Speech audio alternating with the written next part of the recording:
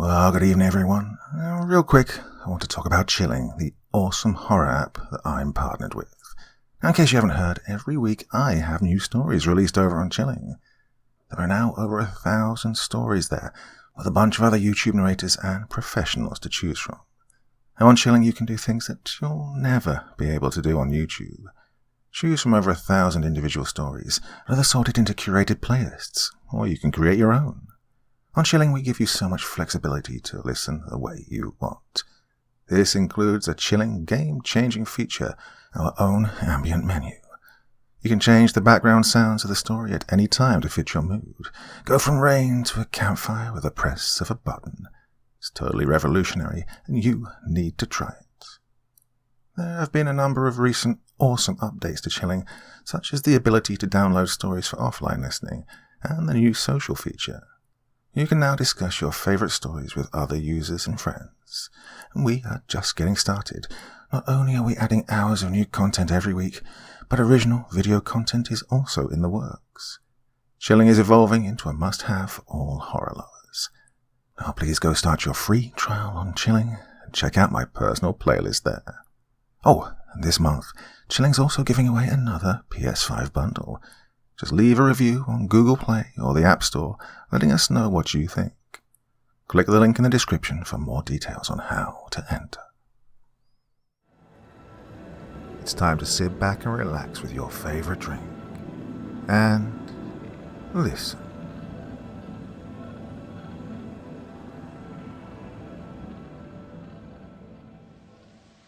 Raiders of the Universes by Wandrei. It was in the 34th century that the Dark Star began its famous conquest, unparalleled in stellar annals. Fobar the astronomer discovered it. He was sweeping the heavens with one of the newly invented multi-powered Sussendorf comet hunters, and something caught his eye, a new star of great brilliance in the foreground of the constellation Hercules. For the rest of the night, he cast aside all his plans and concentrated on the one star. He witnessed an unprecedented event. Mercier's nullifier had just been invented, a curious and intricate device, based on four-dimensional geometry that made it possible to see occurrences in the universe which had hitherto required the hundreds of years needed for light to cross the intervening space before they were visible on Earth. By a hasty calculation with the aid of this invention, Fobar found that the new star was about 3,000 light-years distant, and that it was hurtling backward into space at the rate of 1,200 miles per second. The remarkable feature of his discovery was this appearance of a fourth magnitude star where none had been known to exist. Perhaps it had come into existence this very night. On the succeeding night, he was given a greater surprise. In line with the first star, but several hundred light years nearer, was a second new star of even more brightness. And it too was hurtling backward into space at approximately 1,200 miles per second. Fobar was astonished. Two new stars discovered within 24 hours in the same part of the heavens, both of the fourth magnitude. But his surprise was as nothing when on the succeeding night, even while he watched, a third new star appeared in line with these, but much closer. At midnight he noticed firstly a pinpoint of faint light. By 1 o'clock the star was of 8 magnitude. At 2 it was a brilliant sun of the second magnitude, blazing away from Earth like the others at a rate of 1,200 miles per second. And on the next evening, and the next, and the next, other new stars appeared until there were 7 in all, everyone on a line in the same constellation, Hercules, everyone with the same radiance and the same proper motion. They were varying size. Fobar had broadcast his discovery to the incredulous astronomers, but as star after star appeared nightly, all the telescopes on Earth were turned toward one of the most spectacular cataclysms that history had recorded. Far out in the depths of space, with unheard of regularity and unheard of precision, new worlds were flaming up overnight in a line that began at Hercules and extended toward the solar system. Fobar's announcement was immediately flashed to Venus, Mars, Jupiter and Saturn, the other members of the Five-World Federation. Saturn reported no evidence of the phenomena, because of the interfering rings and the lack of Mercier's nullifier. But Jupiter, with a similar device, witnessed the phenomena and announced furthermore that many stars in the neighborhood of the nova had begun to deviate in singular and abrupt fashion from their normal position. There was not as yet much popular interest in the phenomenon. Without Mercia's nullifier, the stars were not visible to ordinary eyes, since the light rays would take years to reach the Earth. But every astronomer who had access to Mercia's nullifier hastened to focus his telescope on the region where extraordinary events were taking place out in the unfathomable gulf of the night. Some terrific force was at work, creating worlds and disturbing the positions of stars within a radius already known to extend billions and trillions of miles from the path of the 7 new stars. But of the nature of that force, astronomers could only guess. Fobar took up his duties early on the 8th night. The last star had appeared about 500 light-years distant. If an 8th new star was found, it should not be more than a few light-years away. But nothing happened. All night Fobar kept his telescope pointed at the probable spot, but search as he might, the heavens showed nothing new. In the morning he sought eagerly for news of any discovery made by fellow watchers, but they, too, had found nothing unusual. Could it be that the mystery would now fade away, a new riddle of the skies? The next evening he took up his position once more, training his telescope on the 7 bright stars, and then on the region where an 8th, if there were one, should appear. For hours he searched the abyss in vain. He could find none. Apparently the phenomena were ended. At midnight he took a last glance before entering on some tedious calculations. It was there, in the center of the telescope, a faint, hazy object steadily growing in brightness. All his problems were forgotten as Fobar watched the 8th star increase hourly. Closer than any other, closer even than Alpha Centauri, the new sun appeared, scarcely 3 light-years away across the void surrounding the solar system. And all the while he watched, he witnessed a thing no man had ever seen before, the birth of a world. By 1 o'clock the new star was of 5th magnitude, by 2 it was of the 1st. As the faint flush of dawn began to come toward the close of that frosty, moonless November night, the new star was a great white-hot object more brilliant than any other star in the heavens. Fobar knew that when its light finally reached Earth, so that the ordinary eyes could see, it would be the most beautiful object in the night sky. What was the reason for these unparalleled births of worlds and the terrifying mathematical precision that characterized them? Whatever the cosmic force behind it, it was progressing toward the solar system. Perhaps it would even disturb the balance of the planets. The possible chance of such an event had already caught the attention of some astronomers, but the whole phenomenon was too inexplicable to permit more than mere speculation. The next evening was cloudy. Jupiter reported nothing new except that Neptune had deviated from its course and tended to pursue an erratic and puzzling new orbit. Fobar pondered long over this last news item and turned his attention to the outermost planet on the succeeding night. To his surprise, he had great difficulty in locating it. The ephemeris was of absolutely no use. When he did locate Neptune after a brief search, he discovered it more than 80 million miles from its scheduled place. This was at 1:40. At 2:10, he was thunderstruck by a special announcement sent from the Central Bureau to every observatory and astronomer of note throughout the world, proclaiming the discovery of an ultra-Plutonian planet. Fobar was incredulous. For centuries it had been proved that no planet beyond Pluto could possibly exist. With feverish haste, Fobar ran to the huge telescope and rapidly focused it where the new planet should be.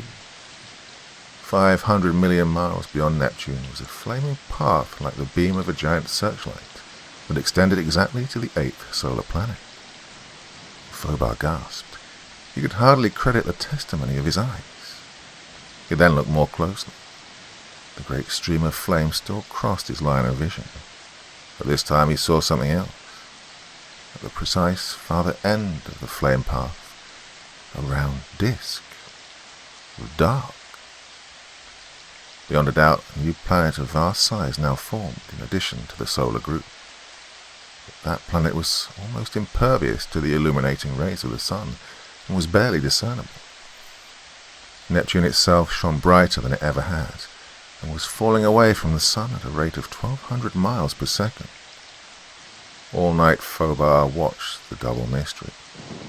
By 3 o'clock, he was convinced, as far as lightning calculation showed, that the invader was hurtling toward the sun at a speed of more than 10 million miles an hour. By 3:15, he thought that vanishing Neptune seemed brighter even than the band of fire running to the invader. At 4, his belief was certainty. With amazement and awe, Phobar sat through the long, cold night, watching a spectacular and terrible catastrophe in the sky. As dawn began to break, and the stars grew paler, Phobar turned away from his telescope, his brain a whirl, his heart filled with a great fear. He had witnessed the devastation of a world, the ruin of a member of his own planetary system by an invader from outer space. As dawn cut short his observations, he knew at last the cause of Neptune's brightness, knew that it was now a white-hot flaming sun that sped with increased rapidity away from the solar system. Somehow, the terrible swathe of fire that flowed from the dark star to Neptune had wrenched it out of its orbit and made it a molten inferno. At dawn came another bulletin from the Central Bureau. Neptune now had a surface temperature of 3,000 degrees centigrade and was defying all laws of celestial mechanics, and within 3 days would have left the solar system forever. The results of such a disaster were unpredictable. The entire solar system was likely to break up. Already Uranus and Jupiter had deviated from their orbits. Unless something speedily occurred to check the onrush of the dark star, it was prophesied that the laws governing the planetary system would run to a new balance, and that in the ensuing chaos the whole group would spread apart and fall towards the gulfs beyond the great surrounding void. What was the nature of the great path of fire? What force did it represent? And was the dark star controlled by intelligence, or was it a blind wanderer from space that had come by accident? The flame path alone implied that the dark star was guided by an intelligence that possessed the secret of inconceivable power. Menace hung in the sky now, where all eyes could see in a great arc of fire. The world was on the brink of eternity, and vast forces, at whose nature men could only guess, were sweeping planets and suns out of its path. The following night was again cold and clear. High in the heavens, where Neptune should have been, hung a disk of enormously greater size. Neptune itself was almost invisible, hundreds of millions of miles beyond its scheduled position. As nearly as Phobar could estimate, not 1/100th of the sun's rays were reflected from the surface of the dark star, a proportion far below those of the other planets. Phobar had a better view of the flame path, and it was with growing awe that he watched that strange swathe in the sky during the dead of night. It shot out from the dark star like a colossal beam or huge pillar of fire, seeking a food of worlds. With a shiver of cold fear, he saw that there were now 3 of the bands, one toward Neptune, one toward Saturn, and one toward the sun. The first was fading, a milky, misty white. The second shone almost as bright as the first one previously had, and the third, toward the sun, was a dazzling stream of orange radiance, burning with a steady, terrible, unbelievable intensity across 2.5 billion miles of space. That gigantic flare was the most brilliant sight in the whole night sky, an awful and abysmally prophetic flame that made city streets black with staring people, a radiance whose grandeur and terrific implication of cosmic power brought beauty and the fear of doom into the heavens. Those paths could not be explained by all the physicists and all the astronomers in the 5-World Federation. They possessed the properties of light, but they were rigid bands like a tube or a solid pillar from which only the faintest of rays escaped, and they completely shut off the heavens behind them. They had, moreover, singular properties which could not be described, as if a new force were embodied in them. Hour after hour, humanity watched the spectacular progress of the dark star. watched those mysterious and threatening paths of light that flowed from the invader. And when dawn came, it brought only a great fear and the oppression of impending disaster. In the early morning, Fobar slept. When he awoke, he felt refreshed and decided to take a short walk in the familiar and peaceful light of day. But he never took that walk. He opened the door on a kind of dim and reddish twilight.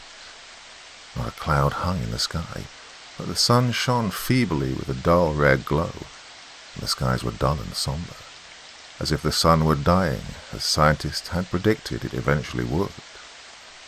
Fobar stared at the dull heavens in a daze, at the foreboding atmosphere and the livid sun that burned faintly as through a smoke curtain. Then the truth flashed on him. It was the terrible path of fire from the Dark Star. By what means he could not guess, by what appalling control of immense and inconceivable forces he could not even imagine, the Dark Star was sucking light and perhaps more than light from the sun. Fobar turned and shut the door. The world had seen its last dawn. If the purpose of the Dark Star was destruction, none of the planets could offer much opposition, for no weapon of theirs was effective beyond a few thousand miles range at most, and the Dark Star could span millions. If the invader passed on, its havoc would only be a trifle smaller, for it had already destroyed 2 members of the solar system and was now striking at its most vital part. Without the sun, life would die, but even with the sun, the planets must rearrange themselves because of the destruction of balance.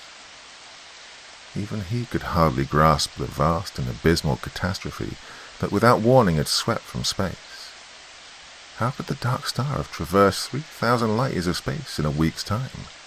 It was unthinkable. So stupendous a control of power, so gigantic a manipulation of cosmic forces, so annihilating a possession of the greatest secrets of the universe, was an unheard-of concentration of energy and knowledge of stellar mechanics.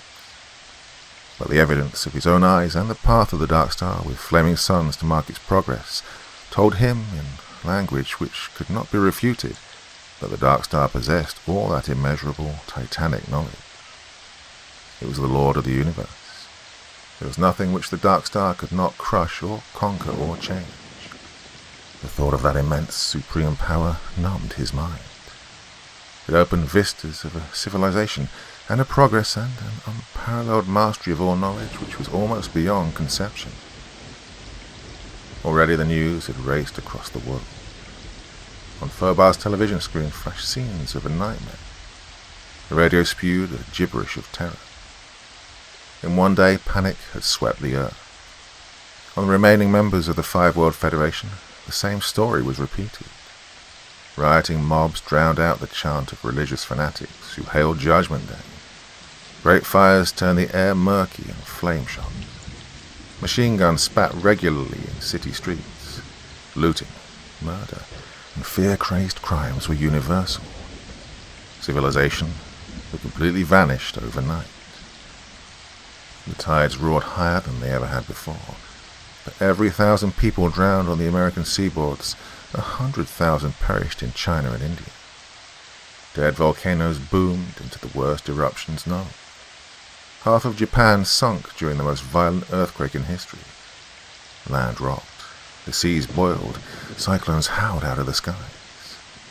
A billion eyes focused on Mecca.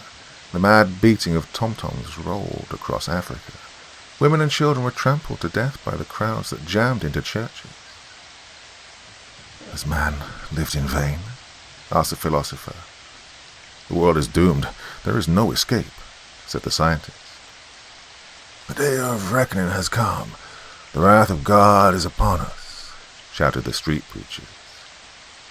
In a daze, Fobar switched off the bedlam and, walking like a man asleep, strode out. He didn't care where, if only to get away. The ground and the sky were like a dying fire. The sun seemed a half-dead cinder. Only the great swathe of radiance between the sun and the Dark Star had any brilliance. Sinister, menacing, and now larger even than the sun, the invader from beyond hung in the heavens. As Fobar watched it, The air around him prickled strangely. A sixth sense gave warning. He turned to race back into his house, but his legs failed. A fantastic orange light bathed him. Countless needles of pain shot through his whole body, and the world darkened. The earth had somehow been blotted out. There was a brief blackness, the nausea of space and of a great fall that compressed eternity into a moment. Then a swimming confusion and outlines which gradually came to rest. Furbar was too utterly amazed to cry out or run. He stood inside the most titanic edifice he could have imagined, a single gigantic structure vaster than all New York City. Far overhead swept a black roof, fading into the horizon. Beneath his feet was the same metal substance. In the midst of this giant work soared the base of a tower that pierced the roof thousands of feet above. Everywhere loomed machines, enormous dynamos, cathode tubes 100 feet long, masses and mountains of such fantastic apparatus that he'd never encountered before. The air was bluish, electric. From the black substance came a phosphorescent radiance. The triumphant drone of motors and a terrific crackle of electricity were everywhere. Off to his right, purple-blue flames the size of sequoia trees flickered around a group of what looked like condensers as huge as Gibraltar. At the base of the central tower, half a mile distant, Furbar could see something that resembled a great switchboard studded with silver controls. Near it was a series of mechanisms at whose purpose he could not even guess. All this his astounded eyes took in one confused glance. The thing that gave him unreasoning terror was the 100-foot-high metal monster before him. It defied description. It was unlike any color known on Earth, a blinding color sinister with power and evil. Its shape was equally ambiguous. It rippled like quicksilver, now compact, now spread out into 1,000 limbs, but what appalled Furbar was its definite possession of rational life. Moreover, his very thoughts were transmitted to him as clearly as though written in his own native English. "Follow me." Furbar's mind did not function, but his legs moved regularly. In the grasp of this metal monster, he was a mere automaton. Furbar noticed idly that he had to step down from a flat disc 12 yards across. By some power, some tremendous discovery that he could not understand, he'd been transported across millions of miles of space, undoubtedly to the Dark Star itself. The colossal thing, indescribable, a blinding, nameless color, rippled down the hall and stooped before a disc of silvery black. In the center of the disc was a metal seat with a control board nearby. "Be seated." Furbar sat down.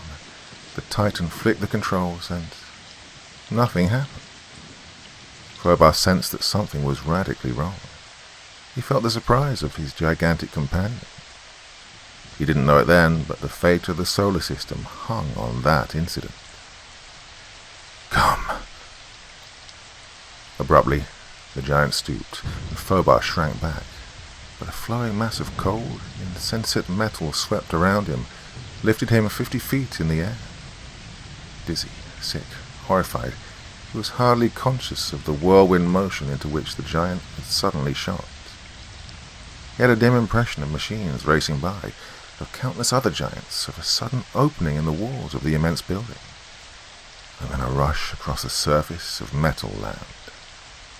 Even in his vertigo, he had enough curiosity to marvel that there was no vegetation, no water, only the dull black metal everywhere. And yet there was air. And then a city loomed before them. To Furbar it seemed a city of gods or giants. Fully 5 miles it soared toward space, its fantastic angles and arcs and cubes and pyramids amazing in the dimensions of a totally alien geometry. Tier by tier, the stupendous city, hundreds of miles wide, mounted toward a central tower like the one in the building he'd left.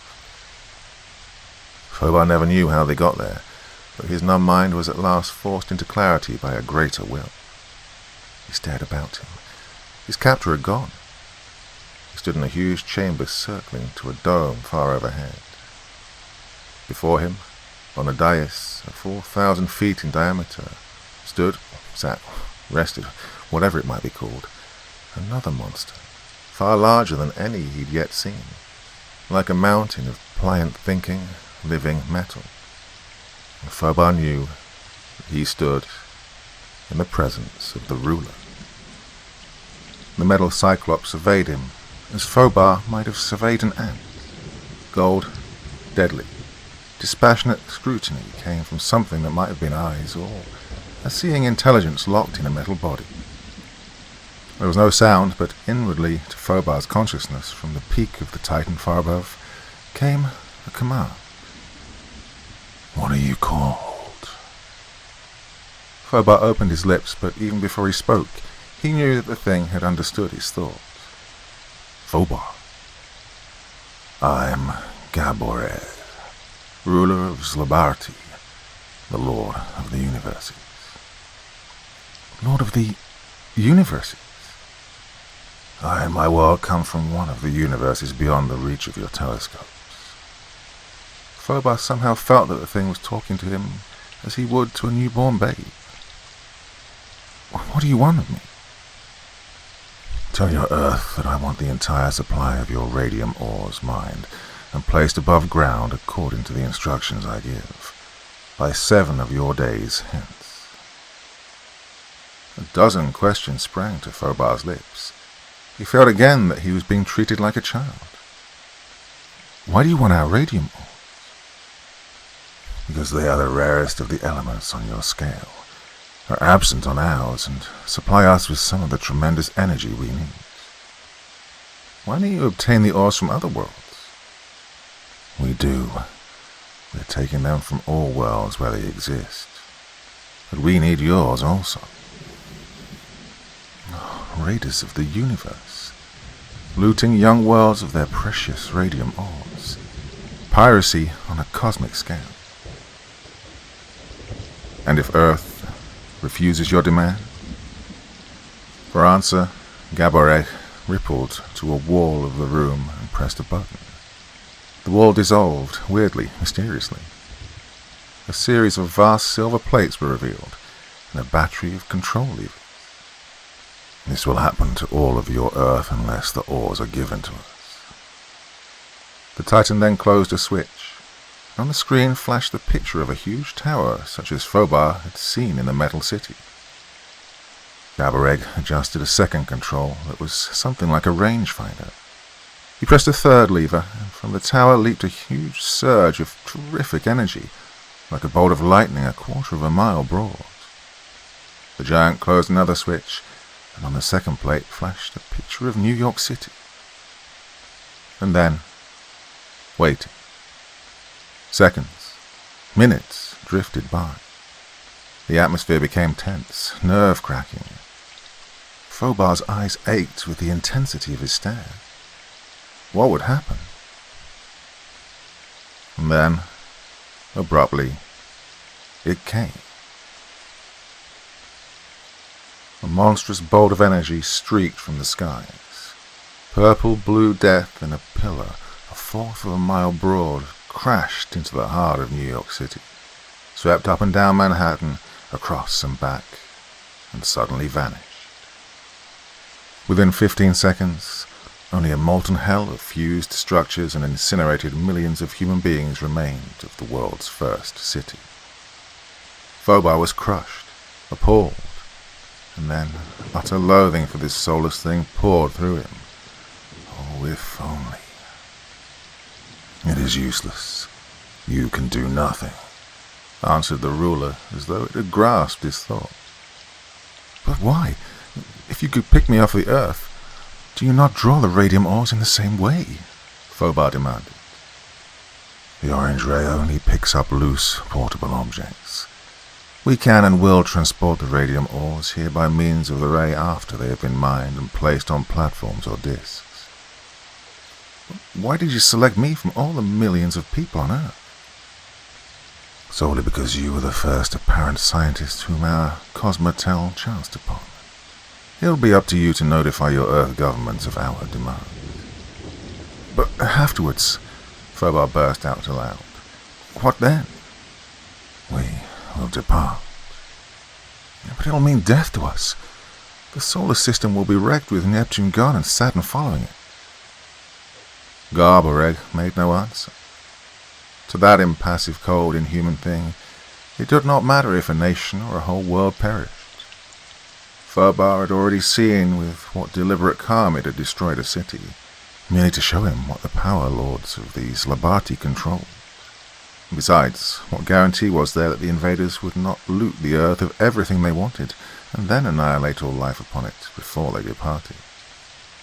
And yet Phobos knew he was helpless, knew that the men of Earth would be forced to do whatever was asked of them, and trust that the raiders would fulfill their promise. 2 hours remain for your stay here, came the ruler's dictum to interrupt his line of thought. For the first half of that period, you will tell me of your world and answer whatever questions I may ask.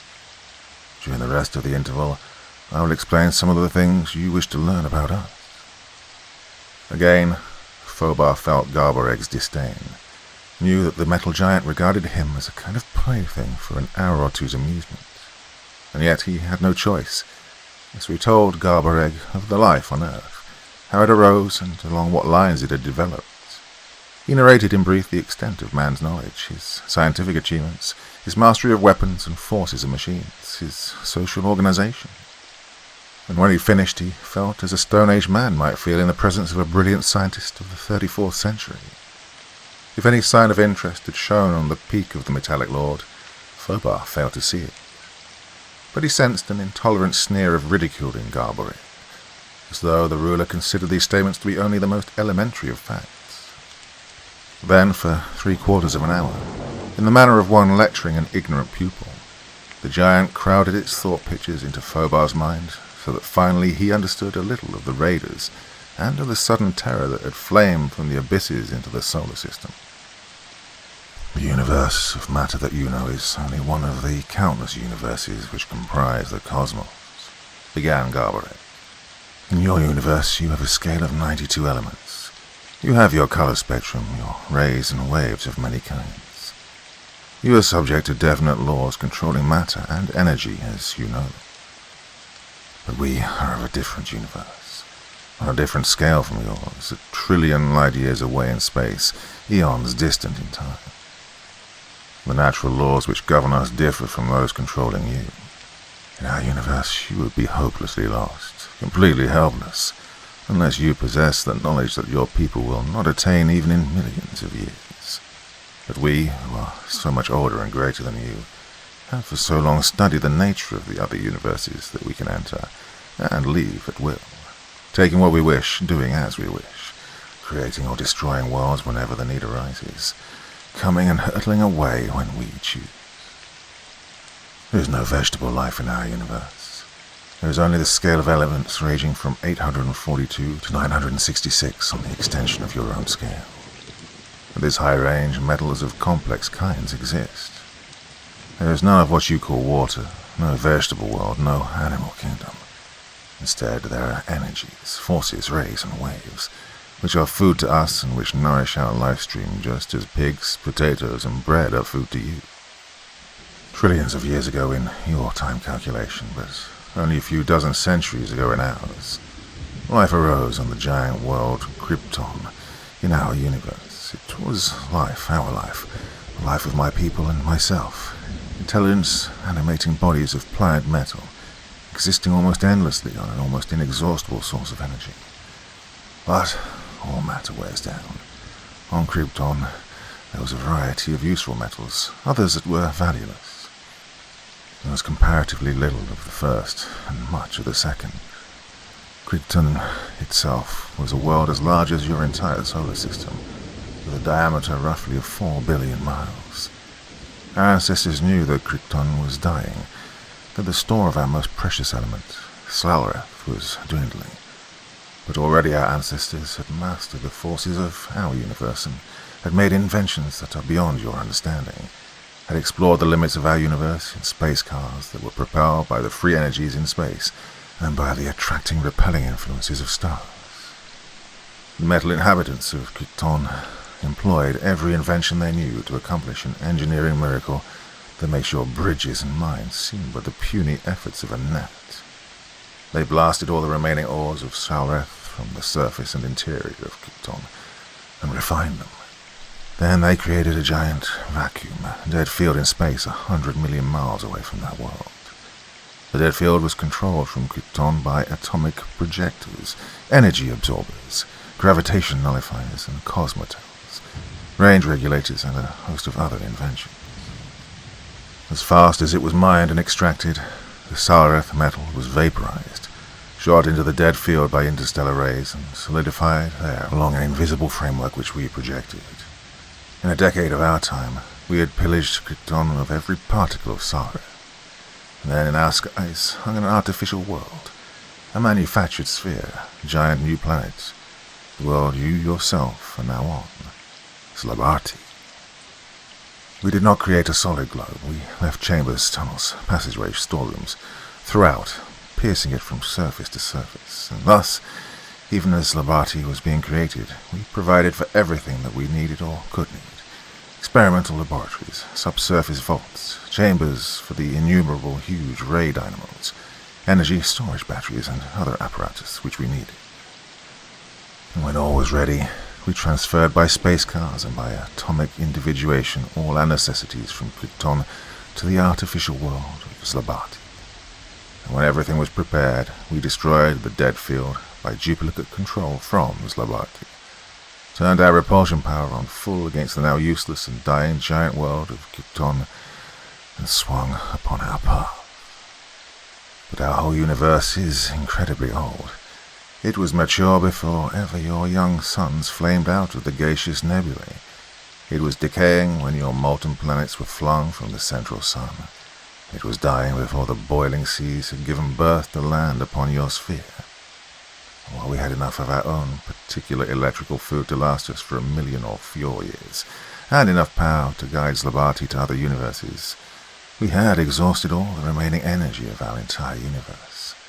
When we finally left it to dwindle behind us in the black abysses of space, we left it a dead cinder, devoid of life, vitiated of activity, and utterly lacking in cosmic forces, a universe finally run down.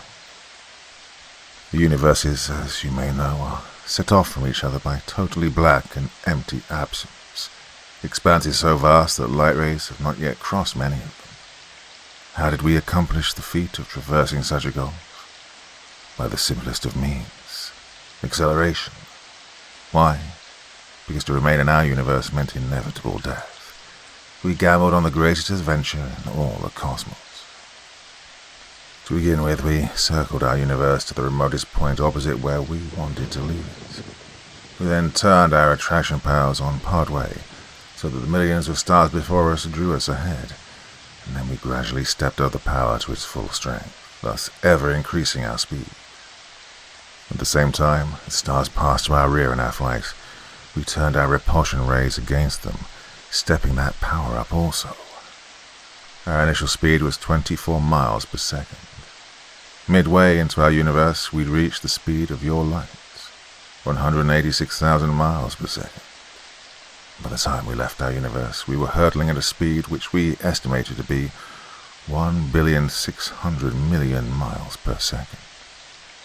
Yet even at that tremendous speed, it took us years to cross from our universe to yours.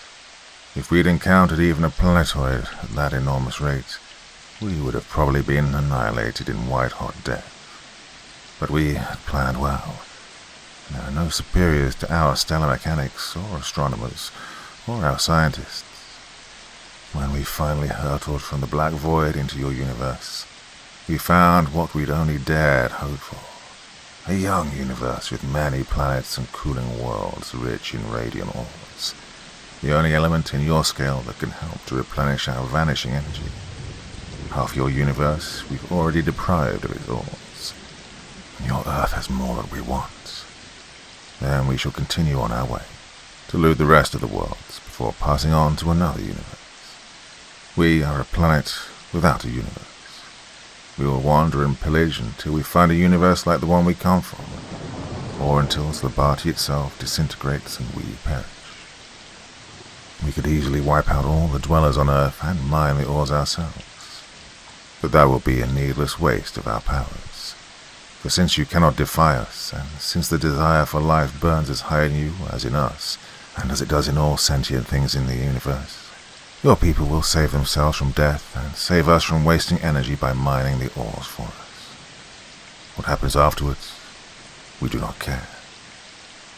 The 7 new suns that you saw were dead worlds that we used as buffers to slow down Slabati. The full strength of our repulsion force directed against any single world necessarily turns it into a liquid or gaseous state depending on various factors. Your planet Neptune was pulled out of the solar system by the attraction of Slabati's mass.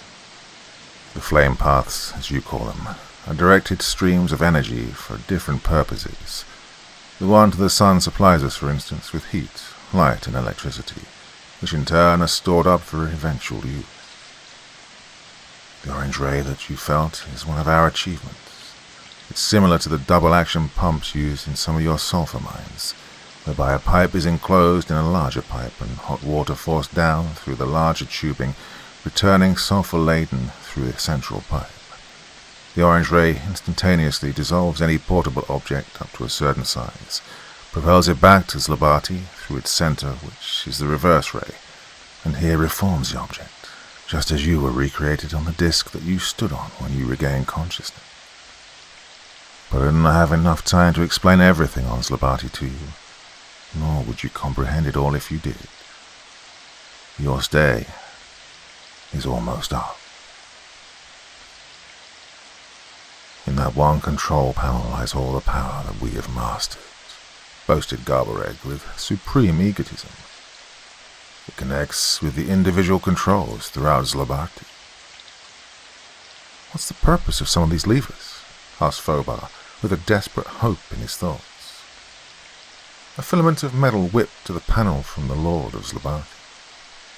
This first section duplicates the control panel that you saw in the laboratory, where you opened your eyes. Do not think that you can make use of this information. In 10 minutes you will be back on your Earth to deliver our commands. Between now and that moment you will be so closely watched that you can do nothing and will have no opportunity to try. Now, this first lever controls the attraction rays. The second, the repulsion force. The third dial regulates the orange ray by which you will be returned to Earth. The fourth switch directs the electrical bolt that destroyed New York City. Next, it is a device that we have never had occasion to use. It releases the Krangor wave throughout Slabati. Its effect is to make each atom of Slabati, the Sraleth metal and everything on it, become compact, to do away with the empty spaces that exist in every atom. Theoretically, it would reduce Slabati to a fraction of its present size, diminish its mass while its weight and gravity remained as before. The next lever controls matter to be transported between here and the first laboratory. Somewhat like the orange ray, it disintegrates the object and reassembles it here. So that was what Fobar's captor had been trying to do with him back there in the laboratory. Why was it not brought here by that means? Burst out Fobar. Because you belong to a different universe, answered Gaborev. Without experimentation, we cannot tell what natural laws of ours you would not be subject to, but this is one of them. A gesture of irritation seemed to come from him then. Some laws hold good in all the universes we have thus far investigated. The orange ray, for instance, picked you up as it would have plucked one of us from the service of Krypton. But on Slabati, which is composed entirely of Slare, your atomic nature and physical constitution are so different from ours that they were unaffected by the energy that ordinarily transports objects here. And thus the metal nightmare went rapidly over the control panel. At length, Fobar's captor, or another thing like him, re-entered when Garbareg flicked a strange-looking protuberance on the panel. You will now be returned to your world, came the thought of Garbareg. We shall watch you through our Cosmotel to see that you deliver our instructions. Unless the nations of Earth obey us, they will be obliterated at the end of 7 days. wild impulse to smash that impassive, metallic monster passed from Fobar as quickly as it came. He was helpless. Sick and despairing, he felt the cold, baffling coloured metal close around him again. Once more he was borne aloft for the journey to the laboratory, from there to be propelled back to Earth. 7 days of grace. But Fobar knew that less than 10 minutes remained to him. Only here could he possibly accomplish anything. Once off the surface of Zlobati, there was not the remotest chance that all the nations of Earth could reach the invaders or even attempt to defy them. Yet what could he do alone in a week, to say nothing of 10 minutes? He sensed the amused, supercilious contempt of his captor. That was really the greatest obstacle, this ability of theirs to read thought pictures. And already he'd given them enough word pictures of English so they could understand. In the back of Fobar's mind, the ghost of a desperate thought suddenly came. What was it he'd learned years ago in college? Homer, the Odyssey, Plutarch. From rusty, disused corners of memory crept forth the half-forgotten words. He bent all his efforts to the task, not daring to think ahead or plan ahead or visualize anything but the Greek words. He felt the bewilderment of his captor. To throw it off the track, Fobar suddenly let an ancient English nursery rhyme slip into his thoughts. The disgust that emanated from his captor was laughable. Fobar could have shouted aloud. But the Greek words. Already the pair had left the mountain-high Titan city far behind, and they rippled across the smooth black surface of Zlobati, and bore like rifle bullets down on the swiftly looming laboratory. In a few minutes it would be too late forever. Now the lost Greek words burst into Fobar's mind, and, hoping against hope, he thought in Greek word pictures which his captor could not understand. He weighed chances, long shots. Into his brain flashed an idea. But they were now upon the laboratory, and a stupendous door dissolved weirdly into shimmering haze, and they sped through. Fobar's hand clutched a bulge in his pocket. Would it work? How could it? They were now beyond the door, and racing across the great expanse of the floor, past the central tower, past the control panel which he'd first seen. Then, as if by magic, there leaped into Fobar's mind a clear-cut, vivid picture of violet oceans of energy crackling and streaking from the heavens to crash through the laboratory roof and barely miss striking his captor behind. Even as Fobar created the image of that terrific death, his captor whirled around in a lightning movement, a long arm of metal flicking outward at the same instant to drop Fobar to the ground. Like a flash, Fobar was on his feet, his hand whipped from his pocket, and with all his strength he flung a gleaming object straight toward the 5th lever on the control panel a dozen yards away. As a clumsy arrow would, his oversized bunch of keys twisted to their mark, clanked, and spread across the 5th control, which was the size regulator. As rapidly as Fobar's captor had spun around, it reversed again, having guessed his trick. The tentacle of pliant metal snaked toward Fobar like a streak of flame. But in those few seconds, a terrific holocaust had taken place. As Fobar's keys spattered against the 5th lever, there came an immediate, growing, strange, high-pitched whine, and a sickening collapse of the very surface beneath them. Everywhere outlines of objects wavered, changed, melted, shrank with a steady and nauseatingly swift motion. The roof of the laboratory high overhead plunged downward. The far distant walls swept inward, contracted, and the metal monsters themselves dwindled as though they were vast rubber figures from which the air was hissing. Fobar sprang back as the tentacle whipped after him. Only that jump and the suddenly dwarfing dimensions of the giant saved him. And even in that instant of wild action, Fobar shouted aloud, for this whole world was collapsing, together with everything on it, except he himself, who came from a different universe and remained unaffected. It was the long shot he'd gambled on, the one chance he'd had to strike a blow.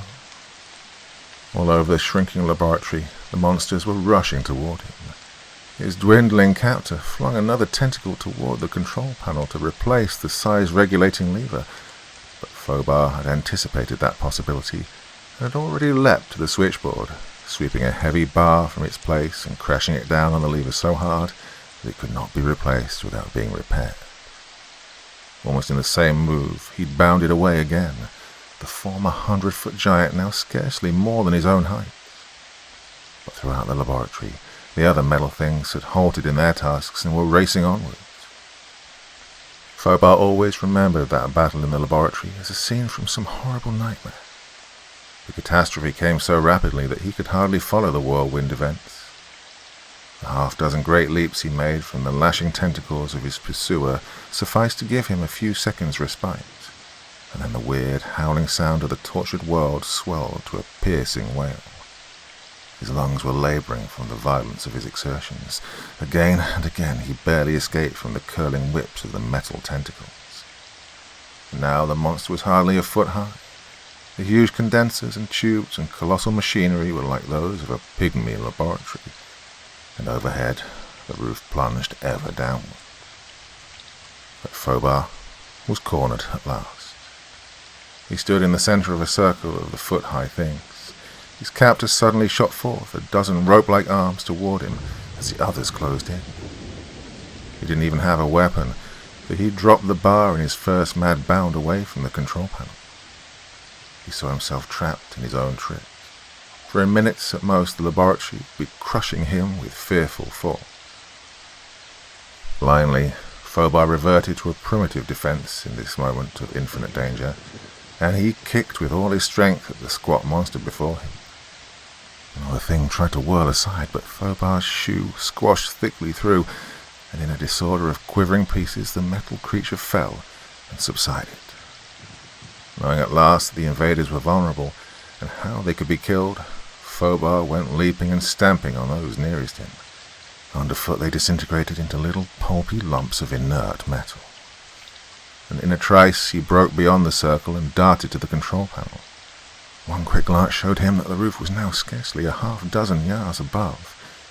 With fingers that fumbled in haste at tiny levers and dials, he spun several of them, the repulsion ray full, the attraction ray full. When they were set, he picked up the bar he dropped and smashed the controls so that they were helplessly jammed. You could almost feel the planet catapult through the heavens. The laboratory roof was only a foot over his head now. He whirled around, squashed a dozen tiny creeping things, leapt to a disc that was now not more than a few inches broad. Stooping low, balancing himself precariously, he somehow managed to close the tiny switch. The haze of orange light enveloped him. There came a great vertigo and dizziness and pain. He felt himself falling through bottomless spaces. So exhausted that he could scarcely move, Fobar blinked his eyes open to brilliant daylight in the chill of a November Indian summer noon. The sun shone radiant in the heavens. Off in the distance he heard a pandemonium of bells and whistles. Wearily he noticed that there were no flame paths in the sky. Staggering weakly, he made his way to the observatory, mounted the steps with tired limbs, and wobbled to the eyepiece of his telescope, which he had left focused on the dark star 2 hours before. Almost trembling, he peered through it.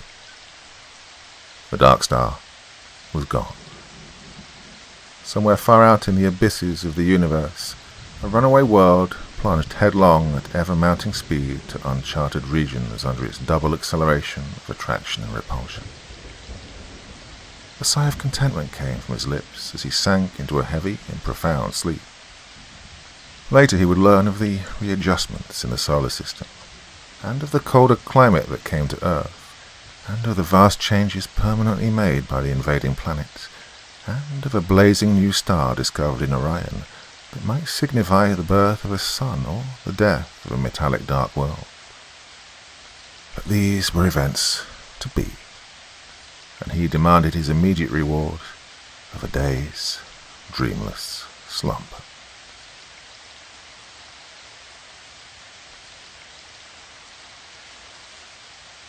The Man from 2071.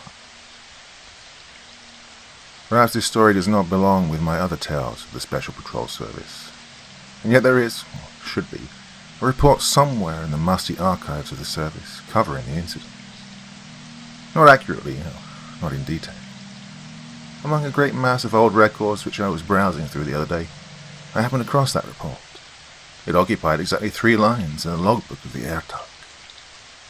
Just before departure, discovered stowaway, apparently demented, and ejected him. For the hard-headed higher-ups of the service, that report was enough. Had I given the facts, they would have called me to the base for a long-winded investigation.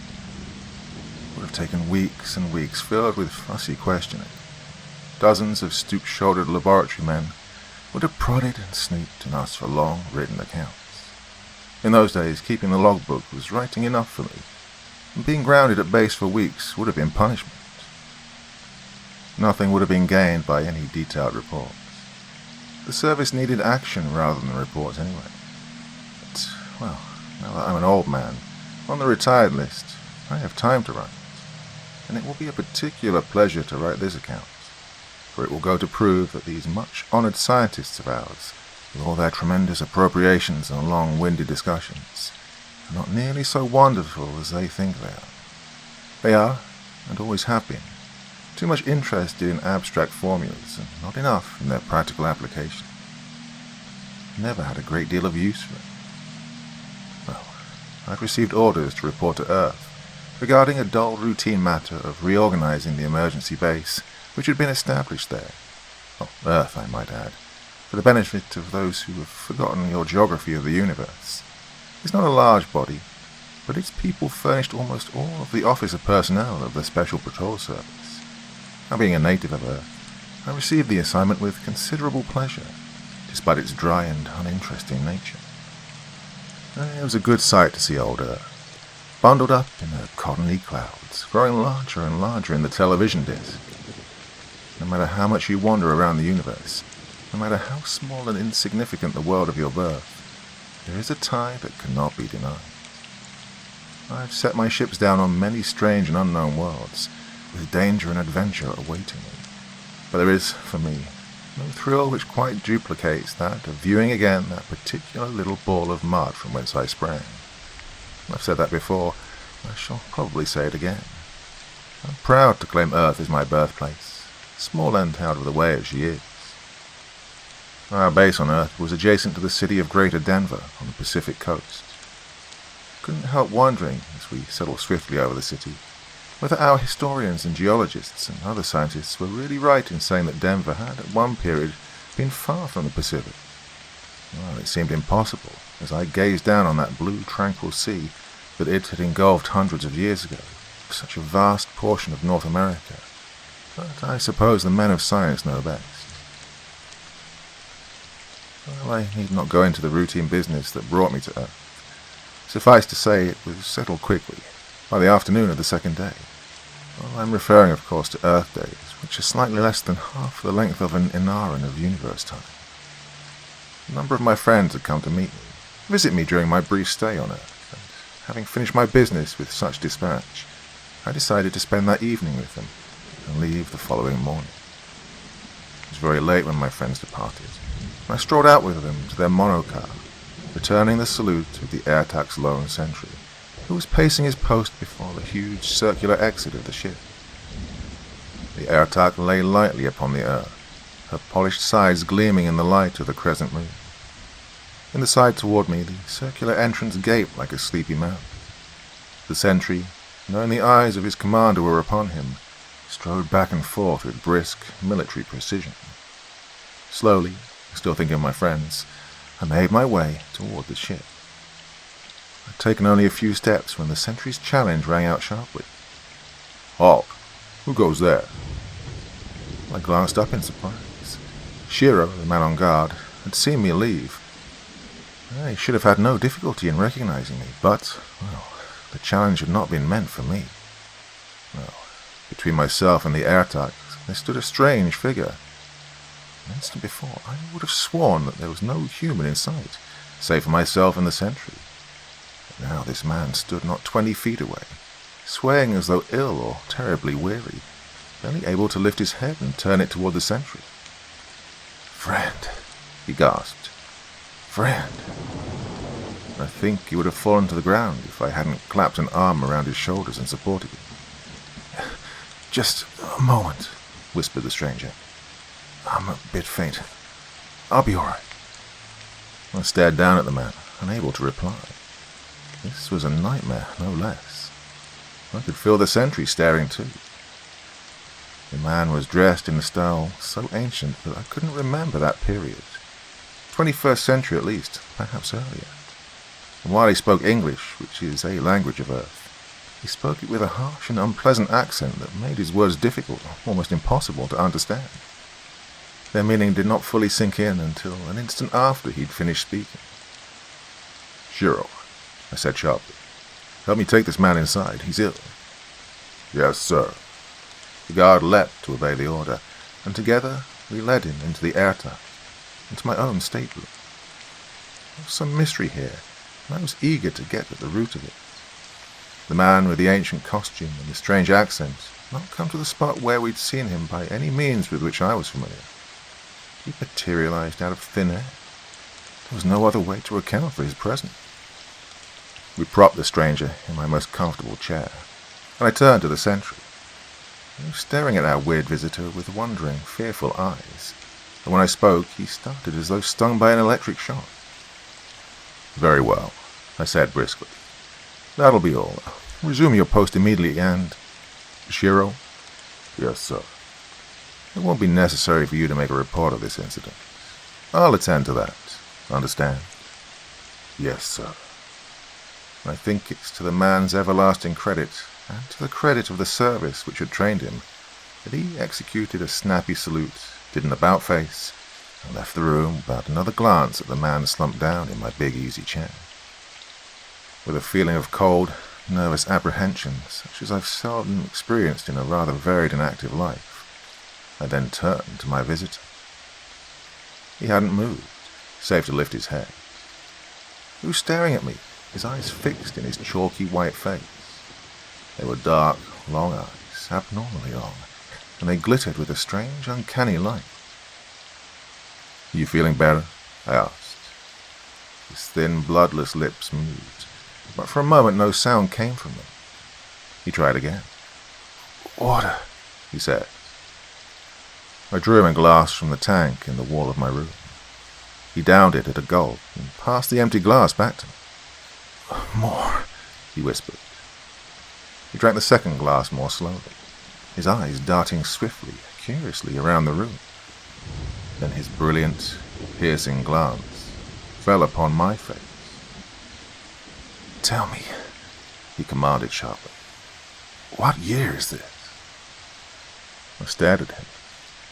It occurred to me that my friends might have conceived and executed an elaborate hoax, and then I dismissed the idea instantly.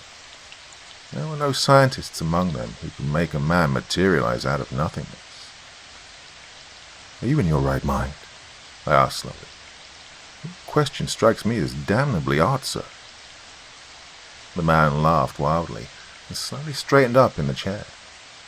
His long bony fingers clasped and unclasped slowly, as though feeling were just returning to them. "Your question," he replied in his odd, unfamiliar accent, "is not unnatural under the circumstances. I assure you that I am of sound mind, of very sound mind." He smiled, rather a ghastly smile, and made a vague, slight gesture with one hand. "Would you be good enough to answer my question? What year is this?" "Earth year, you mean?" He stared at me then, his eyes flickering. "Yes," he said. "Earth year. Are there other ways of figuring time now?" "Oh, certainly. Each inhabited world has its own system. There's a master system for the universe. Well, who are you? What are you, that you should ask me a question the smallest child should know?" "First," he insisted, "tell me what year this is. Earth reckoning." I told him, and the light flickered up in his eyes again, a cruel, triumphant light. "Thank you." He nodded, and then slowly and softly, as though he spoke to himself, he added, "Less than half a century off." Less than half a century. And they laughed at me. Oh, I shall laugh at them now. You choose to be mysterious, sir? I asked impatiently. No. You'll understand, and then you'll forgive me, I know. I've come through an experience such as no man has ever known before. If I'm shaken weak, surprising to you, it's because of that experience. He paused for a moment, his long, powerful fingers gripping the arms of the chair. You see, he added, I've come out of the past and into the present, or from the present into the future, depends upon one's viewpoint. If I'm distraught, then forgive me. A few minutes ago, I was Jacob Harbauer in a little laboratory on the edge of a mountain park near Denver. But now I'm a nameless being hurtled into the future, pausing here, many centuries from my own era. Do you wonder now that I'm so unnerved? Do you mean? I said slowly, trying to understand what he'd babbled forth. That you have come out of the past, that you... Well, it was too monstrous to put into words. I mean, he replied, I was born in the year 2028. I'm 43 years old. Or I was a few minutes ago, but... His eyes flickered again with that strange, mad light. I'm a scientist. I've left my age far behind me for a time. I've done what no other human being has ever done. I've gone centuries into the future. What? I don't understand. Could he, after all, be a madman? How can a man leave his own age and travel ahead to another? Even in this age of yours? Have they not discovered that secret? Harbauer exulted. You travel the universe, I gather. Your scientists have not yet learned to move in time. Listen, let me explain to you how simple the theory is. I take it that you're an intelligent man. Your uniform and its insignia would seem to indicate a degree of rank, am I correct? I'm John Hanson, commander of the Airtalk, of the Special Patrol Service, I informed him. Then you will be capable of grasping, in part at least, what I have to tell you. It's really not so complex. See, time is a river, flowing steadily, powerful, at a fixed rate of speed. It sweeps the whole universe along in its bosom at that same speed. That's my conception of it. Is that clear to you? I should think, I replied, that the universe is more like a great rock in the middle of your stream of time that stands motionless while the minutes, the hours, and the days roll by. No, the universe travels on the breast of the current of time. It leaves yesterday behind and sweeps on towards tomorrow. It's always been so until I challenged this so-called immutable law. I said to myself, why should a man be a helpless stick on the stream of time? Why need he be borne on this slow current at the same speed? Why cannot he do as a man in a boat, paddle backwards or forwards, back to a point already passed, ahead, faster than the current, to a point that, drifting, he would not reach so soon? In other words, why can he not slip back through time to yesterday, or ahead to tomorrow? And if to tomorrow, why not next year, next century? These are questions I ask myself. Other men have asked themselves the same questions, I know. They were not new, but... Harbauer drew himself far forward in his chair and leaned close to me, almost as though he prepared himself to spring. No other man ever found the answer. Well, that remained for me. Well, I was not entirely correct, of course. I found that one could not go back in time. The current was against one. But to go ahead with the current at one's back, that was different. I spent 6 years on the problem, working day and night, handicapped by lack of funds, ridiculed by the press. Look. Harbauer reached inside his antiquated costume and drew forth a flat packet which he passed to me. I unfolded it curiously, my fingers clumsy with excitement. I could hardly believe my eyes. The thing Harbauer had handed me was a folded fragment of a newspaper, such as I'd often seen in museums. I recognized the old-fashioned type and the peculiar arrangement of the columns.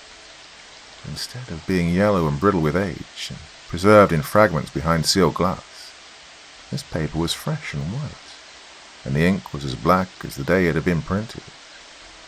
What this man said then must be true. He must... I can understand your amazement, said Harbauer. It had not occurred to me that a paper which, to me, was printed only yesterday would seem so antique to you. But that must appear as remarkable to you as fresh papyrus, newly inscribed with the hieroglyphics of the ancient Egyptians, would seem to, people of my day and age. But you read it. You see how my world viewed my efforts. There was a sharpness, a bitterness in his voice that made me vaguely uneasy. Even though he'd solved the riddle of moving in time as men have always moved in space, my first conjecture that I had a madman to deal with might not be so far from the truth. Well, ridicule and persecution have unseated the reason of all too many men. The type was unfamiliar to me, and the spelling was archaic, but I managed to stumble through the article. It read, as nearly as I can recall it, like this. Harbauer says time is like great river. Jacob Harbauer, local inventor, in an exclusive interview, propounds a theory that man can move about in time exactly as a boat moves about on the surface of a swift-flowing river, save that he cannot go back in time, on account of the opposition of the current. Well, that is very fortunate, this writer feels. It would be a terrible thing, for example, if some good-looking scam from our present 21st century were to dive into the past and steal Cleopatra from Antony, or start an affair with Josephine and send Napoleon scurrying back from the front and let the Napoleonic Wars go to pot. We'd have to have all our histories rewritten. Harbauer is well known in Denver as the eccentric inventor who, for the last 5 or 6 years, has occupied a lonely shack in the mountains, guarded by a high fence of barbed wire. Well, he claims he's now perfected equipment which will enable him to project himself forward in time. He expects to make the experiment in the very near future. Well, this writer was permitted to view the equipment which Harbauer says will shoot him into the future. The apparatus is housed in a low, barn-like building in the rear of his shack. Along one side of the room is a veritable bank of electrical apparatus with innumerable controls, many huge tubes of unfamiliar shape and appearance, a mighty generator of some kind, and an intricate maze of gleaming copper bus bars.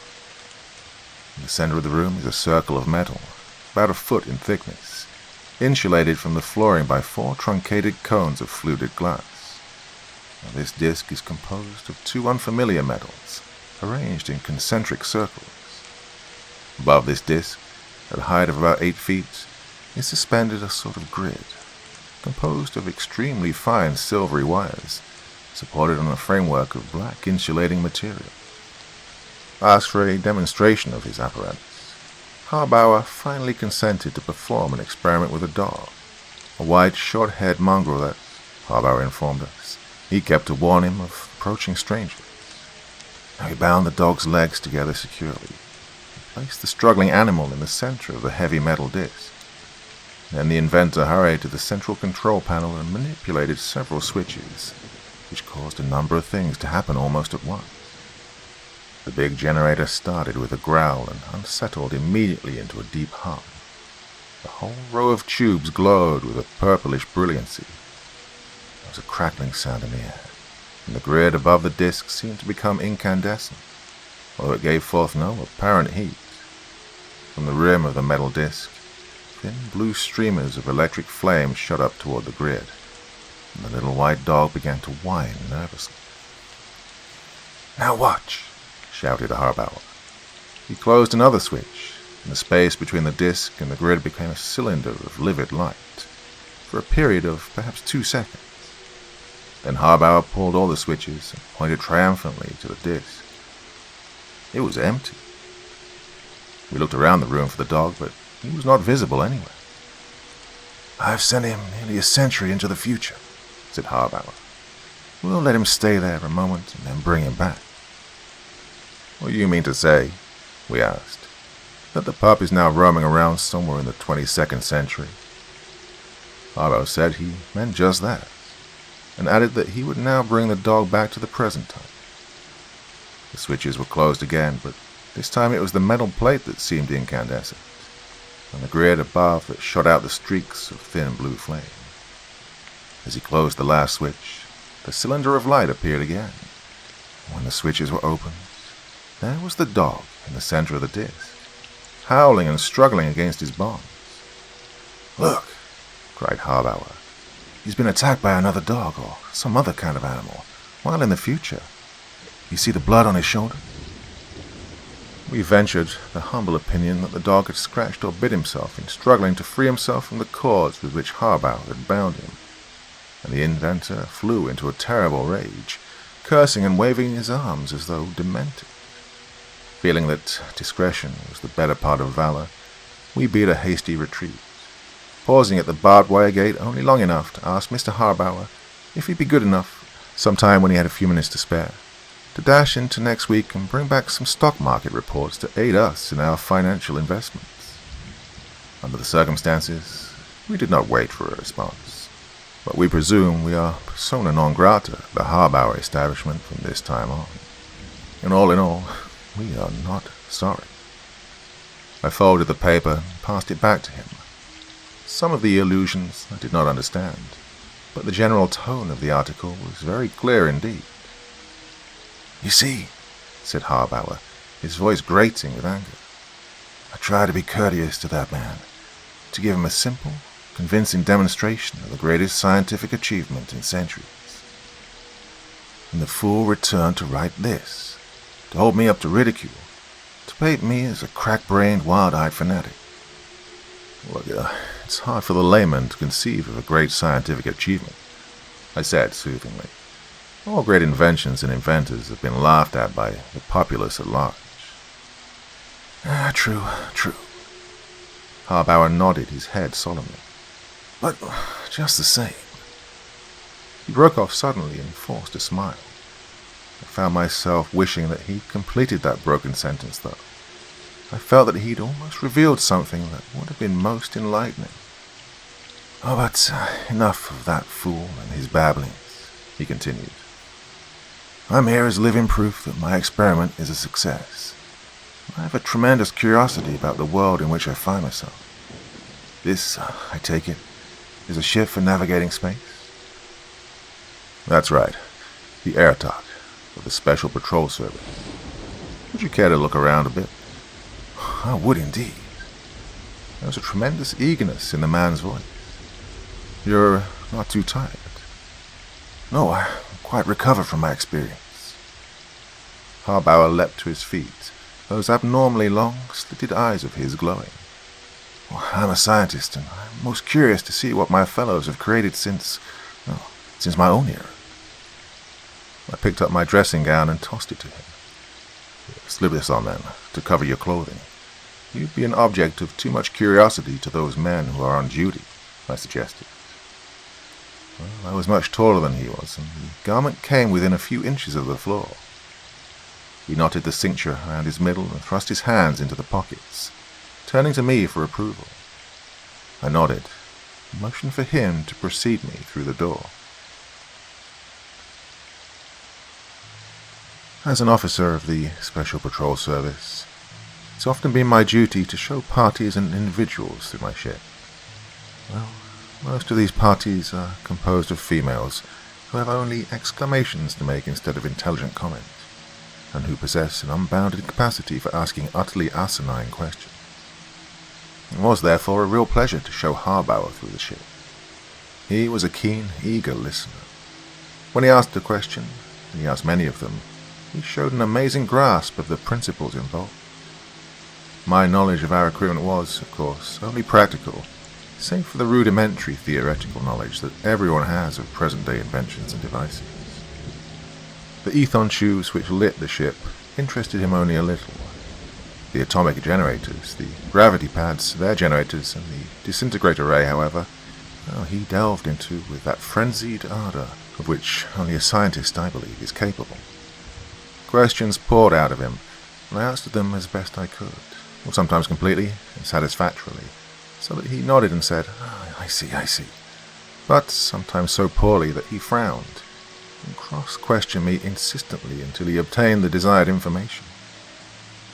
In the big, soundproof navigating room, I explained the operation of the numerous instruments, including the 2 three-dimensional charts actuated by super radio reflexes, the television disc, the attraction meter, the surface temperature gauge, and the complex control system. Forward, I added, is the operating room. You can see it through these glass partitions. The navigating officer in command relays his orders to men in the operating room, who attend to the actual execution of those orders. Just as a pilot or the navigating officer of a ship of my day gives his orders to the quartermaster at the wheel, nodded Harbauer, and began firing questions at me again, going over the ground we'd already covered, to check up on his information. I was amazed at the uncanny accuracy with which he grasped such a great mass of technical detail. It had taken me years of study to pick up what he had taken from me and apparently retained intact in something more than an hour of Earth time. I glanced at the Earth time clock on the wall of the navigating room as he triumphantly finished his questioning. Less than an hour remained before the time set for our return trip. I'm sorry, I commented, to be an ungracious host, but I'm wondering what your plans may be. You see, we're due to start in less than an hour and a passenger will be in your way. Harbauer smiled as he uttered the words, but there was a gleam in his long eyes that rather startled me. I wondered if I only imagined the steeliness of his voice. Oh, don't let that worry you, sir. It's not worrying me, I replied, watching him closely. I have enjoyed a very remarkable, a very pleasant experience. If you should care to remain aboard the airtack, I should like exceedingly to have you accompany us to our base, where I could place you in touch with other laboratory men with whom you would have much in common. Harbauer threw back his head and laughed, not pleasantly. Thanks, he said, but I have no time for that. They could give me no knowledge that I need now. You've told me and showed me enough. I understand how you've released atomic energy. It's a matter so simple that a child should have guessed it. A man has wondered about it for centuries, knowing that the power was there but lacking a key to unfetter it. But now I have that key. True, but perhaps our scientists would like, in exchange, the secret of moving forward in time, I suggested, reasonably enough. What do I care about them? Snapped Harbauer. He loosened the cord of the robe with a quick, impatient gesture, as though it confined him too tightly, and threw the garment from him. Then, suddenly, he took a quick stride toward me and thrust out his ugly head. I know enough now to give me power over all my world, he cried. Haven't you guessed the reason for my interest in your engines of destruction? I came down the centuries ahead of my generation, so I might come back with power in my hand. Power to wipe out the fools who made a mockery of me. And I have that power. Here. He tapped his forehead dramatically with his left hand. I'll bring a new regime to my era, he continued, fairly shouting now. I'll be what many have tried to be, and what no man has ever been. The master of the world. Absolute, unquestioned, supreme master. He paused, his eyes glaring into mine, and I knew from the light that shone behind those long, narrow slits that I was dealing with a madman. True, you will, I said gently, moving carelessly toward the microphone. With that in my hand, a slight pressure on the general attention signal, and I would have the whole crew of the airtack here in a moment. But I'd explained the workings of the navigation room's equipment only too well. Stop, snarled Harbauer, and his right hand flashed up. See this? Perhaps you don't know what it is, so I'll tell you. It's an automatic pistol. Not so efficient as your disintegrator ray, Deadly enough. There's certain death for 8 men in my hand, understand? Perfectly. What an utter fool I'd been. I was not armed, and I knew that Harbauer spoke the truth. I'd often seen weapons similar to the one he held in the military museums. They're still there if you're curious, rusty and broken, but not unlike our present atomic pistols in general appearance. They propelled the bullet by the explosion of a sort of powder. Inefficient, of course, but, as he'd said, deadly enough for the purpose. Good. You are a good sword, Hansen, but don't take any chances. I'm not going to, I promise you. You see, and he laughed again, the light in his long eyes dancing with evil. I'm not likely to be punished for a few killings committed centuries after I'm dead. I've never killed a man, but I won't hesitate to do so now, if one or more should get in my way. But why? I asked, soothing. Why should you wish to kill anyone? You have what you came for, you say. Why not depart in peace? He smiled crookedly, and his eyes narrowed with cunning. You approve of my little plan to dominate the world? He asked softly, his eyes searching my face. No, I said boldly, refusing to lie to him. I do not, and you know it. Very true. He pulled out his watch with his left hand and held it before his hand so he could observe the time without losing sight of me for even an instant. I doubted that I could secure your willing cooperation. Therefore, I am commanding it. You see, there are a few instruments and pieces of equipment that I should like to take back to my laboratory with me. Perhaps I'd be able to reproduce them without models, but with the models my task will be much easier. The question remaining is a simple one. Will you give me the proper orders to have this equipment removed to the spot where you first saw me? Or shall I be obliged to return to my own era without this equipment, leaving behind me a dead commander of the Special Patrol Service and any other who may try to stop me? I tried to keep cool under the lash of his mocking voice. I've never been adept at holding my temper when I should, but somehow I managed it this time. Frowning, I kept him waiting for a reply, utilizing the time to do what was perhaps the hardest, fastest thinking of my life. There wasn't a particle of doubt in my mind regarding his ability to make good his threat, nor his readiness to do so. I caught the faint glimmering of an idea and fenced with it eagerly. How are you going back to your own period, your own era? I asked him. You told me that it was impossible to move backward in time. That's not answering my question, he said, leering. Don't think you're fooling me. But, well, I'll tell you just the same. I can go back to my own era, that is, back to my own actual existence. I shall return just 2 hours after I leave. I couldn't go back further than that, and it's not necessary that I do so. I can only go back because I came from that present. I'm not really of this future at all, so I go back from whence I came. But, I objected, thinking of something I'd read in the clipping he'd showed me. You're not going back to your own era. You can't.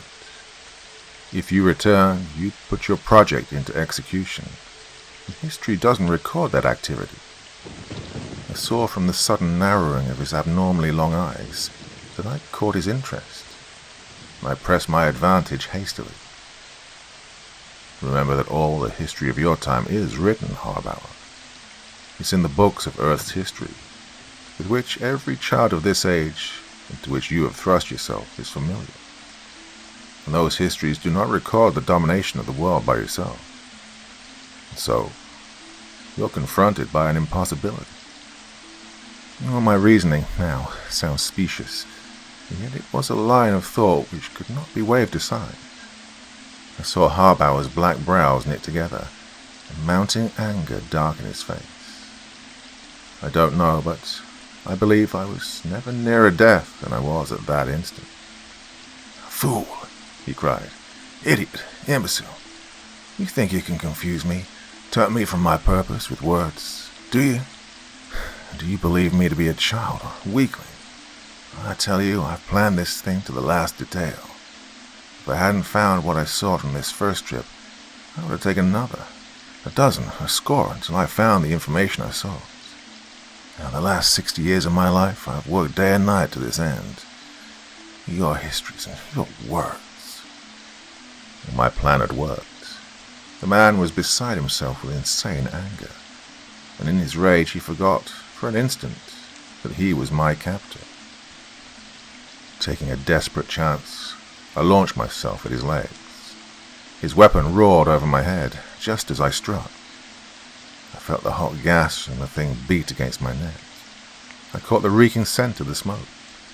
And then we were both on the floor, and locked in a mad embrace. Harl was a smaller man than myself, but he had the amazing strength of a Xenian. He fought viciously, using every ounce of his strength against me, striving to bring his weapon into use, hammering my head upon the floor, racking my body mercilessly, grunting, cursing, mumbling constantly as he did so. But I was in better shape than Harl. I've never seen a laboratory man who could stand the strain of prolonged physical exertion. Bending over test tubes and meters is no life for a man. At grips with him, I was in my own element, and he was out of his. I let him wear himself out, exerting myself as little as possible, confining my efforts to keeping his weapon where he couldn't use it. I felt him weakening at last. His breath was coming in great sobs, and his long eyes started from their sockets with the strained effort he was putting forth. And then, with a single mighty effort, I knocked the pistol from his hand so that it slid across the floor and brought up with a crash against a wall of the room. "Now," I said, and turned on him. He knew, at that moment when I put forth my strength, that I'd been playing with him. I read the shock of sudden fear in his eyes. My right arm went about him in a deadly hold. I had him in a grip that paralyzed him. Grimly, I jerked him to his feet, and he stood there trembling with weakness, his shoulders heaving as his breath came and went between his teeth. "You realize, of course, that you're not going back," I said quietly. "Back?" Half dazed, he stared at me through the quivering lids of his peculiar eyes. "What do you mean?" "I mean that you're not going back to your own era. You've come to us, uninvited, and you're going to stay here." "No, no," he shouted, and struggled so desperately to free himself that I was hard put to hold him, without tightening my grip sufficiently to dislocate his shoulders. "You wouldn't do that. I must return. I must prove to them." "No. That's exactly what must not happen, and what shall not happen," I interrupted.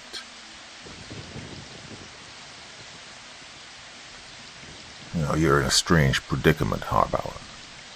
It's already written that you do not return. Can't you see that, man? If it were to be that you left this age and returned to your own, you'd make known your discovery. History would record it. But history does not record it. You're struggling, not against me, but against a fate that's been sealed all these centuries. And when I'd finished, he stared at me as though hypnotized, motionless and limp in my grasp. And then, suddenly, he began to shake, and I saw such depths of terror and horror in his eyes as I never hoped to see again.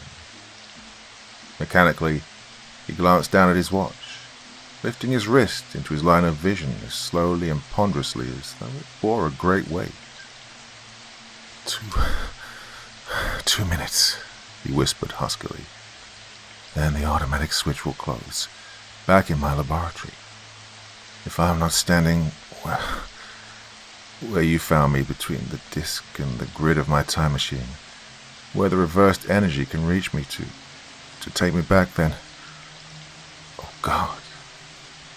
He sagged in my arms and dropped to his knees, sobbing. And yet, what you say is true. It's already written that I did not return. His sobs cut harshly through the silence of the room. Pitying his despair, I reached down to give him a sympathetic pat on the shoulder. It is a terrible thing to see a man break down as Harl had done.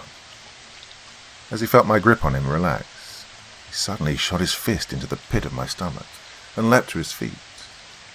Groaning, I doubled up, weak and nerveless. From that instant, vicious, unexpected blow. Shrieked Harl. You soft-hearted fool. He struck me then in the face, sending me crashing to the floor, and snatched up his pistol. Well, I'm going now, he shouted. Going. What do I care for your records and your histories? They're not yet written. If they were, I'd change them. He then bent over me and snatched from my hand a ring of keys, one of which I'd used to unlock the door of the navigating room.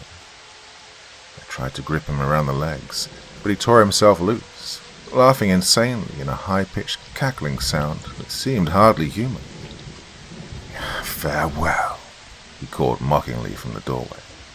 And then the door slammed, and as I staggered to my feet, I heard the lock click. I must have acted then by instinct or inspiration. There was no time to think. It would take him not more than 3 or 4 seconds to make his way to the exit, stroll by the guard to the spot where we'd found him, and then disappear. By the time I could arouse the crew and have my orders executed, his time would be up, and unless the whole affair were some terrible nightmare, he would go hurtling back through time to his own era, armed with a devastating knowledge. There was only one possible means of preventing his escape in time. I ran across the room to the emergency operating controls, cut in the atomic generators with one hand, and pulled the vertical ascent lever to full power. There was a sudden shriek of air, and my legs almost thrust themselves through my body. Quickly I pushed the lever back until, with my eye on the altimeter, I held the air tack at her attained height, something over a mile as I recall it. Then I pressed the general attention signal and snatched up my microphone. Less than a minute later, Corey and Hendricks, fellow officers, were in the room and besieging me with solicitous questions. It had been my idea, of course, to keep Harl from leaving the ship, but it was not so destined. Shiro, the sentry on duty outside the airtop, was the only witness to Harl's fate. I was walking my post, sir, he reported, watching the sun come up when suddenly I heard the sound of running feet inside the ship. I turned towards the entrance and drew my pistol, to be in readiness. I saw the stranger we had taken into the ship appear at the exit, which, as you know, was open. Just as I opened my mouth to command him to halt, the air tack shot up from the ground at terrific speed. The stranger had been about to leap upon me. Indeed, he had discharged some sort of weapon at me, for I heard a crash of sound and a missile of some kind. Now, as you know, this passed through my left arm. As the ship left the ground, he tried to draw back, but he was off balance, and the inertia of his body momentarily incapacitated him, I think. He slipped, clutched at the gangway across the threads which seal the exit, and then, at a height I estimate to be of around 500 feet, he fell. The air tack shot on up until it was lost to sight, and the stranger crashed to the ground a few feet from where I was standing, on almost exactly the spot where we first saw him, sir. And, now, sir, comes a part I guess you'll find hard to believe. When he struck the ground, he was smashed flat. He died instantly. Well, I started to run toward him, and then I stopped. My eyes had not left the spot for a moment, sir, but his body, that is, suddenly disappeared. That's the truth, sir, for I saw it with my own eyes. There wasn't a sign of him left. I see, I replied. I believe that I did see. We'd gone straight up, and his body, by no great coincidence, had fallen upon the spot close to the exit of the air tack where we'd first found him. And his machine, in operation, had brought him, or rather his mangled body, back to his own age. And, you've not mentioned this affair to anyone, Shiro? No, sir, it wasn't anything you'd be likely to tell. Nobody would believe you. I went at once to have my arm attended to, and then reported here according to orders. Very good, Shiro. you keep the entire affair to yourself. I'll make all the necessary reports. That's an order, understand? Yes, sir. And that'll be all. Take good care of your arm. He saluted me with his good hand and then left. Later in the day, I wrote in the logbook of the air attack the report I mentioned at the beginning of this story. Just before departure, discovered stowaway, apparently demented, and ejected him. And that was a perfectly truthful statement, and it served its purpose. Now, I've given the whole story in detail just to prove what I've so often contended, that these owlish laboratory men whom this age reveres so much are not nearly so wise and omnipotent as they think they are. Well, I'm quite sure they would have discredited or attempted to discredit my story had I told it at the time. They would have resented the idea that someone so much ahead of them had discovered a principle that still baffles this age of ours. I would have had no evidence to present. Well, perhaps even now the story will be discredited. If so, I don't care. I'm much too old, and too near the portals of that impenetrable mystery, in the shadow of which I've stood so many times, to concern myself with what others may think or say. Well, I know that what I've related here is the truth, and in my mind I have a vivid and rather pitiful picture of a mangled body, bloody and alone, in the barn-like structure that the ancient paper described. A body broken and motionless, lying across that striated metal disc, like a sacrificial victim. A victim and a sacrifice of science. There have been many such.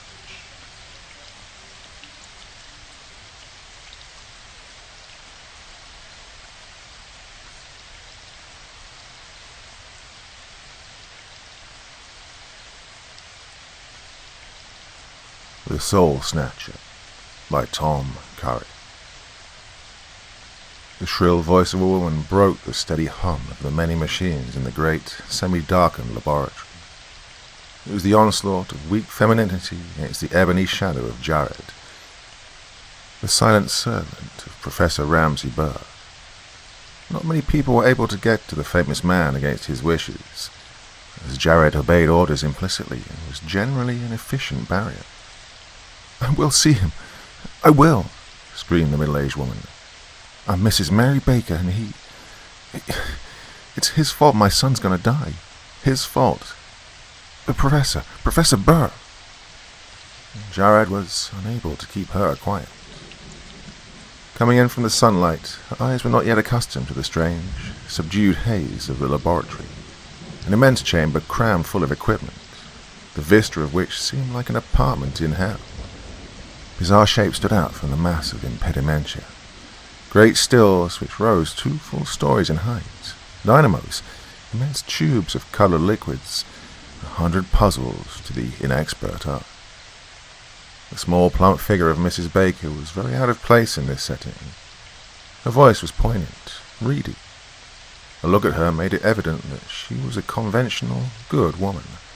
She had soft, cloudy golden eyes and a pathetic mouth, and she seemed on the point of tears. Madam, the doctor is busy," whispered Jared, endeavoring to shoo her out of the laboratory with his polite hands. He was respectful but firm. She refused to obey. She stopped when she was within a few feet of the activity in the laboratory and stared with fear and horror at the center of the room and its occupant, Professor Burr, whom she had addressed during her flurried entrance. The professor's face, as he peered at her, seemed like a disembodied stare, for she could only see eyes behind a mask of lavender-grey glass eye-holes, with its flapping ends of dirty, grey-white cloth. She drew in a deep breath and gasped, for the pungent fumes, acrid and penetrating, of sulfuric and nitric acids, stabbed at her lungs. It was like the breath of hell, and aptly Professor Burr seemed like the devil himself, manipulating these infernal machines. Acting swiftly, the tall figure stepped over and threw 2 switches in a single, sweeping movement. The vermilion light, which had lived in a long row of tubes on a nearby bench, abruptly ceased to writhe like so many tongues of flame, and the embers of hell died out. Then the professor flooded the room in harsh grey-green light and stopped the high-pitched humming whine of his dynamos. A shadow picture writhing on the wall, projected from a lead glass barrel, disappeared suddenly. The great colour filters and other machines lost their semblance of horrible life, and a regretful sigh seemed to come from the metal creatures as they gave up the ghost. To the woman, it had been like entering the abode of fear. Oh, she couldn't restrain her shudders, but she bravely confronted the tall figure of Professor Burr as he came forth to greet her. He was extremely tall, with a red, bony mask of a face pointed at the chin by a sharp little goatee. Feathery blonde hair, silvered and awry, covering his great head. "Madam," said Burr in a gentle, disarmingly quiet voice, "your manner of entrance might have cost you your life. Luckily I was able to deflect the rays from your person, or else you might not now be able to voice your complaint, for such seems to be your purpose in coming here." He turned to Jared, who was standing close by. "Very well, Jared, you may go. After this, it will be as well to throw the bolts, although in this case I am quite willing to see the visitor." Jared slid away then, leaving the plump little woman to confront the famous scientist. For a moment, Mrs. Baker stared into the pale grey eyes, the pupils of which seemed black as coal by contrast. Some, his bitter enemies among them, claimed that Professor Ramsay Burr looked cold and bleak as an iceberg, others saying that he had a baleful glare, while his mouth was grim and determined. Yet, through her eyes, Mrs. Baker, looking at the professor's bony mask of a face, with that high-bridged, intrepid nose, those passionless grey eyes, thought that Ramsay Burr would be handsome, if a little less cadaverous and more human. "The experiment which you ruined by your untimely entrance," continued the professor, "was not a safe one." His long white hand waved toward the bunched apparatus, but to her the room seemed all glittering metal coils of snake-like wire, ruddy copper, dull lead, and tubes of all shapes. Hell cauldrons of unknown chemicals seethed and slowly bubbled. Beetle-black baker-like fixtures reflected the hideous light. "Oh," she cried, clasping her hands as though she addressed him in prayer. "Forget your science, Professor Burr, and be a man. Help me. 3 days from now, my boy, my son, whom I love above all else in the world, is going to die." 3 days is a long time," said the professor calmly. "Do not lose hope. I have no intention of allowing your son, Alan Baker, to pay the price for a deed of mine, and I freely confess it was I who was responsible for the death of— what was the person's name? Smith, I believe. It was you who made Alan get poor Mr. Smith to agree to the experiments which killed him, and which the world blamed on my son," she said. "They called it the deed of a scientific fiend, Professor Burr. Perhaps they're right, but Alan's innocent." "Be quiet," ordered Burr, raising his hand. "Remember, madam, your son Alan is only a commonplace medical man. While I taught him a little from my vast store of knowledge, he was ignorant and of much less value to science and humanity than myself. Do you not understand? Can you not comprehend also that the man Smith was a martyr to science? He was no loss to mankind, and only sentimentalists could have blamed anyone for his death. Well, I should have succeeded in the interchange of atoms which we were working on, and Smith would at this moment be hailed as the first man to travel through space in invisible form, projected on radio waves, had it not been for the fact that the alloy which conducts the 3 types of sinusoidal failed me and burned out. Yes, it was an error in calculation, and Smith would now be called the Lindbergh of the atom but for that. Yet Smith has not died in vain, for I have finally corrected this error. Science is but trial and correction of error, and all will be well." Alan must not die at all, she cried. For weeks he's been in that death house. Oh, it's killing me. The governor refuses him a pardon, nor will he commute my son's sentence. In 3 days he's to die in the electric chair, for a crime which you admit you alone are responsible for. And yet you remain in your laboratory, immersed in your experiments, and do nothing. The tears came now, and she sobbed hysterically. It seemed that she was making an appeal to someone in whom she'd only a forlorn hope. Nothing, repeated Burr, pursing his thin lips. Nothing. Madam, I have done everything. I have, as I've told you, perfected the experiment. It's successful. Your son has not suffered in vain, and Smith's name will go down with the rest of science's martyrs as one who died for the sake of humanity. But if you wish to save your son, you must be calm. You must listen to what I have to say, and you must not fail to carry out my instructions to the letter. I'm ready now. And with that light, the light of hope, sprang in the mother's eyes. She grasped his arm and stared at him with shining face through tear-dipped eyelashes. Do you mean it? Can you save him? Even after the governor has refused me? What can you do? No influence will snatch Alan from the jaws of the law. The public's greatly excited and very hostile toward him. A quiet smile played at the corners of Burr's thin lips. Come, he said. Place this coat about you. Alan wore it when he assisted me. The professor replaced his own mask and conducted the woman into the interior of the laboratory. I will show you, said Professor Burr. She saw before her now, on long metal shelves which appeared to be delicately poised on fine scales whose balance was registered by hairline indicators, 2 small metal cages. Professor Burr stepped over to a row of common cages set along the wall. There was a small menagerie there, guinea pigs, the martyrs of the animal kingdom, rabbits, monkeys, and some cats. The man of science reached in and dragged out a meowing cat, placing it in the right-hand cage on the strange table. He then obtained a small monkey and put this animal in the left-hand cage, beside the cat. The cat, on the right, squatted on its haunches, meowing and looking up at its tormentor. The monkey, after a quick look around, began to investigate the upper reaches of its new cage. Over each of the animals was suspended a fine, curious metallic armament. For several minutes, while the woman, puzzled at how this demonstration was to affect the rescue of her condemned son, waited impatiently, the professor deftly worked at the apparatus, connecting wires here and there. Right, I am ready now, said Burr. Watch the 2 animals carefully. Yes, she replied faintly, for she was quite afraid.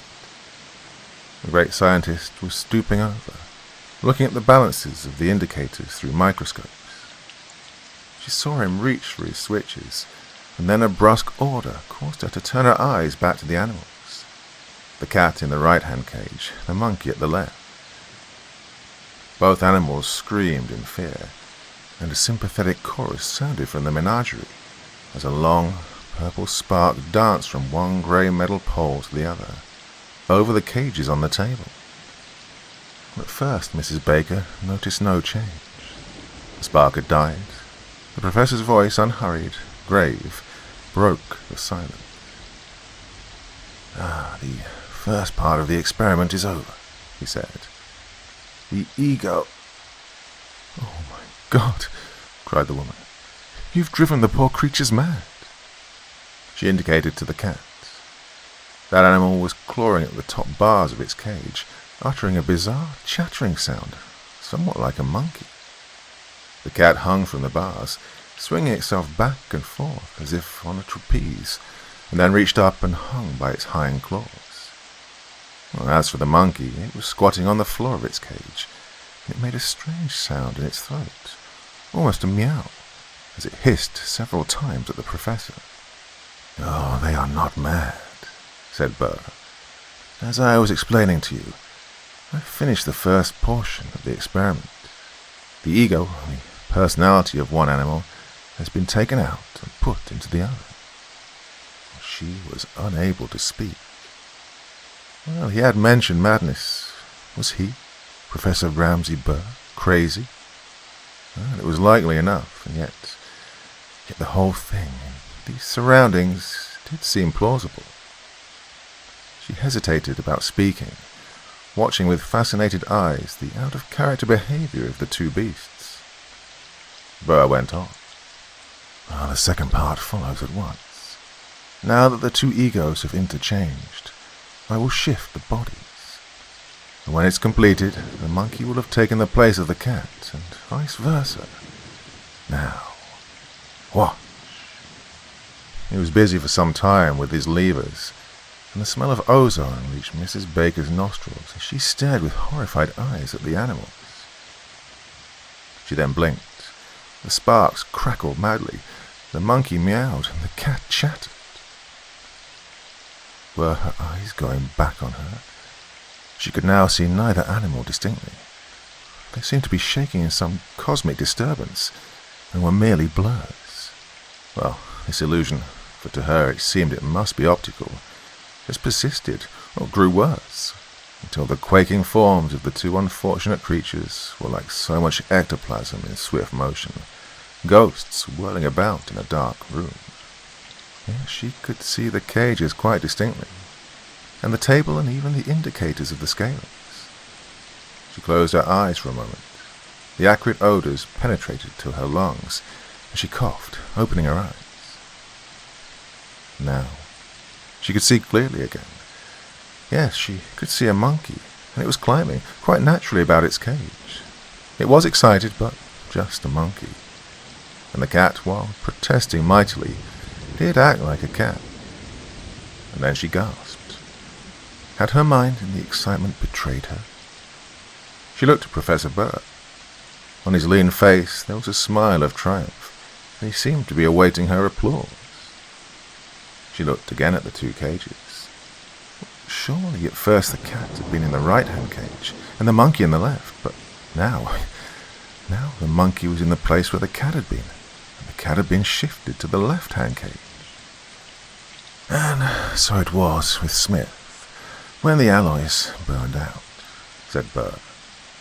It is impossible to extract the ego or dissolve the atoms and translate them into radio waves unless there's a connection with some other ego and body.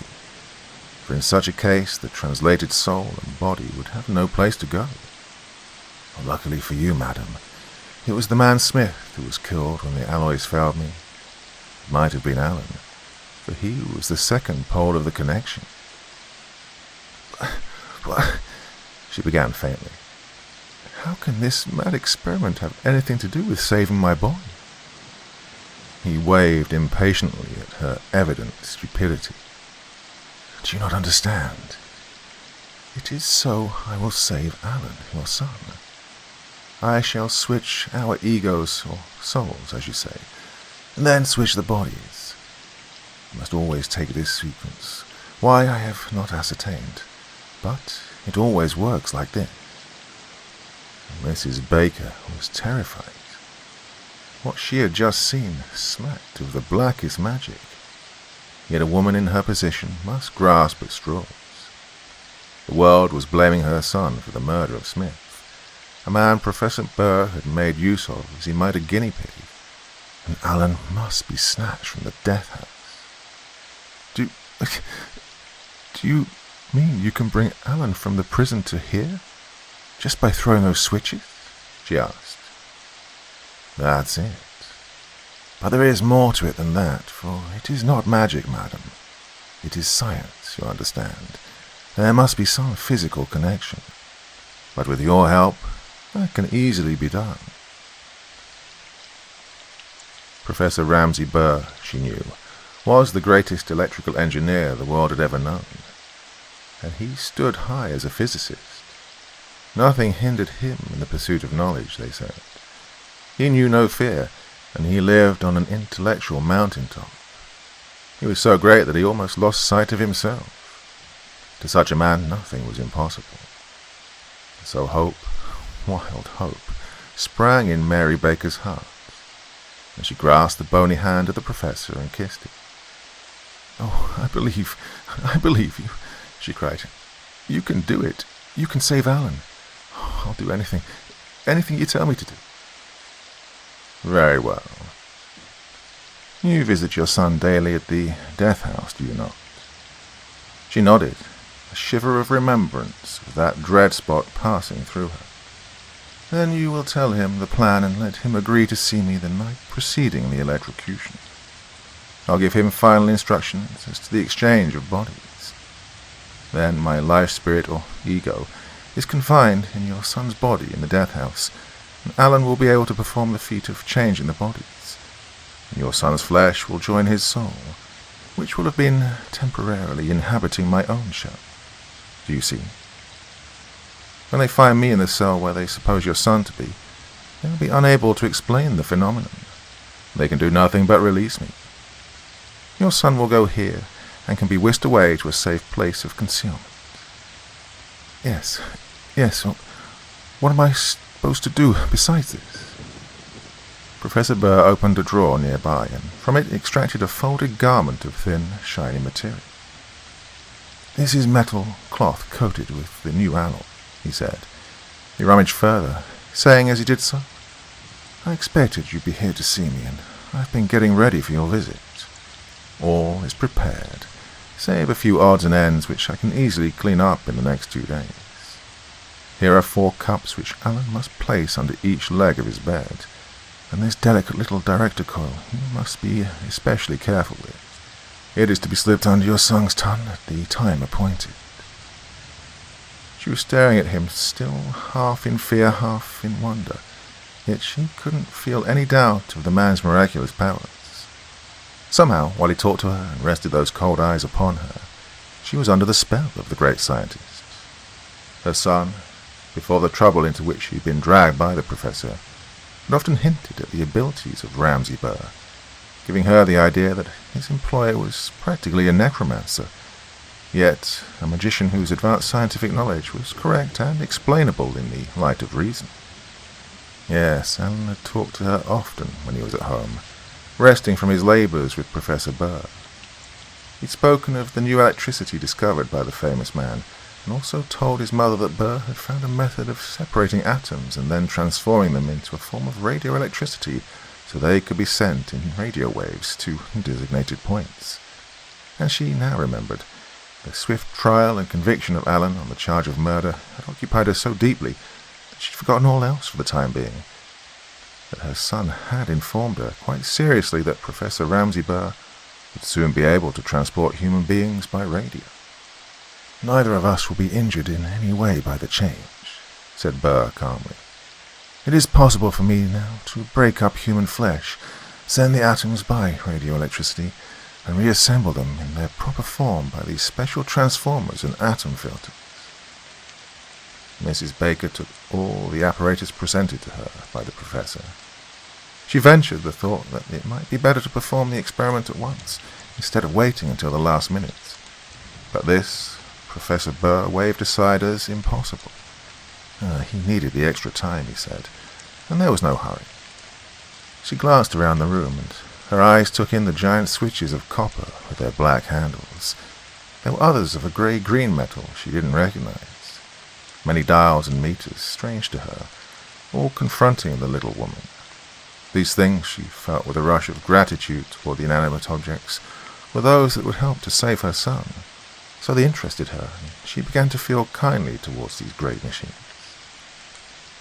Would Professor Burr really be able to save Alan, as he claimed?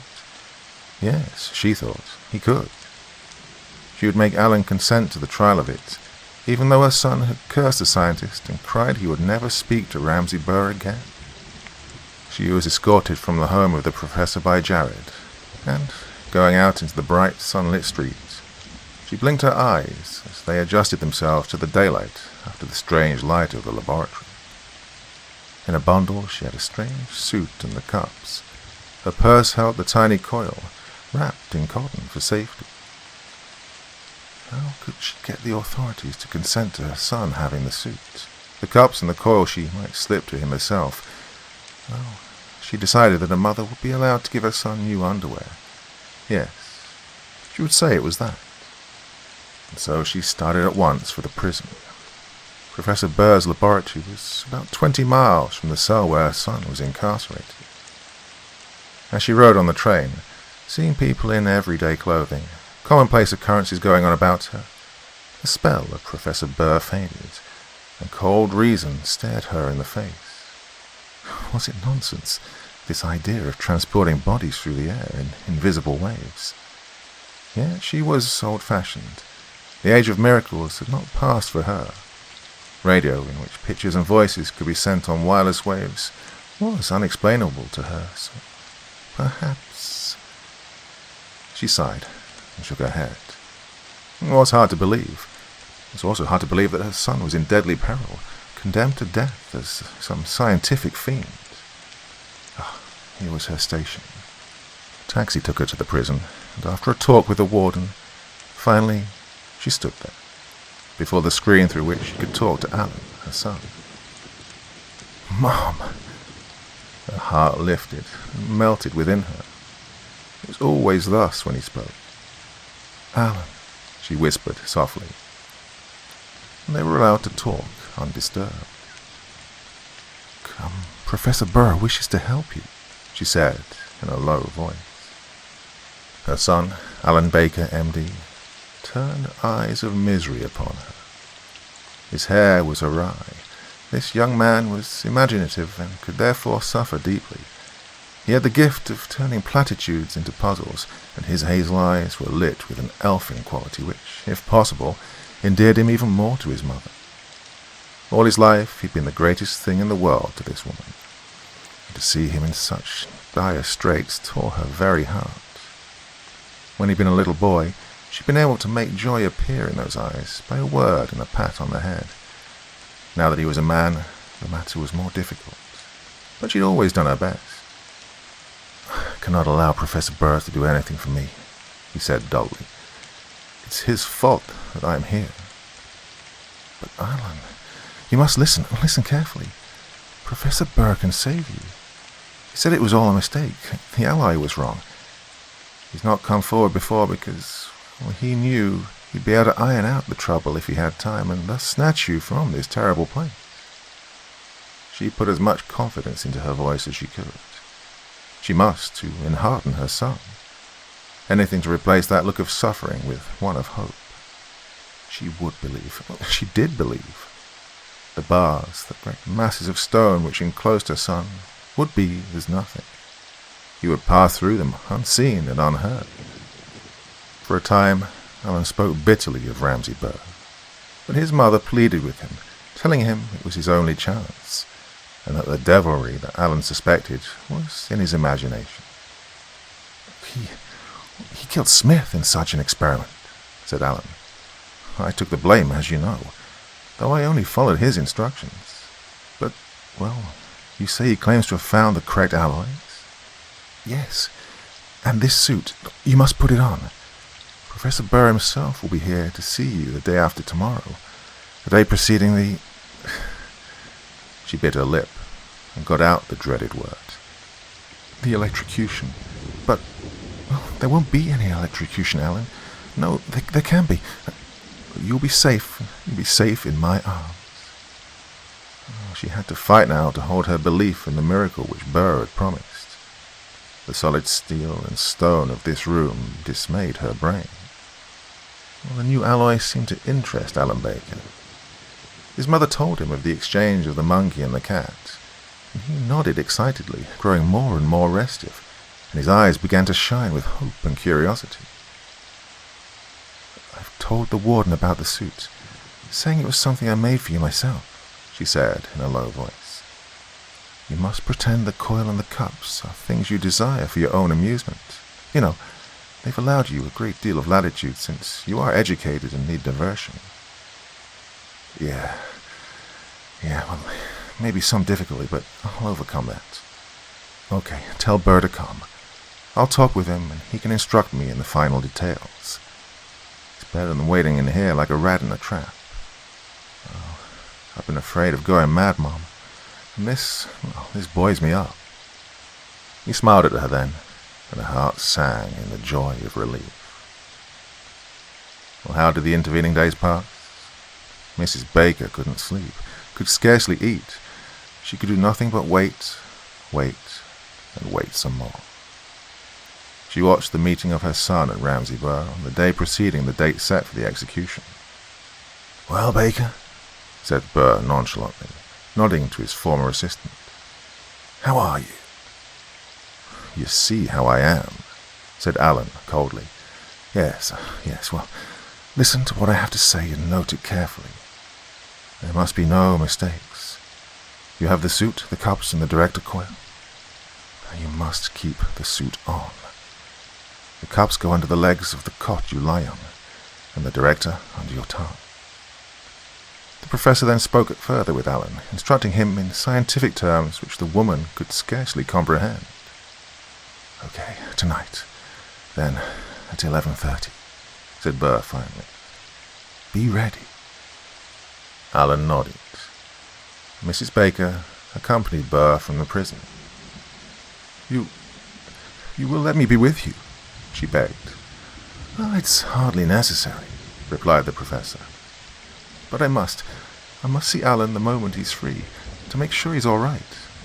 Then I want to be able to take him away. I have a place in which he can hide, and as soon as he's rescued, he must be taken out of sight." "Very well," said Burr, shrugging. "It's immaterial to me, so long as you do not interfere with the course of the experiment. You must sit perfectly still, and you must not speak until Alan stands before you and addresses you." "Yes, I'll obey you," she promised. Mrs. Baker then watched Professor Ramsay Burr eat his supper. Burr himself was not in the least perturbed. It was wonderful, she thought, that he could be so calm. Well, to her it was the great moment, the moment when her son would be saved from the jaws of death. Jared carried a comfortable chair into the laboratory, and she sat in it, quiet as a mouse, in one corner of the room. It was 9 o'clock, and Professor Burr was busy with his preparations. She knew he'd been working steadily for the past few days. She gripped the arms of her chair, and her heart burned within her. The professor was making sure of his apparatus. He tested this bulb and that, and carefully inspected the curious oscillating platform over which was suspended a thickly bunched group of grey-green wire, which was, seemingly, an antenna. The numerous indicators and implements seemed to be satisfactory, for, at 11:15, Burr gave an exclamation of pleasure and nodded to himself. Burr seemed to have completely forgotten about the woman. He spoke aloud occasionally, but not to her, as he brought forth a suit made of the same metal cloth as Alan must have on at this moment. Oh, the tension was terrific for the mother who was awaiting the culmination of the experiment which would rescue her son from the electric chair. Or might it fail? She shuddered. What if Burr was mad? But then she looked at him. She was sure he was sane, as sane as she was. "He will succeed," she murmured, digging her nails into the palms of her hands. "I know he will." She pushed out of her mind the picture of what was going to happen tomorrow, only a few hours from now, when Alan, her son, was due to be led to a legal death in the electric chair. Professor Burr placed the shiny suit upon his lank form. She saw him put a duplicate coil, the same sort of machine which Alan possessed, under his tongue. The Mephistophelian figure then consulted a matter-of-fact watch. At that moment, Mrs. Baker heard, above the hum of the myriad machines in the laboratory, the slow chiming of a clock. Now was the moment for the deed.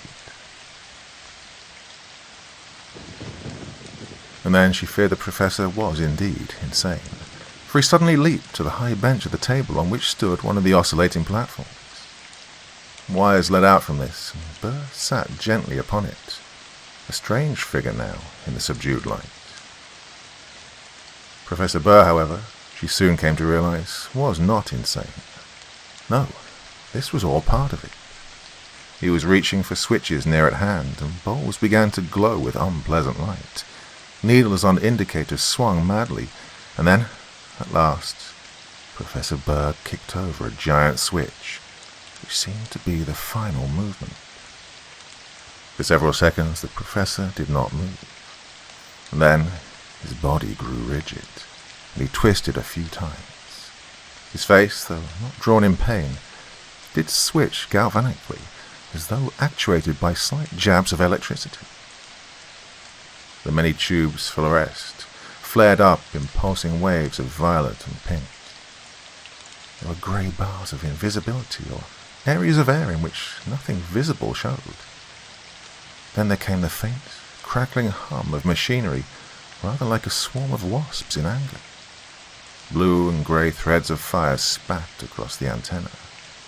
The odour of ozone came to Mrs. Baker's nostrils, and the acrid odours burned her lungs. She was staring at him now, staring at the professor's face. She half rose from her chair and then uttered a little cry. The eyes had changed. No longer were they cold, impersonal, the eyes of a man who prided himself on the fact that he kept his arteries soft and his heart hard. No, they were loving, soft eyes. "Alan?" she cried. Yes, without doubt the eyes of her son were looking at her out of the body of Professor Ramsay Burr. "Mom," he said gently. "Oh, don't be alarmed. It worked. I'm here. I'm in Professor Burr's body." "Yes," she cried hysterically. Well, it was too weird to believe. It seemed, strangely to her, to be totally unearthly. "Oh, are you all right, darling?" she asked timidly. "Yeah. I felt nothing beyond a momentary giddy spell, a bit of nausea and some mental stiffness. Well, it was strange, and I have a slight headache. However, all is well." He grinned at her, laughed with a voice which was not quite his, yet which she recognized as coming from her son's spirit. The laugh was cracked and unlike Alan's whole-hearted mirth, yet she smiled in sympathy. "Yes, the first part is a success," said the man. "Our egos have interchanged, and soon our bodies will undergo the transformation, and then I must keep under cover. Well, I dislike Burr, yet he is a great man. He saved me. I suppose the slight headache which I feel is the one bequeathed me by Burr. I hope he inherits my shivers and terrors and the neuralgia for the time being, so you'll get some idea of what I've undergone." He got down now from the oscillating platform. The spirit of her son was in Ramsay's body. What are you doing now?" she asked. "Well, I must carry out the rest of it myself," he said. "Burr directed me when we talked yesterday. Well, it's more difficult when one subject is out of the laboratory. Tubes have to be checked." He went carefully about his work, and she saw him replacing 4 of the tubes with others, new ones which were ready at hand. Though it was the body of Ramsay Burr, the movements were different from the slow, precise work of the professor, and more she realized that her son now inhabited the shell before her. Well, for a moment the mother thought of attempting to dissuade her son from making the final change. Was it not better like this than to chance the disintegration of the body? Suppose something went wrong, and the exchange didn't take place, and her son, that is, his spirit, just went back to the death house. Midnight struck as he worked feverishly at the apparatus. The long face corrugated as he checked the dials and tubes. He worked swiftly, but evidently was following a procedure which he had committed to memory, for he was forced to pause often to make sure of himself. "Everything's okay," said the strange voice at last. He then consulted his watch. 12:30, he said. She bit her lip in terror as he cried, "Now!" and sprang to the table to take his place on the metallic platform, which oscillated to and fro under his weight. The delicate greyish metal antenna, which she knew would form a glittering halo of blue and grey threads of fire, rested now above his head. "This is the last thing," he said calmly, as he reached for the big ebony-handled switch. "I'll be myself in a few minutes, Mom." "Yes, son. Yes." The switch connected, and Alan Barker, in the form of Ramsay Burr, suddenly cried out in great pain. His mother leaped up to run to his side, but he waved her away. She stood, wringing her hands, as he began to twist and turn, as though torn apart by some invisible force. Eerie screams came from the throat of the man on the platform, and Mrs. Baker's cries of sympathy mingled in with them. The mighty motors hummed in a high-pitched, unnatural whine, and suddenly Mrs. Baker saw the tortured face before her grow dim. The countenance of the professor seemed to melt, and then there came a dull, muffled thud, a burst of white-blue flame, the odor of burning rubber, and the tinkle of broken glass. Then back to the face came the clarity of outline, and it was still Professor Ramsay Burr's body that she was staring at. Her son, in the professor's shape, climbed from the platform and looked about him as though dazed. An acrid smoke filled the room, and burning insulation assailed the nostrils.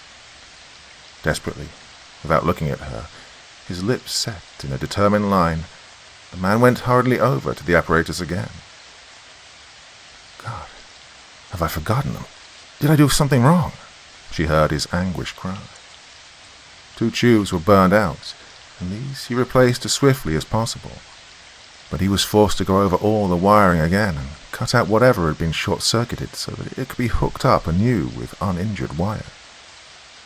Before he was ready to resume his seat on the platform, after half an hour of feverish haste, a knock came on the door. The person outside was impatient, and Mrs. Baker ran over and opened the portal. Jared, the whites of his eyes shining in the dim light, stood there.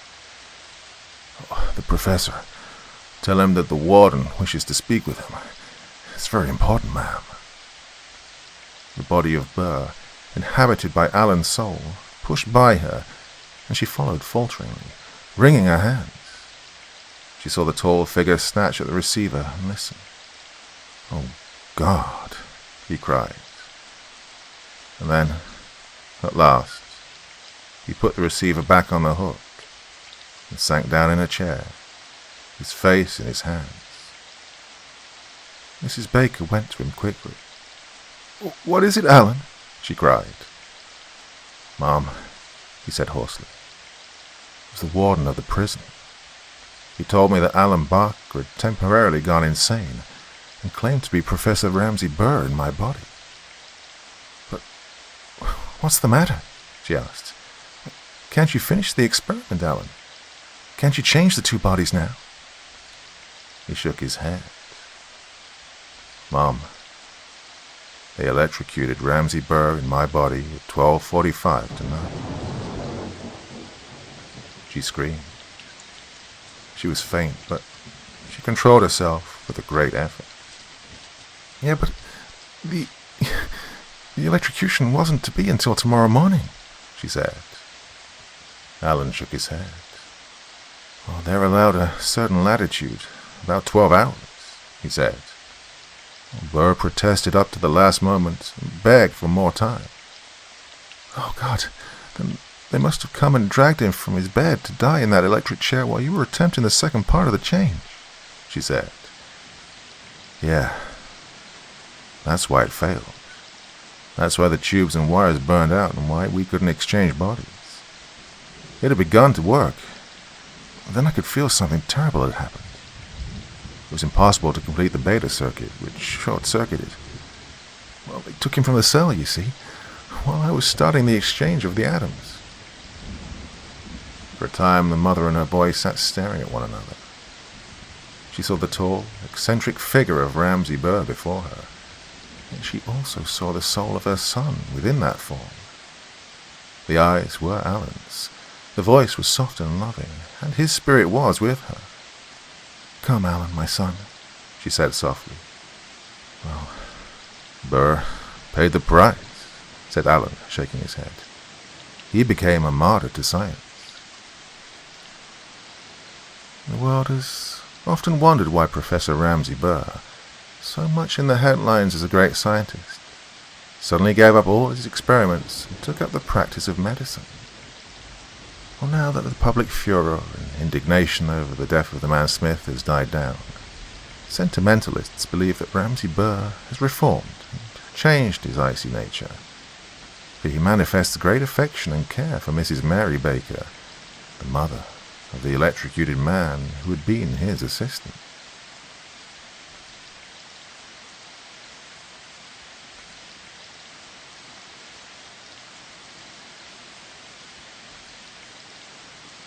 Four lives lay helpless before the murder machine, the uncanny device by which hypnotic thought waves are filtered through men's minds to mold them into murdering tools. The Murder Machine by Hugh B. Cave. It was dusk on the evening of December 7th when I first encountered Sir John Harmon. At the moment of his entrance, I was standing over the table in my study, a lighted match in my cupped hands and a pipe beneath my teeth. That pipe was never lit. I heard the lower door slam shut with a violent clatter. The stairs resounded to a series of unsteady footsteps, and the door of my study was flung back. In the opening, staring at me with quiet dignity, stood a young, careless fellow, about 5'10" in height and decidedly dark of complexion. The swagger of his entrance branded him as an adventurer. The ghastly pallor of his face, which was almost colourless, branded him as a man who has found something more than mere adventure. "Dr. Dale?" he demanded. "I'm Dr. Dale." Closed the door of the room deliberately, advancing toward me with slow steps. "My name is John Harmon, Sir John Harmon. It is unusual, I suppose," he said quietly with a slight shrug, "coming at this late hour. I won't keep you long." He faced me silently. A single glance at those strange features convinced me of the reason for his coming. Only one thing can bring such a furtive, restless stare to a man's eyes. Only one thing. Fear. "I've come to you, Dale, because..." Sir John's fingers closed heavily over the edge of the table. "Because I'm on the verge of going mad." "From fear?" "From fear, yes. I suppose it's easy to discover. I mean, a single look at me..." "A single look at you," I said simply, "will convince any man that you are deadly afraid of something. Now, do you mind telling me what it is?" He shook his head slowly. The swagger of the poise was gone. He stood upright now with a positive effort, as if the realization of his position had suddenly surged over him. "I do not know," he said quietly. "It's a childish fear. Fear of the dark, you may call it. Well, the cause does not matter, but if something doesn't take this unholy terror away, the effect will be madness." I watched him in silence for a moment, studying the shrunken outline of his face and the unsteady gleam of his narrowed eyes. I'd seen this man before. All of London had seen him. His face was constantly appearing in the sporting pages, a swaggering member of the upper set, a man who had been engaged to nearly every beautiful woman in the country, who sought adventure in sport and in nightlife, merely for the sake of living at top speed. And here he stood before me, whitened by fear, the very thing he had so deliberately laughed at.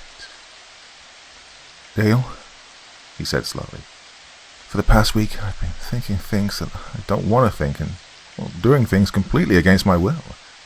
Some outside power, God knows what it is controlling my very existence."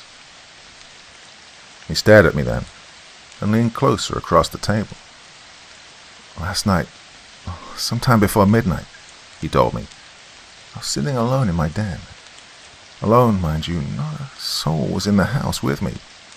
Well, I was reading a novel, and suddenly as if a living presence had stood in the room and commanded me, I was forced to put the book down. I fought against it, fought to remain in that room and go on reading. But, well, I failed. Failed? My reply was a single word of wonder. I left my home, because I couldn't help myself. Have you ever been under hypnotism, Dale? Yeah, well, the thing that gripped me was something similar, except that no living person came near me in order to work his hypnotic spell. I went alone the whole way, through back streets, alleys, filthy dooryards, never once striking a main thoroughfare, until I crossed the entire city and reached the west side of the square. And there, before a big grey townhouse, I was allowed to stop my mad wandering. Well, the power, whatever it was, had broken. And well, I went home. Sir John got to his feet then, with an effort, and stood over me. Dale, he whispered hoarsely. What was it? You were conscious of every detail, I asked. Conscious of the time, of the locality you went to. You're sure it was not just some fantastic dream? Dream? Is it a dream to have some damnable force move me about like a mechanical robot? But you can think of no explanation. Well, I was a bit skeptical of his story. Well, he turned on me savagely. I have no explanation, Doctor, he said curtly. I came to you for an explanation. And while you're thinking over my case during the next few hours, perhaps you can explain this. When I stood before that grey mansion on After Street, alone in the dark, there was murder in my heart. I should have killed the man who lived in that house, had I not been suddenly released from the force that was driving me forward. Sir John then turned from me in bitterness.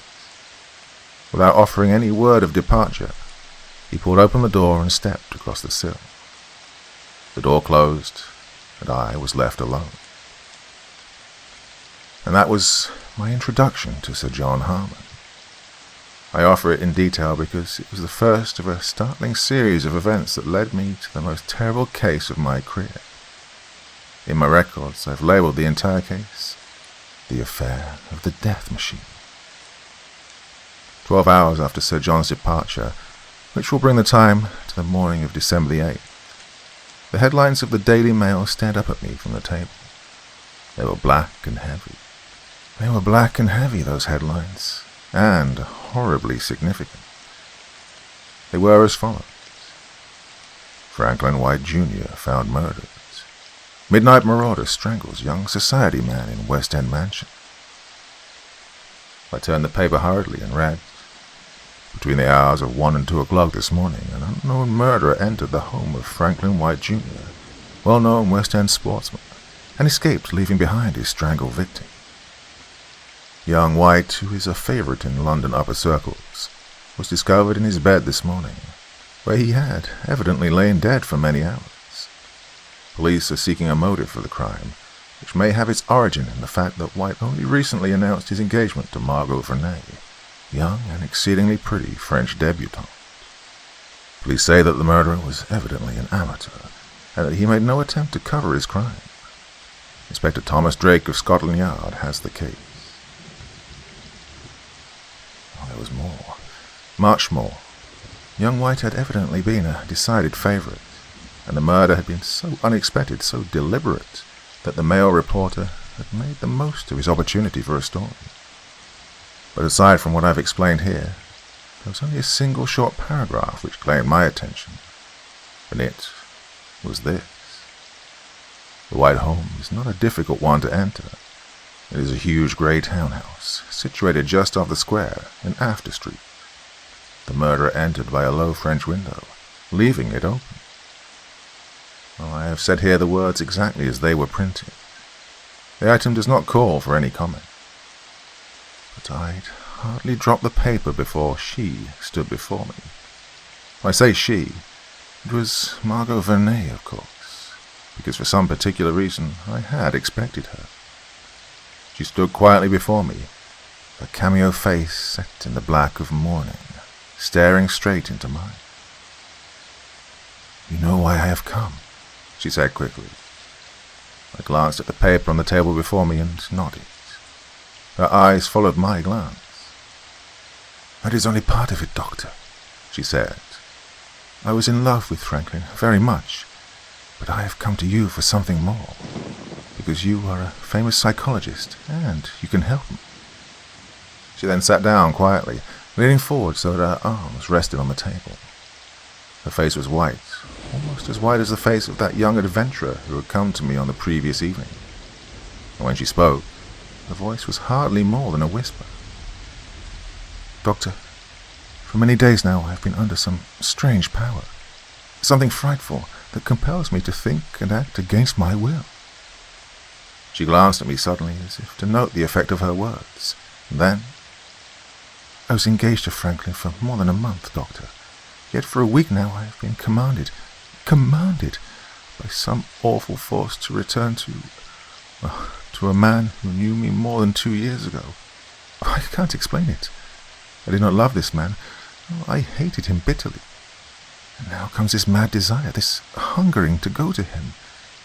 And last night—" Margot Vernay hesitated suddenly. She stared at me searchingly, and then, with renewed courage, she continued. "Last night, Doctor, I was alone. I'd retired for the night, and it was late, nearly 3 o'clock. And then I was strangely commanded by this awful power that has suddenly taken possession of my soul to go out. I tried to restrain myself, and in the end I found myself walking through the square. I went straight to Franklin White's home. When I reached there, it was 3:30. I could hear Big Ben. I went in through the wide French window at the side of the house. I went straight to Franklin's room, because I could not prevent myself from going." A sob came from Margot's lips. She had half risen from her chair and was holding herself together with a brave effort. I went to her side and stood over her, and she, with a half-crazed laugh, stared up at me. "He was dead when I saw him," she cried. "Dead, murdered. That infernal force, whatever it was, had made me go straight to my lover's side to see him lying there, with those cruel finger marks on his throat. Dead, I tell you. Oh, it's horrible." She then turned suddenly. "When I saw him," she said bitterly, "the sight of him and the sight of those marks, well, it broke the spell that had held me. I crept from the house as if I had killed him. Well, they will probably find out I was there, and they'll accuse me of the murder. It doesn't matter, but, well, this power, this awful thing that has been controlling me, is there no way to fight it?" I nodded heavily. The memory of that unfortunate fellow who had come to me with the same complaint was still holding me. I was prepared to wash my hands of the whole horrible affair. It was clearly not a medical case, and clearly out of my realm. "There is a way to fight it," I said quietly. "I am a doctor, not a master of hypnotism, or a man who can discover the reasons behind that hypnotism. But London has its Scotland Yard, and Scotland Yard has a man who is one of my greatest comrades." She nodded her surrender. As I stepped to the phone, I heard her murmur in a weary, troubled voice. "Hypnotism? It is not that. God knows what it is, but it has always happened when I've been alone. One cannot hypnotize through distance." And yet, with Margot Vernay's consent, I sought the aid of Inspector Thomas Drake of Scotland Yard. In half an hour Drake stood beside me, in the quiet of my study. When he'd heard Margot's story, he asked a single, significant question. It was this. "You say you have a desire to go back to a man who was once intimate with you. Who is he?" Margot looked at him dully. "It is Michael Strange," she said slowly. "Michael Strange, of Paris, a student of science." Drake nodded. Without further questioning, he dismissed my patient, and when she'd gone, he turned to me. "She did not murder her sweetheart, Dale," he said. That is evident. Have you any idea who did? And so I told him of that other young man, Sir John Harmon, who had come to me the night before. When I'd finished, Drake stared at me, stared through me, and suddenly turned on his heel. "I shall be back, Dale," he said curtly. "Wait for me." Wait for him? Well, that was Drake's peculiar way of going about things. Impetuous, sudden, until he faced some crisis.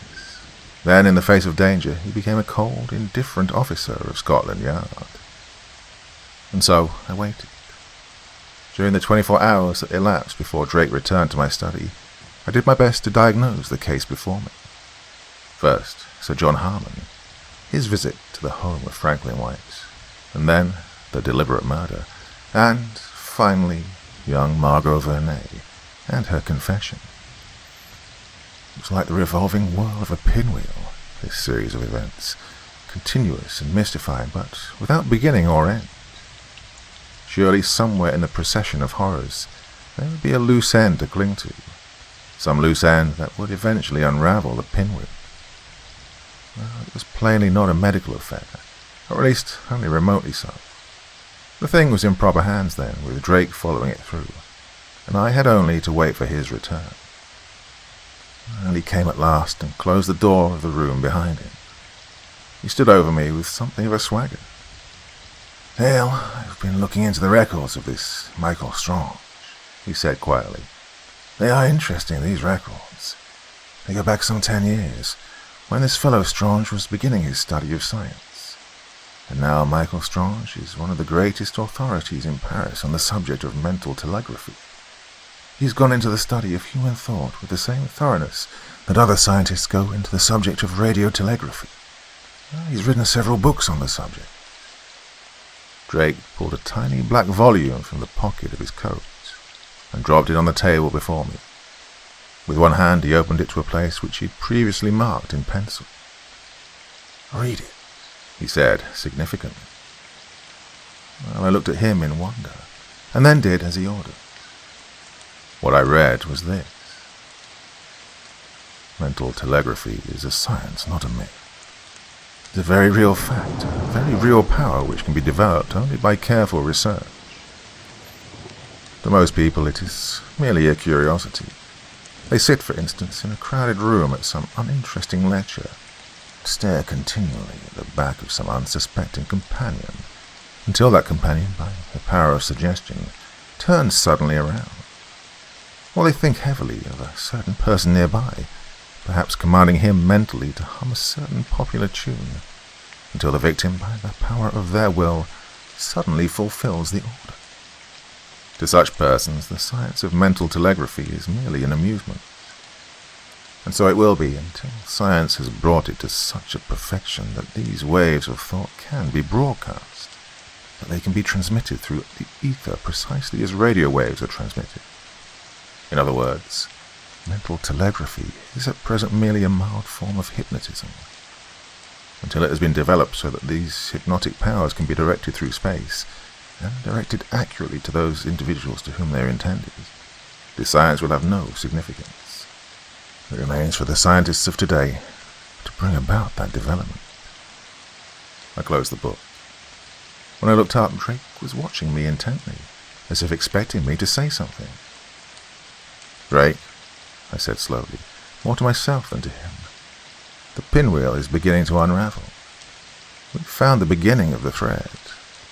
Perhaps, if we follow that thread—" Drake smiled.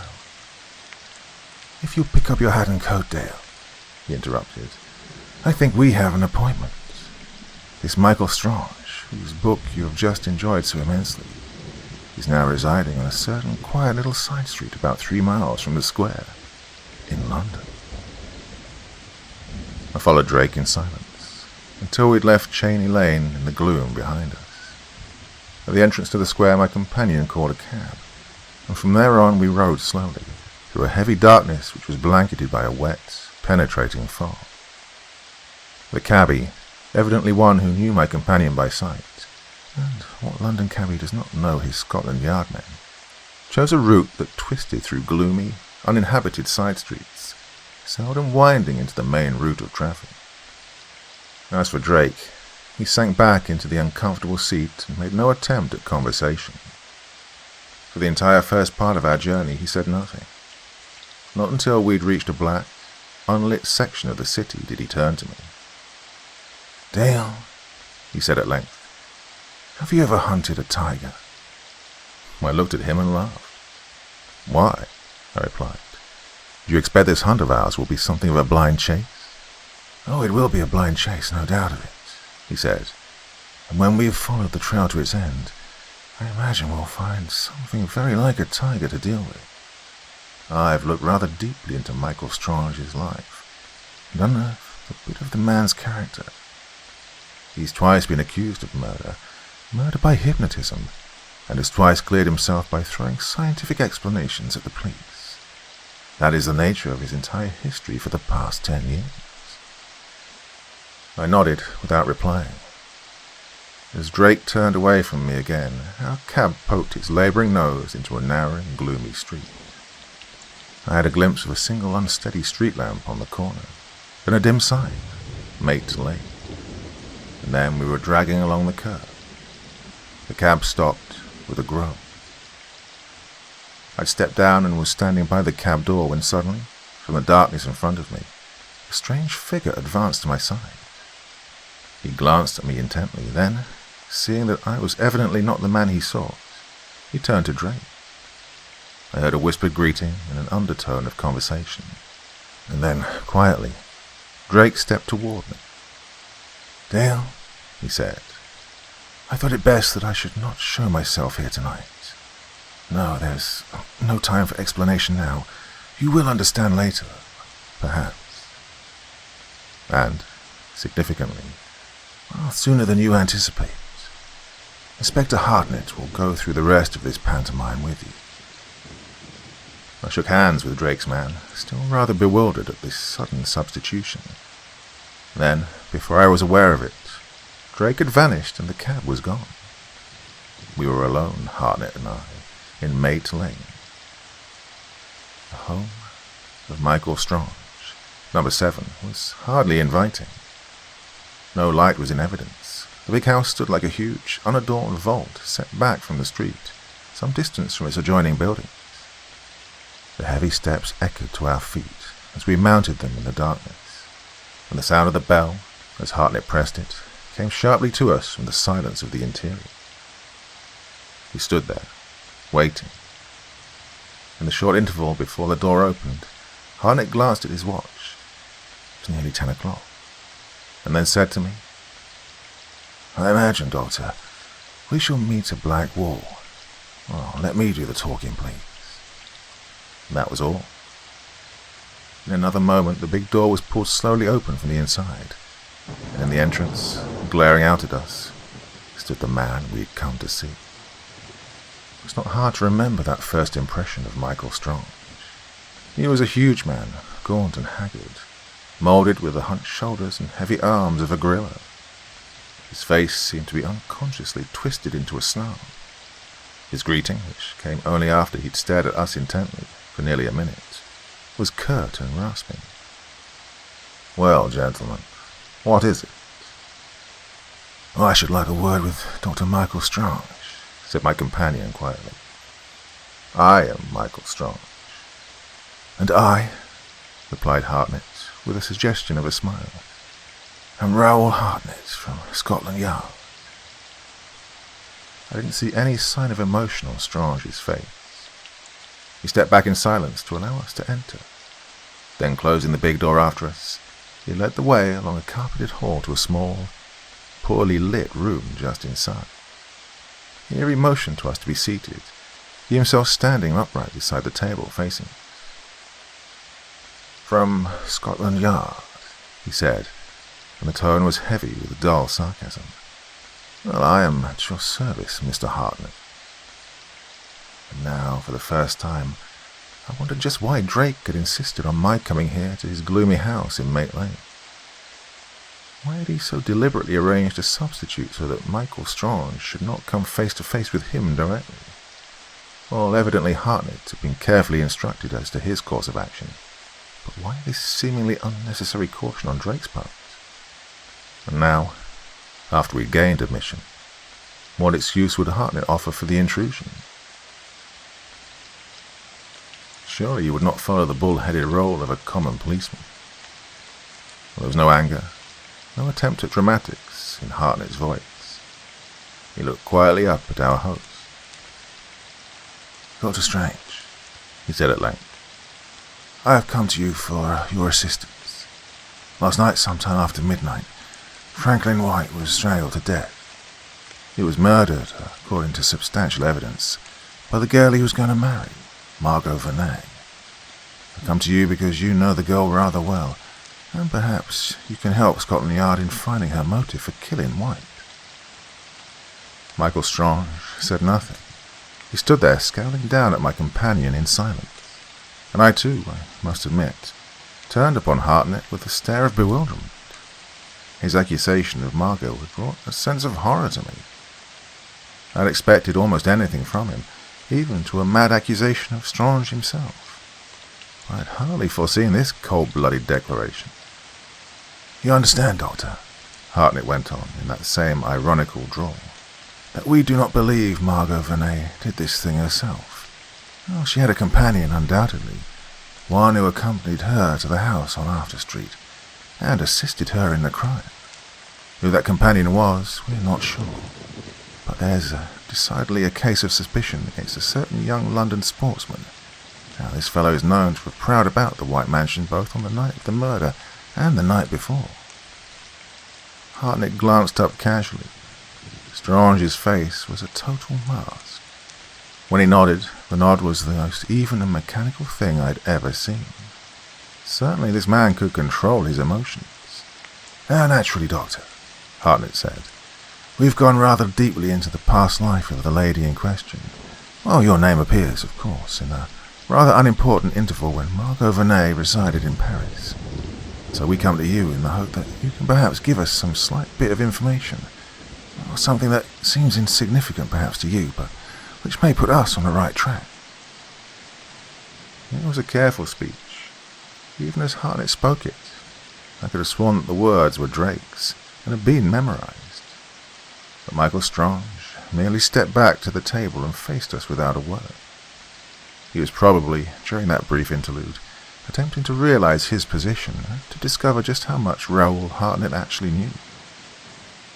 And then, after his interim of silence, he came forward sullenly and spoke over my comrades. "I'll tell you this much, Mr. Hartnett of Scotland Yard," he said bitterly. "My relations with Margot Vernay are not an open book to be passed through the clumsy fingers of ignorant police officers. As to this murder, I know nothing. At the time of it, I was seated in this room in company with a distinguished group of scientific friends. I will tell you, on authority, that Margot did not murder her lover. Why? Well, because she loved him." The last words were heavy with bitterness. Before they died into silence, Michael Strange had opened the door of his study. "Now, if you please, gentlemen," he said quietly. Hartnett got to his feet. For an instant he stood facing the gorilla-like form of our host. Then he stepped over the sill without a word. We passed down the unlit corridor in silence, while Strange stood in the door of his study, watching us. I couldn't help but feel, as we left that gloomy house, that Strange had suddenly focused his entire attention upon me, and had ignored my companion. I could feel those eyes upon me, and feel the force of the will behind them. A decided feeling of uneasiness crept over me, and I shuddered. A moment later, the big outer door had closed shut after us, and we were alone in Mate Lane. Alone, that is, until a third figure joined us in the shadows, and Drake's hand closed over my arm. "Captain Dale," he said triumphantly. "For half an hour you entertained him, you and Hartnett, and for half an hour I've had the unlimited freedom of his inner rooms, with the aid of an unlocked window on the lower floor. Those inner rooms, gentlemen, are significant, very." As we walked the length of Mate Lane, the gaunt, sinister home of Michael Strange became an indistinct outline in the pitch behind us. Drake said nothing more on the return trip, until we'd nearly reached my rooms. Then he turned to me with a smile. "We are one up on our friend there," he said. "He does not know, just now, which is the bigger fool, you or Hartnett here. However, I imagine Hartnett will be the victim of some very unusual events before many hours have passed." And that was all, at least all of significance. I left the 2 Scotland Yard men at the opening of Cheney Lane and continued alone to my rooms. I opened the door and let myself in quietly, and there, some few hours later, began the last and most horrible phase of the case of the murder machine. It began, or to be more accurate, I began to react to it, at 3 o'clock in the morning. I was alone and the rooms were dark. For hours I'd sat quietly by the table, considering the significant events of the past few days. Well, sleep was impossible with so many unanswered questions staring into me, and so I sat there wondering. Did Drake actually believe that Margot Vernet's simple story had been a ruse, that she had in truth killed her lover on that midnight intrusion of his home? Did he believe that Michael Strange knew of that intrusion, that he had possibly planned it himself and aided her in order that Margot be free to return to him? And did Strange know of that other intrusion, and of the uncanny power which had driven Sir John Harmon, and supposedly driven Margot to that house on After Street? And those were the questions that still remained without answers. It was over those questions that I pondered, while my surroundings became darker and more silent as the hour became more advanced. I heard the clock strike 3, and heard the answering drone of Big Ben from the square. And then it began. Well, at first it was little more than a sense of nervousness. Before I'd been content to sit in my chair and doze, but now, in spite of myself, I found myself pacing the floor back and forth like a caged animal. I could have sworn at the time that some sinister presence had found entrance to my room, and yet the room was empty. And I could have sworn, too, that some silent power of will was commanding me, an undeniable force, to go out into the darkness of Cheney Lane. I fought it bitterly. I laughed at it. Yet even through my laugh came the memory of Sir John Harmon and Margot, and what they had told me. And then, unable to resist that unspoken demand, I seized my hat and coat and went out. Cheney Lane was deserted, utterly still. At the end of it, the street lamp glowed dully, throwing a patch of ghastly light over the side of the adjoining building. I hurried through the shadows, and as I walked, a single idea had possession of me. I must hurry, I thought, with all possible speed, to that grim house in Mate Lane, number 7. Where that deliberate desire came from, I did not know. I didn't stop to reason. Something had commanded me to go at once to Michael Strange's home. And though I stopped more than once, deliberately turning in my tracks, inevitably I was forced to retrace my steps and continue. I remember passing through the square and prowling through unlit side streets that lay beyond. 3 miles separated Cheney Lane from Mate Lane, and I'd been over the route only once before in a cab. Yet I followed that route without a single false turn, followed it instinctively. At every intersecting street I was dragged in a certain direction, and not once was I allowed to hesitate. It was as though some unseen demon perched on my shoulders, as the demon of the sea rode Sinbad, and pointed out the way. Only one disturbing thing occurred on that night journey through London. I turned into a narrow street hardly more than a quarter mile from my destination, and before me, in the shadows, I made out the form of a shuffling old man. And here, as I watched him, I was conscious of a new, mad desire. I crept upon him stealthily, without a sound. My hands were outstretched, clutching for his throat. At that moment, I could have killed him. I can't explain it. During that brief interval, I was a murderer at heart. I wanted to kill. And now that I remember it, the desire had been pregnant in me ever since the lights of Cheney Lane had died behind me. All the time that I prowled through those black streets, murder lurked in my heart. I could have killed the first man who crossed my path. But I didn't kill him. Thank God. As my fingers twisted toward the back of his throat, that mad desire suddenly left me. I stood still, while the old fellow, still unsuspecting, shuffled away into the darkness. Then, dropping my hands with a sob of helplessness, I went forward again. And so I reached Mate Lane and the huge grey house that awaited me. Well, this time, as I mounted the stone steps, the old house seemed even more repulsive and horrible. I dreaded to see that door open, but I could not retreat. I dropped the knocker heavily.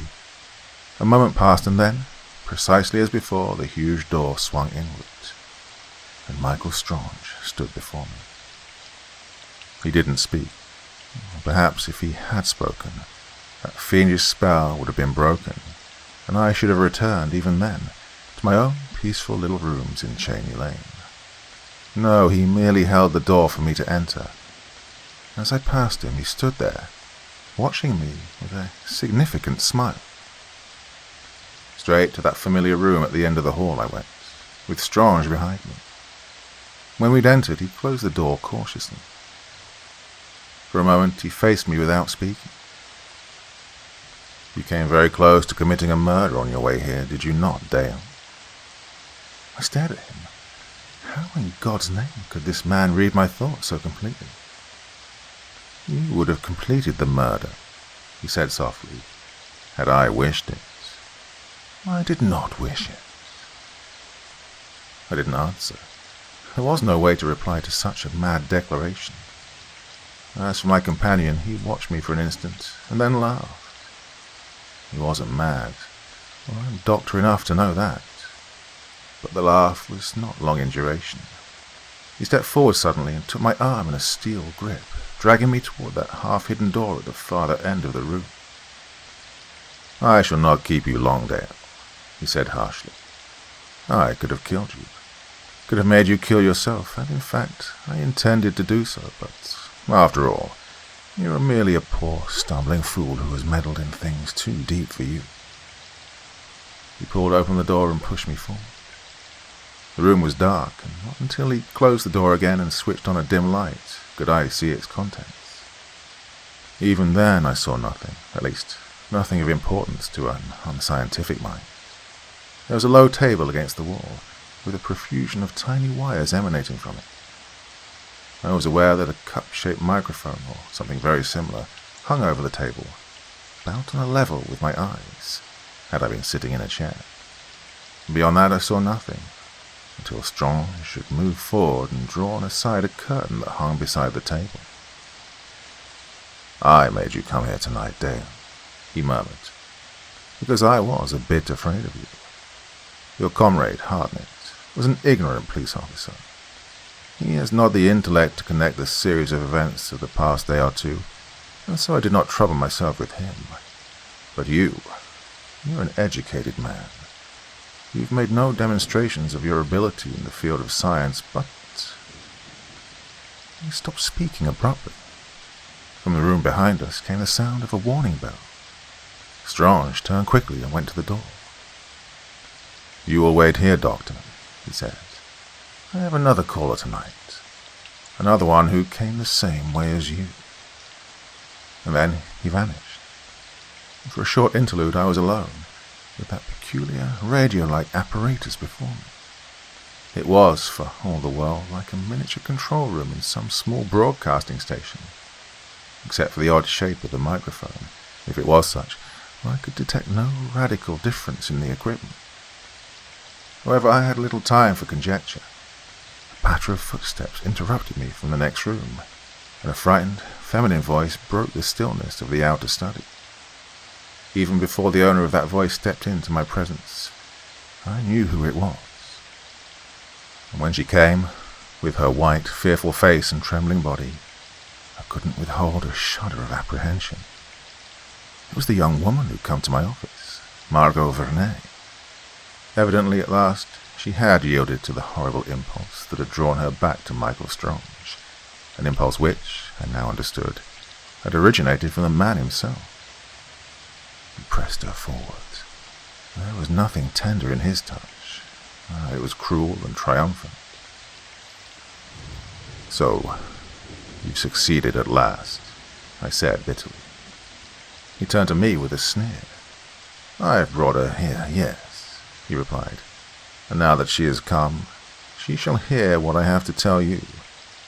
It will perhaps give her a respect for me, and this time she will not have the power to turn me away."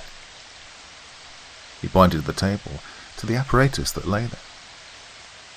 "I'm telling you this, Dale," he said, "because it gives me pleasure to do so. You are enough of a scientist to appreciate and understand it. And if, when I've finished, I've told you too much, there's a very easy way to keep your tongue silent. You have heard of hypnotism, Dale. You've also heard of radio. Have you ever thought of combining the two?" He faced me directly then, and I made no effort to reply. "Radio," he said quietly, "is broadcast by means of sound waves. That much you know. But hypnotism, too, can be transmitted through distance, if an instrument delicate enough to transmit thought waves can be invented. For 25 years I've worked on that instrument, and for 20 years I have studied hypnotism. You understand, of course, that this instrument is worthless unless it's operated by a mastermind. Thought waves are useless. They'll not control the actions of even a cat. But hypnotic waves of concentrated thought, they will control the world." There was no denying him. He faced me with the savage triumph of a wild beast. He was glorying in his power, and in my amazement. "Well, I wanted Franklin White to die," he cried. "It was I who murdered him. Why? Because he was about to take the girl I desired. Is that not reason enough for murder? And so I killed him. It was not Margot Vernet who strangled her lover. No, it was a complete stranger, a London sportsman who had no reason for committing the murder, except that I wished him to. And so he died on the night of December 7th, murdered by Sir John Harmon, the sportsman. Why? Because of all London, Sir John would be the last man to be suspected. I have a keen appreciation for the irony of fate. White would have died the night before, except that I lacked the courage to kill him. His murderer was standing, under my power, outside his very house, and then I suddenly thought it best that I should have an alibi. Oh, your Scotland Yard is clever, and it was best that I have protection. And so on the following night, I sent Sir John to the house once again. This time, while I sat here and controlled the actions of my puppet, a group of men sitting here with me. They believed that I was experimenting with a new type of radio receiver. Michael Strange laughed. He laughed harshly in utter triumph, like a cat laughs at the antics of his mouth's victims. "When the murder was done," he said, "I sent Margot to the scene so that she might see her lover strangled, dead. Oh, I repeat, Dale, that I enjoy the irony of fate, especially when I can control it. As for you, I brought you here tonight merely so you would realize the intensity of the powers that control you. When you leave here, you will be unharmed, but after the exhibition I shall give you, I'm sure that you will make no further attempt to interfere with things out of your realm of understanding." I heard a sob from Margot. She'd retreated to the door and clung there. As for myself, I didn't move. Strange's recital had revealed to me the horrible lust that gripped him, and now I watched him in fascination. He wouldn't harm the girl, that much I was sure of. In his distorted fashion, he really did love her. In his crazed, murderous way, he would attempt to win her love, even though she had once scorned him. I saw him step toward the table, saw him drop heavily into the chair, and stare directly into that microphonic thing that hung before his eyes. As he stared, he spoke to me. "Science, in its intricate forms, is probably above the mind of a common medical man, Jane," he said. "It would be useless to explain to you how my thoughts and my will can be transmitted through space. Perhaps you sat in a theatre and stared at a certain person until that person turned to face you. You have? Well then, You will perhaps understand how I can control the minds of any human creature within the radius of my power. You see, Dale, this intricate little machine gives me the power to transform London into a city of stark murder. I could bring about such a horrible wave of crime that Scotland Yard would be scorned from one end of the world to the other. I could make every man murder his neighbour, till the streets of the city were running with blood. Strange turned then, quietly, to look at me, and spoke deliberately. "And now for the little exhibition of which I spoke, Dale," he murmured. "Your detective friend, Hartnett, has been under my power for the past 3 hours. You see, it was safer to control his movements, and be sure of him, and now, to be doubly sure of him, perhaps you'd like to see him kill himself." I stepped forward with a sudden cry. Strange said nothing. His eyes merely burned into mine.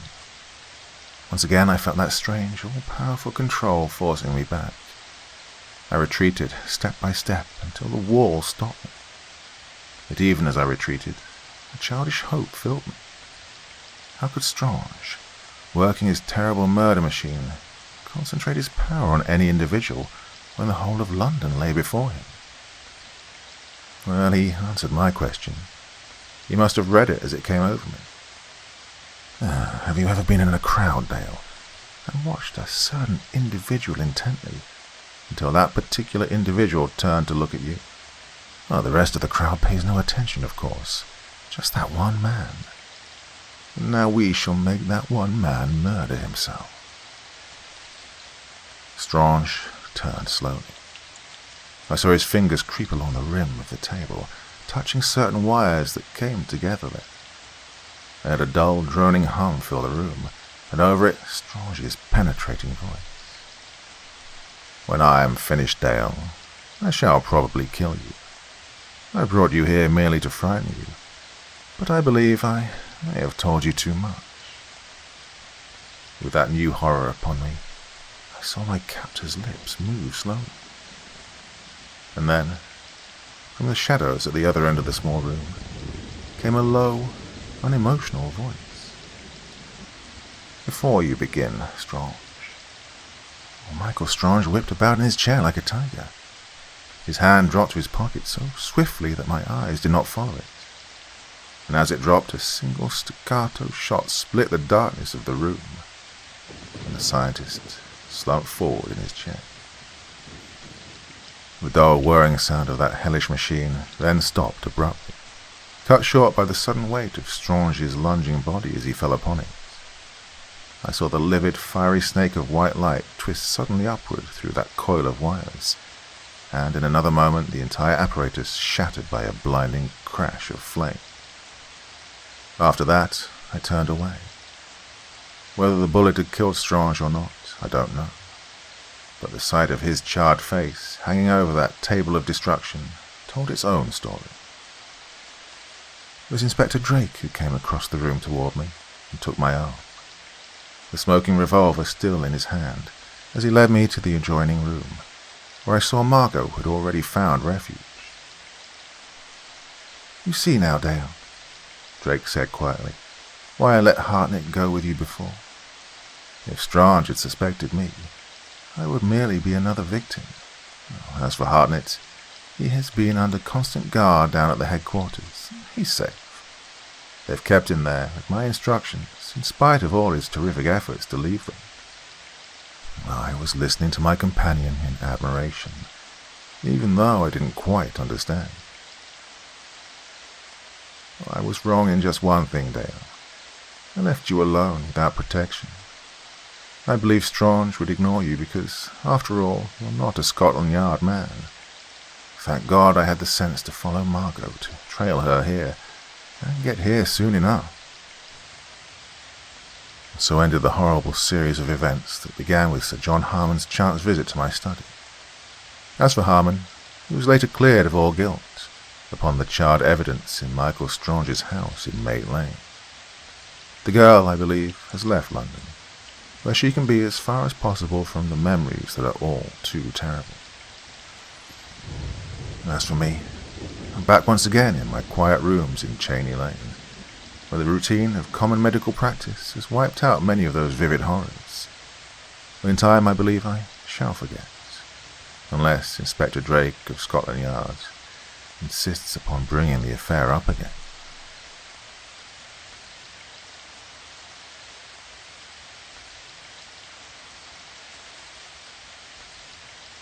When the moon turned green. It was nearly midnight when Bruce Dixon finished his work and wearily rose from before the workbench of his lonely mountain laboratory, located in an abandoned mine working in southern Arizona. He looked like some weirdly garbed monk of the Middle Ages as he stretched his tall, lithe figure. His head was completely swathed in a hood of lead cloth, broken only by twin eyeholes of green glass. The hood merged into a long-sleeved tunic of the same fabric, while lead-cloth gauntlets covered his hands. The lead-cloth costume was demanded by Dixon's work with radium compounds.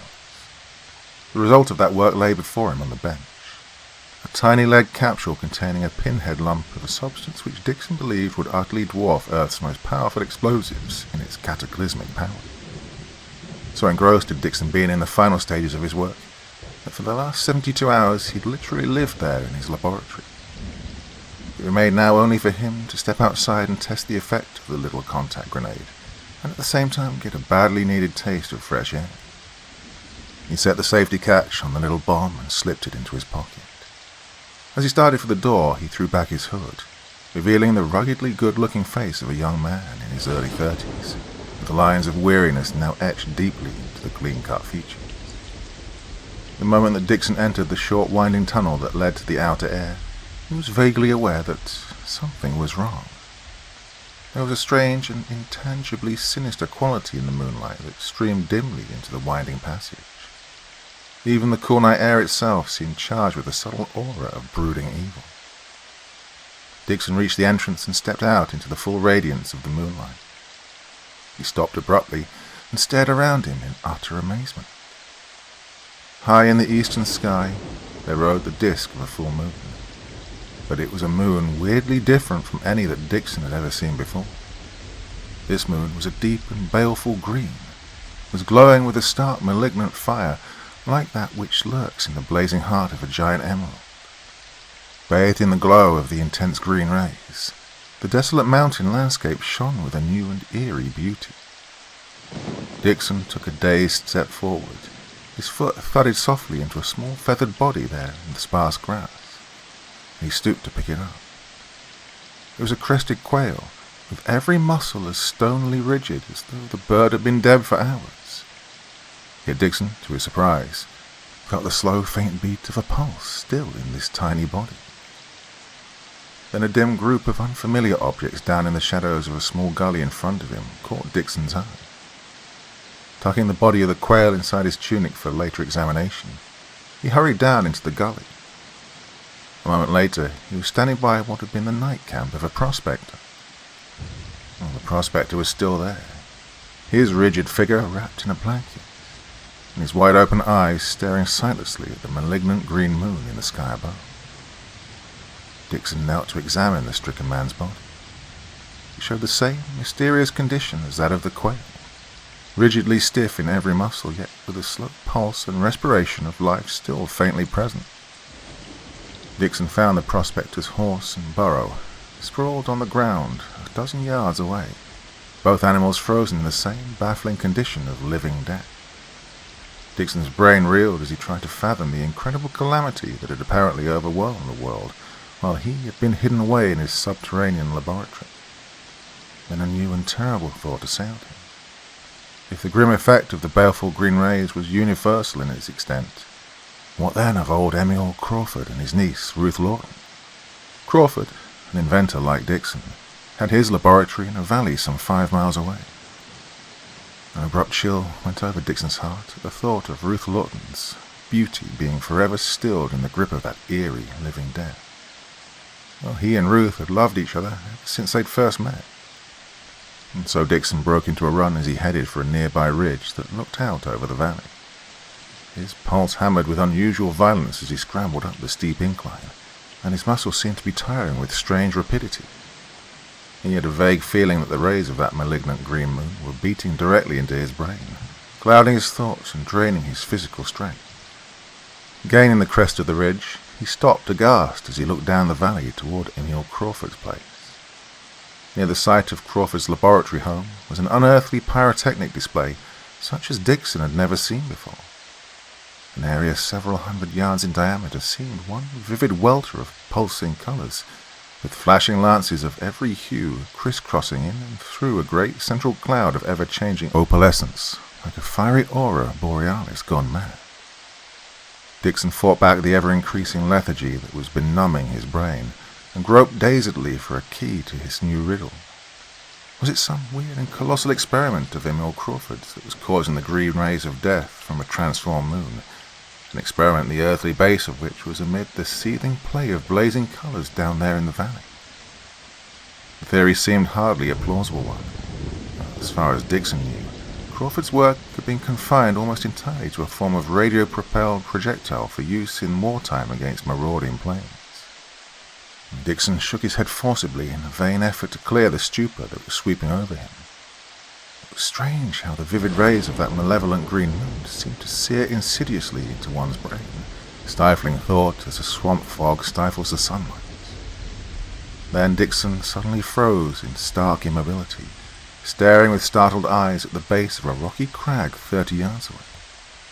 Something was lurking there in the green-black shadows, a great sprawling black shape of abysmal horror, with a single flaming opalescent eye fixed unwinkingly upon Dixon. The next moment the vivid moon was suddenly obscured by drifting wisps of cloud. As the green light blurred to an emerald haze, the creature under the crag came slithering out toward Dixon. He had a vague glimpse of a monster such as one should see only in nightmares, a huge, loathsome spider form with a bloated body as long as that of a man, and great sprawling legs that sent it half a dozen yards nearer Dixon in one effortless leap. The onslaught proved too much for Dixon's morale, half dazed as he was by the green moon's paralyzing rays. With a low, inarticulate cry of terror, he turned and ran, straining every muscle in a futile effort to distance the frightful thing that inexorably kept pace in the shadowy emerald gloom behind him. Dixon's strength faded rapidly after his first wild sprint. 50 yards more and his faltering muscles failed him utterly. The dread rays of that grim green moon sapped his last faint powers of resistance. He staggered on for a few more painful steps, then sprawled helplessly to the ground. His brain hovered momentarily upon the verge of complete unconsciousness. Then he was suddenly aware of a fluttering struggle inside his tunic where he'd placed the body of the quail. A moment later, and the bird wriggled free.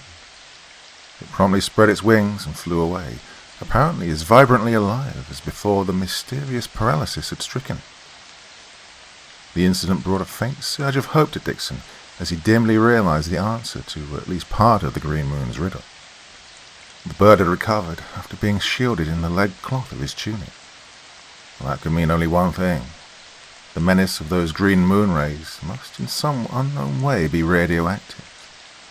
If Dixon could only get the lead cloth hood over his own head again, he also might cheat the green doom. He fumbled at the garment with fingers that seemed as stiff as wooden blocks. There was a long moment of agony when he feared that his effort had come too late. Then the hood finally slipped over his head just as utter oblivion claimed him. Dixon came abruptly back to life with a dimly remembered echo of a woman's scream still ringing in his ears. For a moment he thought that he was awakening on his cot back in the laboratory after an unusually vivid and weird nightmare. Then the garish green moonlight around him brought swift realization that the incredible happenings of the night were a grim reality. The clouds were gone from the moon, leaving his surroundings again clearly outlined in the flood of green light. Dixon lifted his head and cautiously searched the scene, but he could see no trace of the great spider form that had pursued him. Wondering curiously why the creature had abandoned the chase at the moment when victory was within its grasp, Dixon rose lithely to his feet. The protecting hood had brought a quick and complete recovery from the devastating effects of the green moon's rays. His muscles were again supple, and his brain once more functioned with clearness. Then, abruptly, Dixon's blood froze as the sound of a woman's scream came again. The cry was that of a woman in the last extremity of terror, and Dixon knew with a terrible certainty that that woman was Ruth Lawton. He raced toward the small ridge of rocks from behind which the sound had apparently come. A moment later he'd reached the scene and stopped, horror-stricken. 3 figures were there in a small rock-walled clearing. One was old Emil Crawford, sprawled unconscious on his side, the soft glow of a small white globe in a strange headpiece atop his grey hair shining eerily in the green moonlight. Near Crawford's body loomed the giant spider creature, and clutched firmly in the great claspers just under the monster's terrible fanged mouth was the slender body of Ruth Lawton. Merciful unconsciousness had apparently overwhelmed the girl now, for she lay supinely in the dread embrace, with eyes closed and lips silent. As the monster dropped the girl's body to the ground and whirled to confront Dixon, for the first time he had a clear view of the thing in all its horror. He shuddered in uncontrollable nausea. The incredible size of the creature was repellent enough, but it was the grisly head of the monstrosity that struck the final note of horror. That head was more than half human. The fangs and other mouthparts were those of a giant tarantula, but these merged directly into the mutilated but unmistakable head of a man, with an aquiline nose, staring eyes, and a tousled mop of dirty brown hair. Resting on top of the head was a metallic headpiece similar to the one worn by Emil Crawford, but the small globe in this one blazed with a fiery opalescence. The creature crouched lower, with its legs twitching in obvious preparation for a spring. Dixon looked wildly about him for a possible weapon, but saw nothing. Then he suddenly remembered the little lead grenade in his pocket. The cataclysmic power of that little bomb should be more than a match for even this monster. His fingers closed over the grenade just as the great spider's twitching legs straightened in a mighty effort that sent it hurtling through the air straight toward him. Dixon dodged to one side with a swiftness that caused the monster to miss by a good yard. Dixon raced a dozen paces further away, then whirled to face this great spider. The creature's legs began scuttling warily forward. It was to be no wild leap through the air this time, but rather a swift rush over the ground that Dixon would be powerless to evade. Releasing the safety catch of the grenade, Dixon hurled the tiny missile straight at the rock floor just under the feet of that vast, misshapen creature. There was a vivid flash of blinding blue flame, then a terrific noise. Dazed by the concussion but unhurt, Dixon cautiously went over to investigate the result of the explosion. One brief glance was enough. The hideous mass of shattered flesh sprawling there in the rocks would never again be a menace.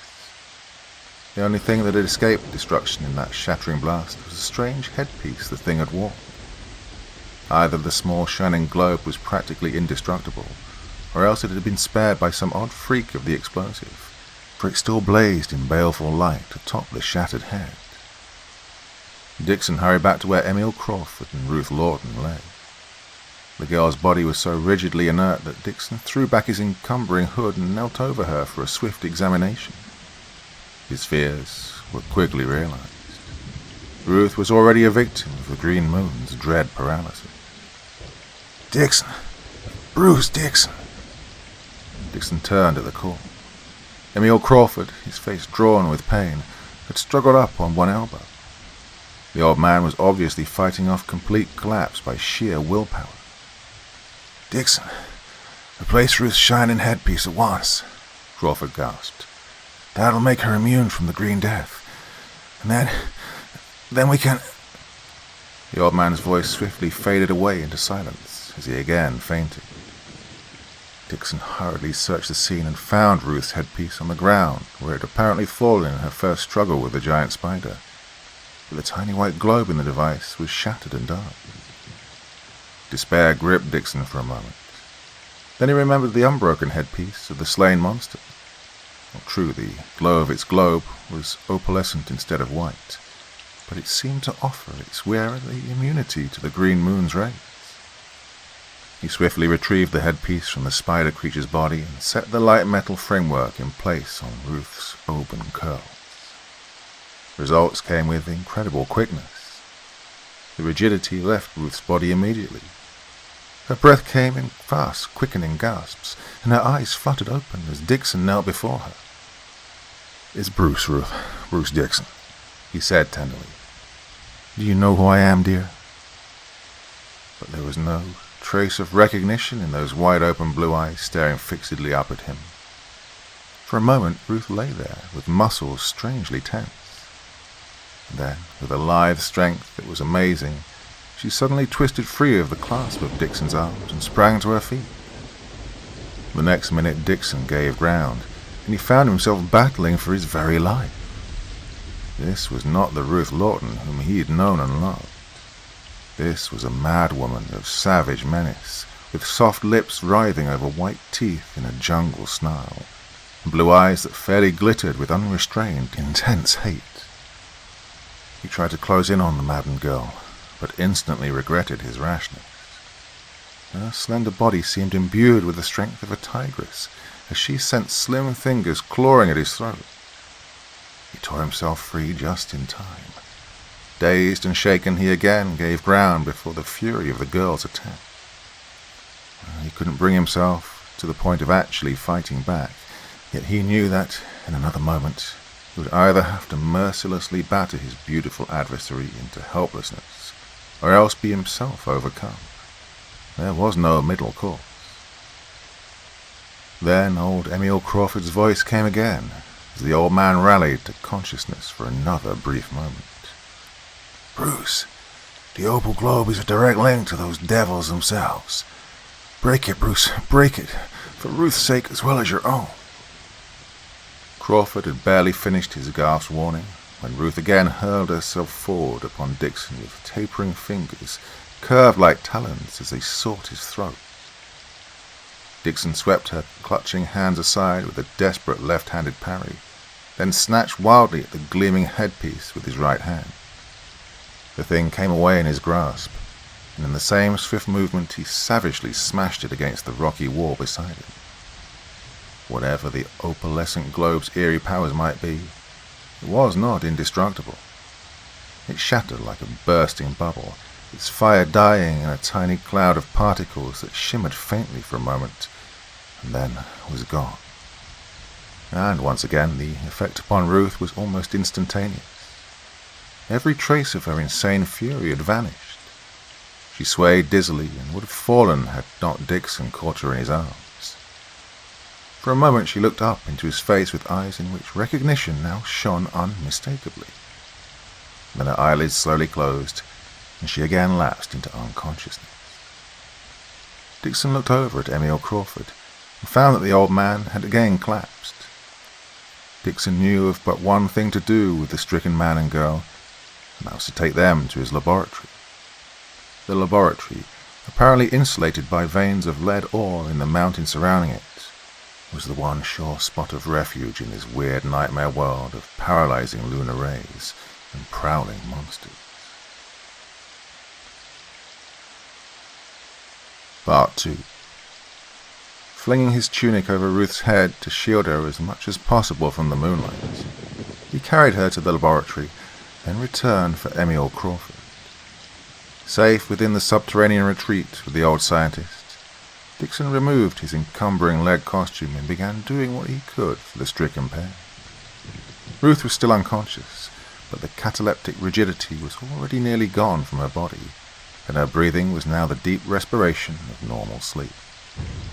But Emil Crawford's condition was more serious. Not only was the old man's frail strength nearly exhausted, but he was also badly wounded. His thin chest was seared by two great livid areas of burned flesh, the nature of which puzzled Dixon as he began to dress the injuries. They seemed to be of radioactive origin, yet in many ways they were unlike any radium burns Dixon had ever seen. While Dixon was working over them, Crawford stirred weakly and opened his eyes. He sighed in relief as he recognized his surroundings. "Oh, good boy, Bruce," he commended warmly. We're safe here among the insulating veins of lead ore in the mountain. This is where Ruth and I were trying to come after we escaped from those devils tonight. But, oh, Bruce, how did you guess the radioactive nature of the green sickness in time to avoid falling a victim to it as soon as you left the shelter of your laboratory? My escape was entirely luck, Dixon admitted grimly. Tonight, I left my laboratory for the first time in 3 days, and I found a world gone mad, with a strange green moon blazing down upon a land of living dead men, and with marauding monsters hideous enough to have been spawned in the pit itself. What in heaven's name does it all mean? I'm afraid that it means the end of the world, Bruce, Crawford answered quietly. It's a little over 48 hours ago that the incredible event first happened. Without a moment's warning, the moon turned green. Hardly had the world's astronomers had time to speculate upon this amazing phenomenon before the green sickness struck. Pestilence of appalling deadliness that swept resistlessly in the path of those weird green rays. Wherever the green moon shone, every living creature succumbed with ghastly swiftness to the condition of living death that you've seen. Westward with a racing moon sped the green sickness, and nothing stopped its attack. The green rays pierced through buildings of wood, stone, and iron, as though they didn't even exist. The doomed world had neither the time nor opportunity to guess that lead was the one armor against those dread rays. Tonight, Bruce, we are, in all probability, the only 3 human beings on this planet who are not slumbering in the paralytic stupor of the green sickness. Ruth and I were stricken with the rest of this world, Crawford continued. We recovered consciousness hours later to find ourselves captives in the Earth camp of the invaders themselves. You probably saw the display of lights that marks their camp down in the valley a mile beyond my place. We've learned since that the ship of the invaders dropped silently down into the valley the night before the moon turned green, and established the camp as a sort of outpost and observatory. They left 2 of their number there as pioneers, and the rest of them departed in the spaceship for their present post up near the moon. Ruth and I were revived, only so the 2 invaders in the camp might question us regarding life on this planet. They have a science that's based upon principles as utterly strange and incomprehensible to us as ours probably is to them. They probed my brain with a thought machine. It was an apparatus that worked both ways. What knowledge they got from me, I don't know. But I do know that they unwittingly told me much in the bizarre and incredible mental pictures that the machine carried from their brains to mine. Well, they're refugees, Bruce, from a planet that circled about the star we know as Alpha Centauri, a star that's the nearest of all of our stellar neighbors, being only 4 1/3 light years distant. Their home planet was disrupted by a colossal engineering experiment of the Centaurians themselves, the only survivors being a group of 50 who escaped in a spaceship just before the catastrophe. Well, there were no other habitable planets in their own system, so in desperation these refugees sped out across the void to our solar system, in the hope of finding a new home here. They did reconnaissance on our Earth secretly and found it ideal. At first they believed that they must conquer the life that already held this Earth, and to do this they struck with the green sickness. The rays of the turning the moon green emanate from the spaceship hovering up there some 50,000 miles from the moon itself. The Centaurians' rays, blending with the sunlight striking the disk of the full moon, are intensified in some unknown way, then reflected across 250,000 miles to the Earth, to flood this planet with virulent radiance. The green moonlight is radioactive in nature, and overcomes animal life within a matter of 15 minutes or less. The rays are the most powerful when the moon is in the sky, but their effect continues even after it is set, because, well, as long as the green moonlight strikes any part of the Earth's atmosphere, the entire atmospheric envelope of the planet remains charged with a paralyzing radioactive influence. Well, Earth's inhabitants are not dead. They're merely stupefied. If the green rays were to cease now, most of the victims of the green sickness would quickly recover with little permanent injury. But Bruce, if that evil green moon blazes on for 24 hours more, the brain powers of Earth's millions will be forever shattered. So weakened will they be by then that recovery will be impossible, even with the rays shut off. And the entire planet will be populated by only mindless imbeciles, readily available material for the myriads of monstrous hybrids that the invaders will create to serve them. Well, tonight, you saw the hybrid that the invaders sent to recapture Ruth and me. It was a fit specimen of the grisly magic which those devils from outer space work with their uncanny surgery and their growth-stimulating radioactive rays. The basic element of that monster was an ordinary tarantula spider, with its growth incredibly increased in a few short hours of intensive ray treatment in the Centaurians' camp. The half-head grafted to it was that of a human being. They always graft the brain cavity of a mammal to a hybrid. Half-heads of burros, horses, or even dogs, but preferably those of human beings. I think that they prefer to use as great a brain power as possible. All the hybrids are controlled through the small, opalescent globes on their heads, globes that are in direct tune with a huge master globe of green fire in the invaders' camp. When Ruth attacked you after you placed the opal headpiece upon her head, she was, for the moment, merely another of the invaders' servants blindly obeying the broadcast command to kill. The white gloves that Ruth and I wore when we escaped from the camp were identical with those worn by the invaders themselves, being nothing more than harmless insulators against the effect of the green moonlight. A sudden spasm of pain convulsed Crawford's face. Dixon sprang forward to aid him, but the old man rallied with an effort and weakly waved Dixon back. "I'm all right, Bruce," he gasped. "My strength is nearly exhausted, that's all. Like a garrulous old fool, I've worn myself out talking about everything, apart from the one important subject. Bruce, have you developed that new and infinitely powerful explosive you were working on?"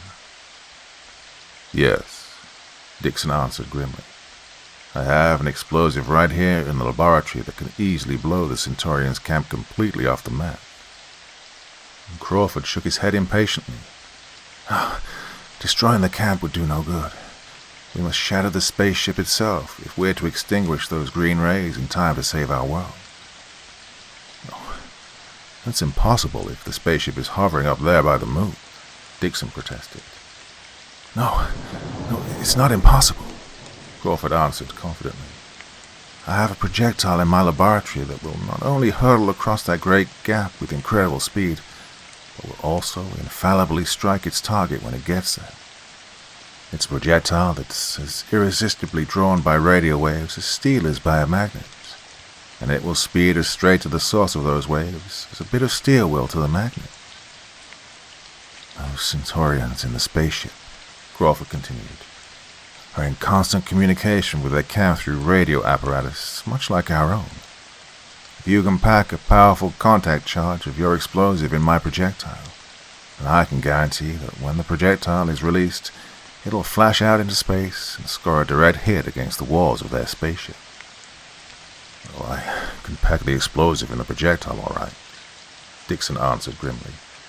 "We'll need only a lump the size of an egg, and a small container of the heavy gas that activates it. The explosive itself is a radium compound that, when allowed to come into contact with the activating gas, becomes so unstable that any sharp blow will set it off in an explosion that, in a matter of seconds, releases the infinite quantities of energy usually released by radium over a period of at least 1,200 years. The cataclysmic force of that explosion should be enough to wreck a small planet." "Good," Crawford commended weakly. "If you can only strike your blow tonight, Bruce, our world still has a chance. If only you—" The old man's voice suddenly failed. He sank back in utter collapse, his eyes closed, and his last vestige of strength spent. Knowing that the old man would probably remain in his sleep of complete exhaustion for hours, Dixon turned his attention to Ruth. Well, to his surprise, he found her sitting up, apparently completely recovered. "Well, I'm quite all right again," she said reassuringly. "I've been listening to what Uncle told you. You go ahead and prepare your explosive, Bruce. I'll do what I can for Uncle while you're working." Dixon donned his leg-cloth hood and tunic again and set to work. 10 minutes later, he turned to Ruth with a slender foot-long cylinder of lead in his hand. "Ruth, will this fit your uncle's projectile?" he asked. "Easily," she assured him. "But isn't it frightfully dangerous to carry it in that form?" "No, it's completely safe now. It'll be safe until this stud is turned, releasing the activating gas from one compartment to mingle with the radium compound in the other section. Then the cylinder will become a bomb that any sharp jar will detonate." "All right, let's go then," Ruth answered. "Have you any more of those leg clothes I can wear? I could wear the globe headpiece that Uncle wore, but it would loom up in the dark like a searchlight." Dixon didn't protest Ruth's going with him. There was nothing further that could be done for Emil Crawford for hours, and in the hazardous journey to Crawford's laboratory, he knew that Ruth's cool courage and quick wits would at least double their chances of success in their desperate mission. He provided her with a reserve hood and tunic of lead cloth, and then handed her a tiny leaden pellet. "Keep this for a last resort," he told her. "It's a contact bomb that becomes ready to throw when this safety catch is snapped over. I wish we had a dozen of them, but that's the last capsule I had, and there's no time to prepare more." He fished a rusty old revolver out of a drawer and placed it in his pocket. "And I'll use this gun for a last resort weapon myself," he said. "The action only works about half the time, but it's the only firearm I have in the place." The green moon was still high in the sky as Ruth and Dixon emerged from the tunnel, but it was already beginning to drop gradually down toward the west. Dixon wheeled his disreputable flivver out of his nearby shed. With engines silent, they started coasting down the rough, winding road into the valley. For nearly 2 miles they wound down the long grade. Then, just as they reached the valley floor, they saw, far up among the rocks to the left of the road, the thing that they'd been dreading. The bobbing, green globe that marked the presence of one of the Centaurian's hideous hybrids. The shimmering globe paused for a moment, then came racing down toward them. The need for secrecy was past. Dixon threw the car in gear and savagely pulled down the gas lever. With throttle wide open, they hurtled around the perilous curves of the narrow road. But always in the rocks beside and above them, they heard the scuttling progress of some huge, many-legged creature that constantly kept pace with them. They had occasional glimpses of the thing. Its pale, jointed body was some 20 feet in length, and had apparently been developed from that of a centipede, with scores of racing legs that carried it with startling speed over the rocky terrain. The flivver raced madly on toward the blaze of kaleidoscopic colors that marked the Centaurian's camp. Crawford's home loomed up now barely 100 yards ahead. As though sensing that its quarry was about to escape, the hybrid flashed a burst of speed that sent it on by the car for a full 50 yards, and then down into the road directly in front, where it whirled to confront them. Dixon knew that he could never stop the car in the short gap separating them from that huge upreared figure, and to attempt swerving from the road upon either side was certain disaster. He took the only remaining chance. With throttle wide open, he sent the little car hurtling straight for the giant centipede. He threw his body in front of Ruth to shield her as much as possible, just as they smashed squarely into this hybrid. Well, the impact was too much for even that monstrous figure. It was hurled bodily from the road to crash upon the jagged rocks at the bottom of a 30-foot gully. And there it sprawled in a broken mass, too hopelessly shattered to ever rise again. The flivver skidded momentarily, then crumpled to a full stop against the rocks at the side of the road. Dixon and Ruth scrambled from the wreckage and raced for Crawford's home, scarcely 50 yards ahead. They entered the laboratory, and Ruth went directly over to where the radio projectile rested in a wall rack. Dixon took the gleaming cylinder down to examine it. Tapering to a rounded point at the front end, it was nearly a yard long and about 5 inches in diameter. "The mechanism inside the projectile's turned off now, of course," Ruth said. "If it were turned on, the projectile would have been on its way to the spaceship long ago, for the radio waves were as strong here as at the Centaurians' camp. The woman pointed to a small metal stud in the nose of the projectile.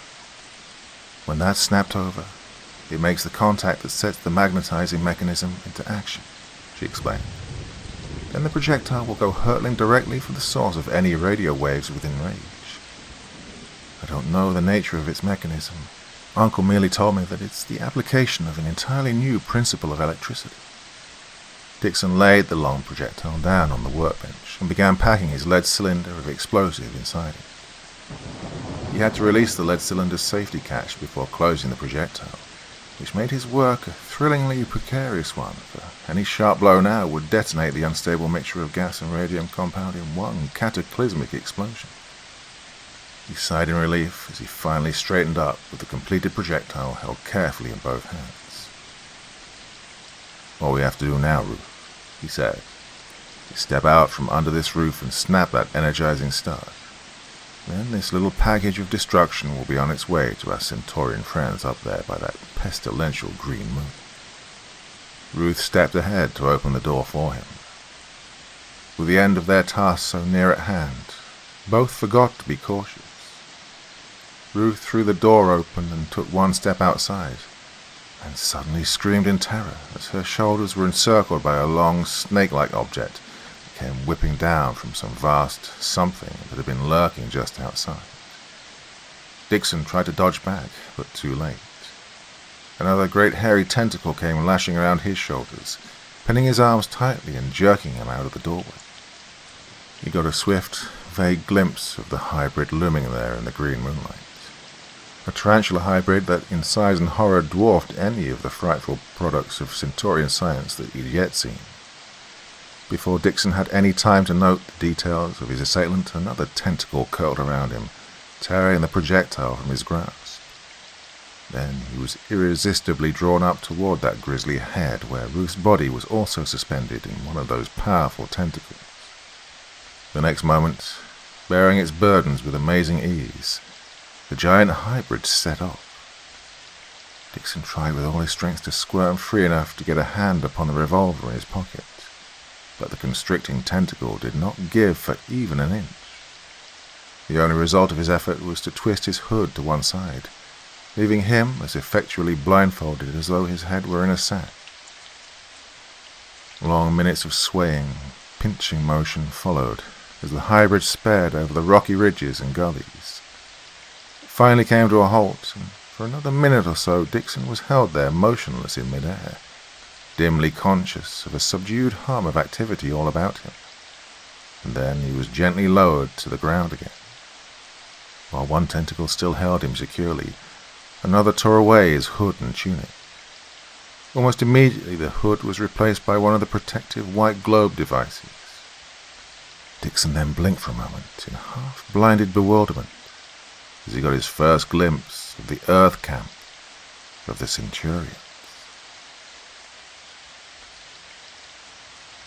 Part 3. The place, located on the smooth rock floor of a large natural basin, seemed a veritable cauldron of seething colors which rippled and blended in a dazzling maze of unearthly splendor. But Dixon forgot everything else in that weird camp as his startled gaze fell upon the creature standing directly in front of him. He instinctively knew that the thing must be one of the Alpha Centaurians, for in its alien grotesqueness the figure was utterly dissimilar to anything ever seen upon Earth before. Life upon the shattered planet of that far-distant sun had apparently sprung from sources both crustacean and reptilian. The Centaurian stood barely 5 feet in height.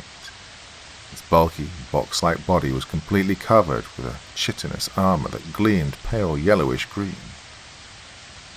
2 short, powerful legs, scaled like those of a lizard, ended in feet that resembled degenerated talons. 2 pairs of slender arms emanated from the creature's shoulders, with their many-jointed flexible length ending in delicate 3-pronged hands. The scaly, hairless head beneath the Centaurian's white globe device bore a face that was blankly hideous. 2 great lidless eyes, devoid of both pupils and whites, stared unblinkingly at Dixon like twin globs of red-black jelly. a toothless, loose-lipped mouth slathered beneath. Dixon averted his gaze from the horror of that fearful alien face and looked anxiously around for Ruth. He saw her almost at once, over at his right. She was tethered by a light metallic rope that ran from her waist to one of the metal beams supporting the great shimmering ball of opalescent fire which formed the central control of the hybrid. One of the white globe devices had been placed upon Ruth's head, and she was apparently unhurt, as she pluckily flashed a reassuring smile at Dixon. Directly in front of Dixon, and some 40 yards away, there was a large pen-like enclosure, with vari-coloured shafts of radiance from banks of projectors constantly sweeping through it. Dixon drew in his breath sharply as he saw the frightful life lying dormant in that pen. It was a solid mass of hybrids, great, loathsome creatures, fashioned from a score of different worms, insects, and spiders. The globes upon the gruesome mammalian half-heads were still dark and unfired with opalescent. The invaders had apparently raided most of the surrounding country in obtaining those grafted half-heads. Near where Dixon stood, there was a tragic little pile of articles taken from the Centaurian's victims. Prospectors' picks, shovels, axes, and other tools. Over to the left of the dormant hybrid stood the second Alpha Centaurian, curiously examined Dixon's projectile. The creature apparently suspected the deadly nature of the gleaming cylinder, for it soon laid it carefully down and packed cushions of soft fabric around it to shield it away from any possible shock. Then, at an unspoken command from the first Centaurian, the great hybrid whirled Dixon around to face a small enclosure just behind him, in which were located banks of control panels and other apparatus. One of the pieces of mechanism, with a regularly spaced stream of sparks snapping between two terminals, was apparently a radio receiver automatically recording the broadcast from the spaceship. Dixon was unable to even guess the nature of the remaining apparatus. "Bruce, be careful," Ruth called in despairing warning. "He's going to put the thought-reading machine on your brain. Then he'll learn what the projectile's for, and everything will be lost." Dixon's mind raced with lightning speed in the face of this new danger.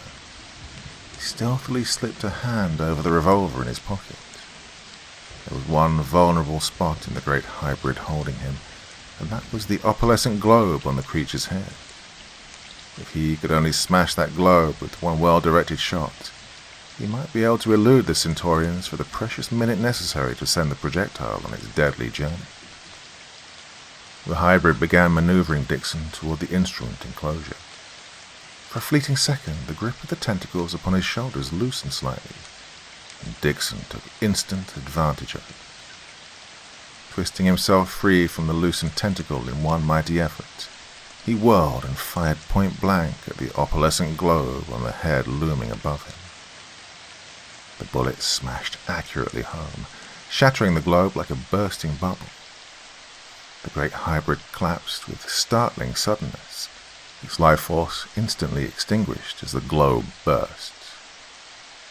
Dixon leapt to one side and swung the gun into line with the Centaurian's hideous face. He pulled the trigger, but there was no response. The rusty old firearm had hopelessly jammed. Dixon then savagely flung the revolver at the Centaurian. The creature tried to dodge, but the heavy gun struck its body a glancing blow. There was a slight spurt of bodily fluid as the chitinous armor was partly broken. Dixon's heart leapt exultantly. No wonder these creatures had to create hybrids to fight for them. Their own bodies were as vulnerable as that of a soft-shelled crab. The Centaurian quickly drew a slender tube of dark green from a scabbard in its belt. Dixon dodged back, looking wildly about him for a weapon. There was an axe in the pile only a few yards away. Dixon snatched it up and whirled, ready to give battle. The other Centaurian had come hurrying over now to aid its mate. Dixon was effectually barred from attempting any progress toward the projectile by the two grotesque creatures as they stood alertly there beside each other with their green tubes menacing him. Dixon waited tensely at bay, remembering those searing radium burns upon Emil Crawford's body. Then the first Centaurian abruptly levelled a second and smaller tube upon Dixon. A burst of yellow light flashed toward him, enveloping him in a cloud of pale radiance before he could dodge it. Then there was a faint plop as the protecting white globe upon his head was shattered. The yellow radiance swiftly faded, leaving Dixon unhurt, but he realized that the first round in the battle had been won decisively by the Centaurians. His only chance now was to end the battle before the paralyzing rays of the green moon sapped his strength. He warily advanced upon the Centaurians. Their green tubes swung into line, and twin bolts of violet flame flashed toward him. He dodged, and the bolts missed by inches. Then Dixon nearly fell as his foot struck a bundle of cloth on the ground. The next moment he snatched the bundle up with a cry of triumph.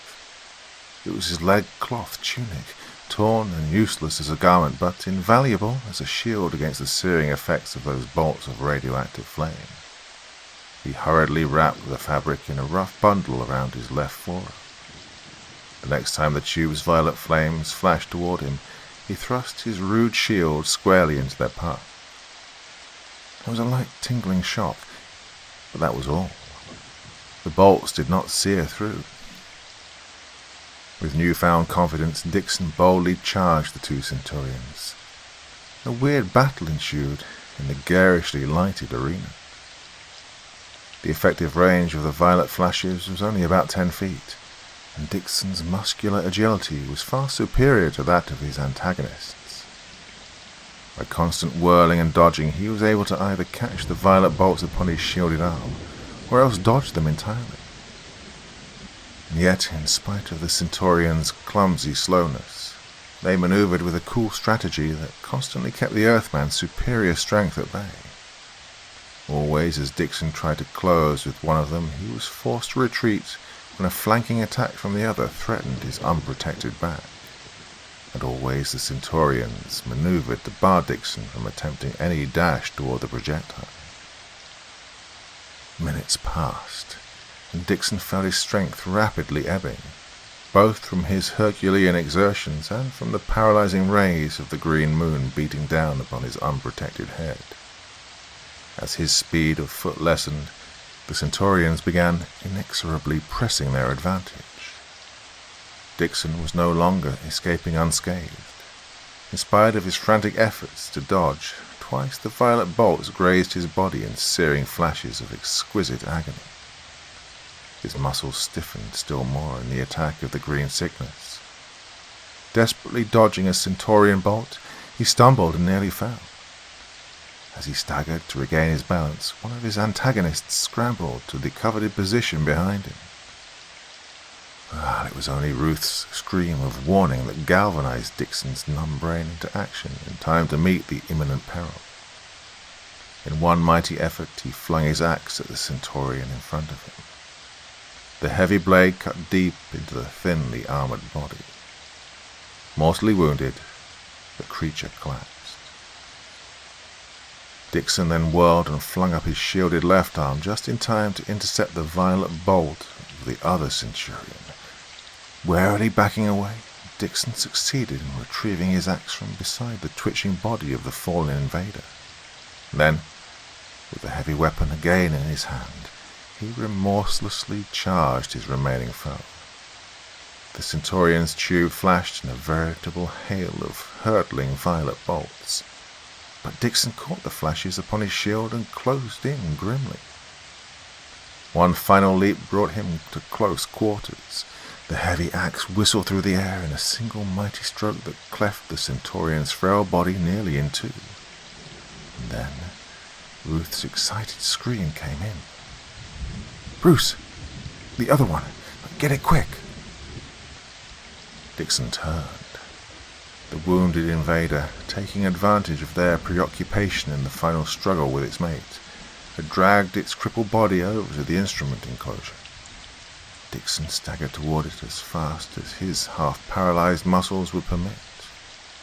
He was just too late. The Centaurian jerked to leave her home a fraction of a second before Dixon's smashing axe forever ended his activities. The lever's action upon the pen of inert hybrids was immediate. The sweeping lances of light vanished in a brief sheet of vivid flame, which kindled the dark globes of the hybrids' gruesome heads to steady opalescence, and the dreaded horde came to life. Sprawling from the pen, they came scuttling toward Dixon in a surging flood, a scene straight out of a nightmare. Dixon faced the oncoming horde in numb despair, knowing that his nearly paralyzed body had no chance in a fight. Then, just as the hybrids were nearly upon him, he heard Ruth's encouraging voice again. "There's still one chance left, Bruce," she cried, "and I'll take it." Dixon turned. Ruth had in her hand the tiny contact grenade he'd given her for a last emergency. She snapped the safety catch on the little bomb, then hurled it squarely at the giant opalescent globe looming close beside her. There was a terrific explosion, and the great globe shattered to atoms. Apparently stunned by the concussion, but otherwise unhurt, Ruth was flung clear of the wreckage. With the shattering of the central globe, the strange life force of the hybrid horde vanished instantly and completely. Midway in their rush, they sprawled inert and dead, with their outstretched legs so close to Dixon that he had to step over one or two to get clear. Dixon's brain reeled in the reaction of relief from the horde's hideous menace. Then he grimly fought to clear his fast-numbing senses long enough for one final task that he knew must still be done. The projectile, cushioned as it was, had escaped detonation in the blast. He had only to stagger across the 20 yards separating him from it, and then release the stud that would send it flashing out into space. But his last shred of reserve strength had nearly been sapped now by the insidious rays of that malevolent green moon. Even as he started toward the projectile, he staggered and fell. Unable to drag himself to his feet again, he began grimly crawling with arms and legs as stiff and dead as that of stone. Only 10 more yards to go now. Only 5. Grimly, doggedly, with senses reeling and muscles nearly dead, the last survivor of a dying planet fought desperately on under the malignant rays of the vivid green moon. One last sprawling, convulsive effort, and Dixon had the projectile in his hands. His stiff fingers fumbled agonizingly with the activating stud, and then abruptly the stud snapped home. With a crescendo whistle of sundered air, the projectile flashed upward into the western sky. Dixon collapsed upon his back, his dimming eyes fixed upon the grim green moon. Minutes that seemed like eternities dragged slowly by. Then his heart leapt in sudden hope. Had he really seen a glowing, small blue spark up there beside the green moon? The spark marking the mighty explosion of the radium bomb against the Centaurian spaceship. A fraction of a second later, and that doubt became glorious certainty. The vivid green of the moonlight had vanished. The silvery white sheen of a normal moon again shone serenely up there in the western sky. With the extinguishing of the dreaded green rays, new strength surged swiftly through Dixon's tired body. He arose and hurried over to where Ruth lay limp and still near the wreckage of the great globe. He worked over her for many anxious minutes before the normal flush of health returned to her white cheeks, and her eyes slowly opened. And then he took Ruth into his arms, and for a long minute the two silently drank in the beauty of that radiant silver moon above them, while their hearts thrilled with the realization of the glorious miracle of awakening life that they knew must already be beginning to rejuvenate in a stricken world.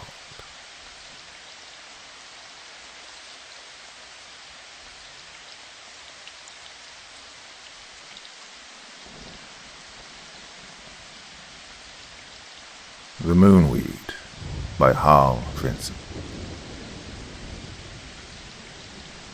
Unwittingly the traitor of Earth, Van pits himself against the inexorably tightening web of plant beasts that he has released from the moon. Hobart Madison pursed his lips in a whistle of incredulous surprise as he regarded the object that lay in the palm of his hand. An ordinary pebble, it seemed to be, but a pebble in which a strange fire smouldered and showed itself here and there through the dull surface. "Would you mind repeating what you just said, Van?" he asked. "You heard me the first time. I say that's a diamond, and it came from the moon." Carl Vanderventer glared at his friend in resentment of his doubting tone. "You mean to tell me you've been there? To the moon?" "Well, certainly not. I'm not a Jules Verne adventurer. But I'm telling you that stone is a diamond of the first water, and that it came from the moon. Weighs over 100 carats, too. You can have it appraised yourself if you think I'm kidding you." Bart Madison just laughed. "Don't get sore, Van," he said. "I'm not doubting your word, but, Lord, man, the thing's so incredible. It takes a little time to soak in. And you say there are more?" "Sure. This one's the largest of 5 I've found so far.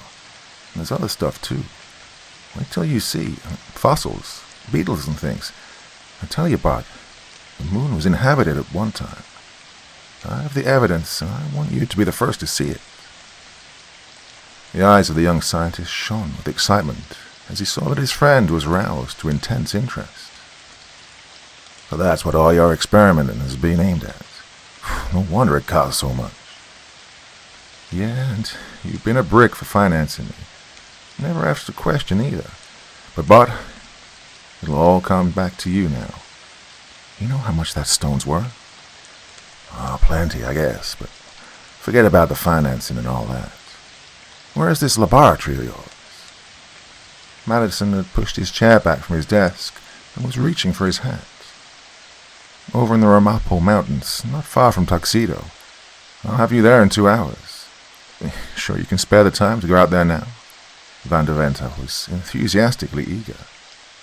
"Spare the time? Well, you just try and keep me from going." Neither of them noticed the sinister figure that lurked outside the door which led into the adjoining office. They chatted excitedly as they passed into the outer hall and made for the elevator. Vanderventer's laboratory was a small dome structure set in a clearing atop the mountain and well hidden from the winding road which was the only means of approach. Though Bart Madison, who had inherited his father's prosperous brokerage business, had financed his friend's research work ever since the two had left college, this was his first visit to the secluded workshop, and its wealth of equipment was revealed to him as a complete surprise. He'd always thought of Van's experiments as something beyond his ken, something uncanny and mysterious. Well, now he was convinced. The most prominent single piece of apparatus in the laboratory was a 12-inch reflecting telescope which reared its lattice framework to a slit in the dome overhead. Paralleling its axis and secured to the same equatorial mounting was a shining tube of copper which bristled with handwheels and levers and was connected by heavy insulated cables to an amazing array of electrical machinery that occupied an entire side of the single room. "A regular young observatory you got here, Van," Bart commented, when he'd taken all of this in one sweeping glance of appraisal. "Yeah, and then some. Not another like it in the world." Van was busying himself with the controls of his electrical equipment, and a powerful motor generator started up with a click and a whir as he closed a starting switch. Madison watched in silence as the swift-fingered scientist fussed with the complicated adjustments of the apparatus, and then turned to the massive concrete pedestal on which his telescope was mounted. At his touch of a button, the instrument swung over on its polar axis to a new position. The slit in the dome was open to the afternoon sky, revealing the lunar disk in its daytime faintness. "Well, you can see it just as well in the daylight?" Bart asked as his friend peered through the eyepiece of the telescope and continued his adjustments. "Well, sure. The surface is just as bright as at night. Doesn't seem so to your eye, but it's different through the telescope. Here, take a look." Bart squinted through the eyepiece and saw a huge crater with a shadowed spire in its center. Like a shell hole in soft earth it appeared, a great splash that had congealed immediately as it was made. The crosshairs of the eyepiece were centered on a small circular shadow near its inner rim. That, Van was saying, is a prominent crater near the Mare Nubium. The spot under the crosshairs is that from which I've obtained the diamonds, and other things. Now, watch this, Bart. The young broker straightened up and saw that his friend was removing the cover from a crystal bowl that was attached to the lower end of the copper tube that would point it to the heavens at the same ascension and declination as the telescope. The air of the room vibrated to a strange energy when he closed a switch that lighted a dozen vacuum tubes in the apparatus that lined the wall. "You say you bring the stuff here with a light ray?" he asked. "No," I said with the speed of light. "The tube projects a ray of vibrations, like directional radio, and this ray has a component that disintegrates the object it strikes and brings it back to us as dissociated protons and electrons, which are reassembled in the original form and structure in this crystal bowl. Here, watch." A misty brilliance filled the bowl's interior. Intangible, shadowy forms seemed to be taking shape within a swirling maze of ethereal light that hummed and crackled with astounding vigor. And then, abruptly, the apparatus was silent and the light gone, revealing an odd object that had taken form in the bowl. "A starfish," Bart gasped. "Yeah, fossilized." Van handed it to him, and he took it in his fingers gingerly, as if expecting it to burn them. Well, the thing was undoubtedly a starfish, and of light, spongy stone. Its color was pale blue, and the ambulacral suckers were clearly discernible on all 5 rays. "Lord, you're sure this is from the moon?" Bart turned the starfish over in his hand and gazed stupidly at his friend. "Certainly it is. You think I had it up my sleeve? But here, watch again. There's something else." The crackling misty light again filled the bowl. Suppose, Bart ventured, you bring in something large, big as a house, let's say. What would it do to your machine?" "Well, I can't. The ray'll only pick up stuff that'll enter the bowl. Oh, look, here's the next arrival." The mysterious light died down, and the scientist picked up the second object with trembling fingers. It was a knife of beautiful workmanship, fashioned from obsidian and obviously the work of human hands. "There, didn't I tell you?" Van gloated. "Guess that shows there were living beings on the moon." He made minute changes in the adjustment of his marvelous instrument, and Bart watched in dazed astonishment as object after object materialized before their eyes. There were fragments of strange minerals, more fossils, marine life mostly, a roughly beaten silver plate, 3 diamonds, none of which was as large as what Van had taken to New York, but all of considerable value. "Well, this'll be something for the papers, Van." Bart Madison was visioning the fame that was to come to his friend. "Oh, yeah, all but the diamonds." "All but the diamonds is right." These words were spoken by a sarcastic voice, chill as an icicle, that came from the open door. They wheeled to look into the muzzles of 2 automatic pistols that were trained on them by a stocky individual who faced them with a twisted, knowing grin. "Dan Kelly," Bart gasped, raising his hands slowly to the level of his shoulders. He knew the ex-army captain was a dead shot with a service pistol, and a desperate man since his disgrace and forced resignation. "What's the big idea?" he demanded. "You don't need to ask. Refused me a loan this morning, didn't you? Now I'm getting it this way." Kelly turned savagely on Van, prodding his ribs with a pistol. "Hey, get him up, you," he snapped. Van had been slow in raising his hands, gaping in stupefied amazement at the intruder.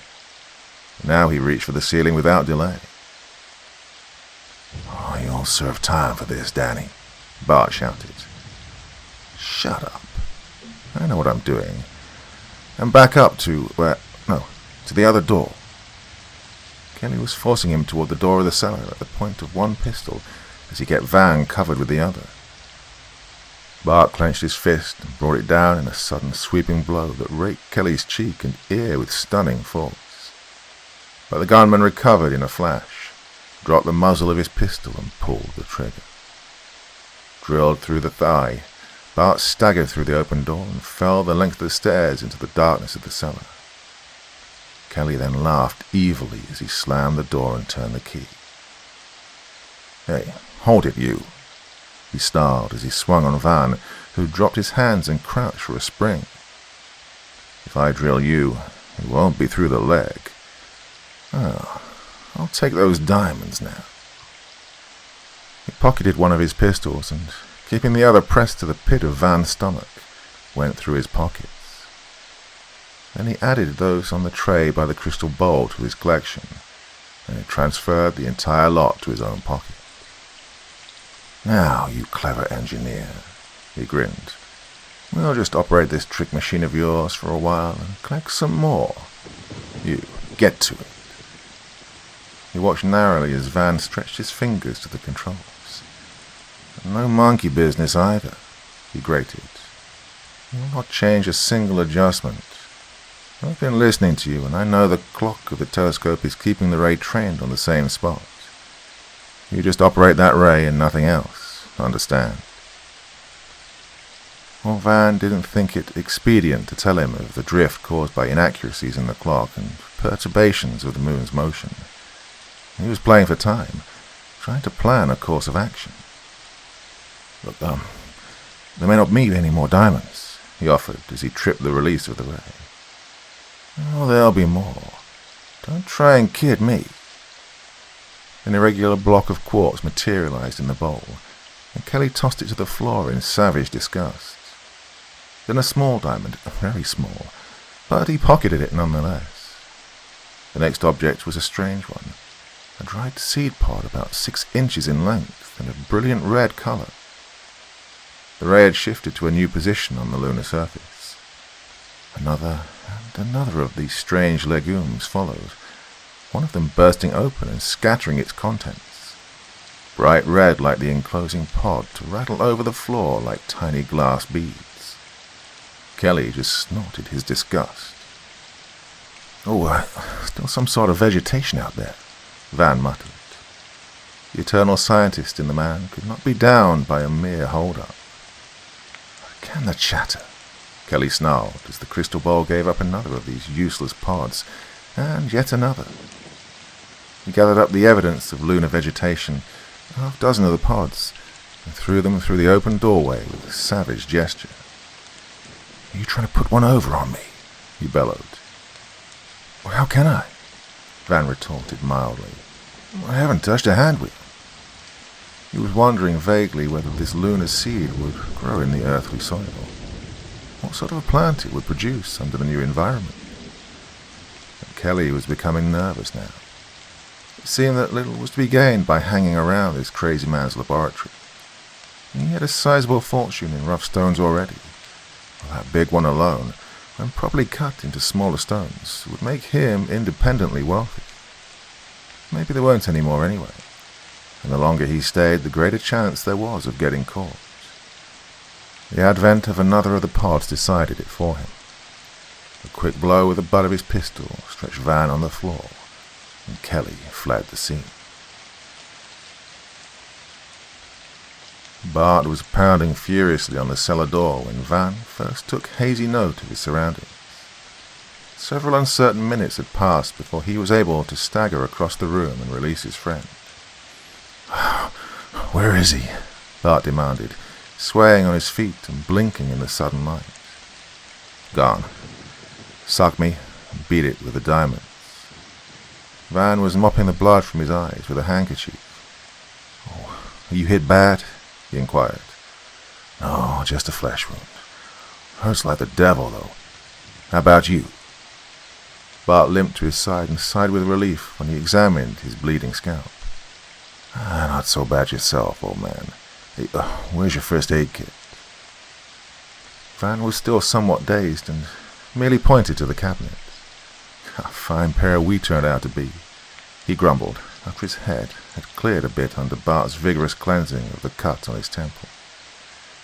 Here we stood, meek as a couple of lambs, and let that guy get away with murder. Yeah, but those 45s made the difference. Oof! Bart winced as his friend poured fresh iodine over the wound in his leg. God, have a heart, will you? They were startled into silence by a hoarse, strangled scream that came from outside the laboratory. Help! Help! Someone repeated in a panicky voice, a voice which at once ended on a gurgled note of despair. It's Kelly, Bart whispered. He's come back. Something's happened to him. He then started for the open door. Hey, wait a minute. Might be a trick to get us outside where he can pop us off. Oh, no. It isn't. Oh, for God's sake. Look at that. Bart had reached the door and was pointing at the ground with shaking forefinger. The entire clearing seemed to be alive with wriggling things, long rubbery tentacles that crawled along the ground, reaching curling ends high in the air, and had even started climbing the trees at the edge of the clearing. Blood red they were, and partially transparent in the light of the setting sun. Growing things, attached by their thick ends to swelling mounds of red that seemed anchored to the ground. Translucent stalks rose from the mounds and sprouted huge buds that burst and blossomed into flaming flowers a foot in diameter, then withered and went to seed in a moment of time. But always the weaving tendrils shot forth with lightning speed, reaching and feeling their uncanny way along the ground and over tree stumps into the woods. One of them emerged from a hollow stump with its slender end coiled around the tiny body of a chattering grey squirrel. God, the moonflowers, Van cried. Well, what do you mean, moonflowers? Dried seed pods. They came over into the bowl, and Kelly threw them out. Oh, God, now look at the damn things. They're alive. Kelly's voice came to them once more from behind the barrier of rapidly growing vegetation.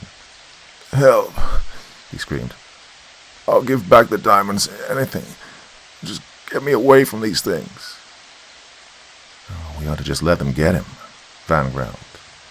Bart shivered. Too horrible, Van. Hey, got an axe or anything? Yeah, there's a hatchet around the back. Maybe we can... But the young broker had already scuttled around the corner of the building, and Van looked after him anxiously. The vile red tendrils were reaching the east wall of the laboratory, and he saw that their inner surfaces were covered with tiny suckers like those of the arms of a devilfish. Carnivorous plants, undoubtedly, these awful half-animal, half-vegetable things whose seed had been transported across 250,000 miles of space. Man-eaters, deadly, and growing with incredible speed. And even the short-lived flowers were fearsome, as they opened their scarlet, pansy-like faces and stared a moment before they folded up and shriveled into the seed cases like those that had materialized in the crystal bowl. Then he noticed that the pods were opening and spreading more of the terrible seeds. Nothing could stop this weird growth now. It would cover the country like a sea of flaming horror, overcoming and devouring every living thing. Cold fear clutched at Van as he realized the enormity of the calamity that had come to the earth. Bart was skirting the edge of the clearing with a hatchet in his hand, and Van tried to call out to him, to warn him. But his voice caught in his throat, and instead he ran to his assistance, circling the spreading menace to get around behind where Kelly was still shouting. Oh, damn Kelly, anyway.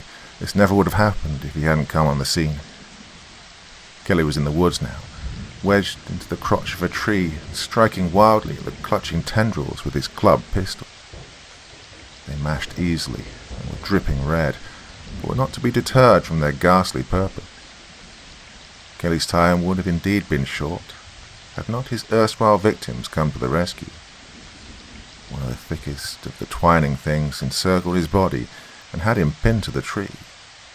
His breath was coming in gasps as its tightening coils increased their pressure. His coarse features were livid, and his eyes bulged from their sockets.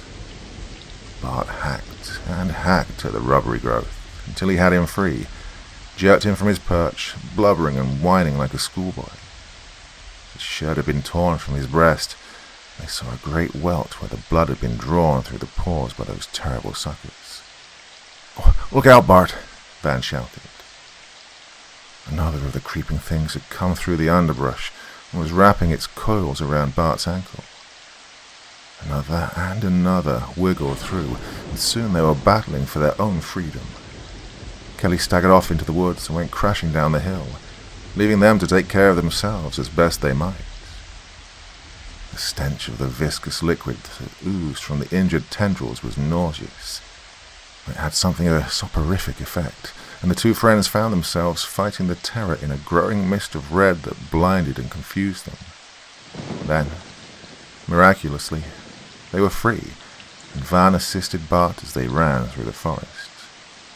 When they reached the road, weak and out of breath, they were just in time to see Kelly's roadster vanish around the bend. Yeah, he'd give back the diamonds. What an ass, Van muttered vindictively. Then, shrugging his shoulders, well, it won't be much good to him anyway. Won't be any good to us either, as far as that goes. What do you mean? Aren't they real? Bart was raising himself painfully into the seat of Van's car, his wounded leg suddenly very much in the way. Yeah, sure, they're real. But don't you realize what this thing means? This ungodly growth that started? Why, no. You mean it'll keep growing? Yep, and how? Those inner stalks drop a new batch of seeds every 5 minutes or so. And there you go. A flock of new plants spring up 10 feet from the first. Dozens of them for every pod that drops. Well, you know how geometrical progression works out. They'll cover the whole country. The whole world. God. Man alive. This is terrible. I hadn't thought of that before. What are we going to do? Yeah, that's the question. What can we do? Van started his motor and jerked the car to the road. First off, we're going to get away from here, and fast. Bart gripped his arm as he shifted into second gear. Oh, look, Van, he babbled. They're out of the woods already, loose. The red snakes are loose from their stalks. God damn it, they're alive, I tell you. And it was true. Several of the slimy red things were wriggling their way over the tarmac like great earthworms, but moving with the speed of hurrying pedestrians. Free and untrammeled by the roots and stems of the mother plants, they'd set forth on their own in search for beings of flesh and blood to destroy. Millions of their kind would follow. Billions. In sudden panic, Van stepped on the gas.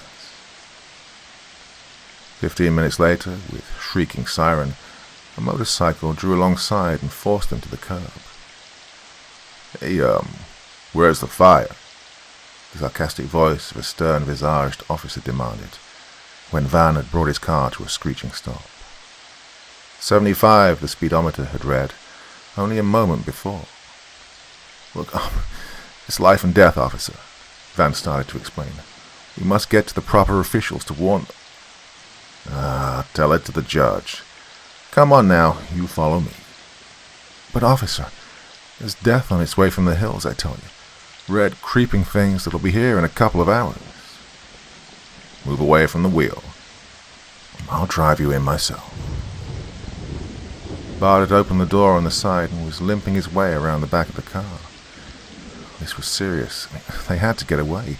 They had to spread the word in a way that would be believed before it was too late.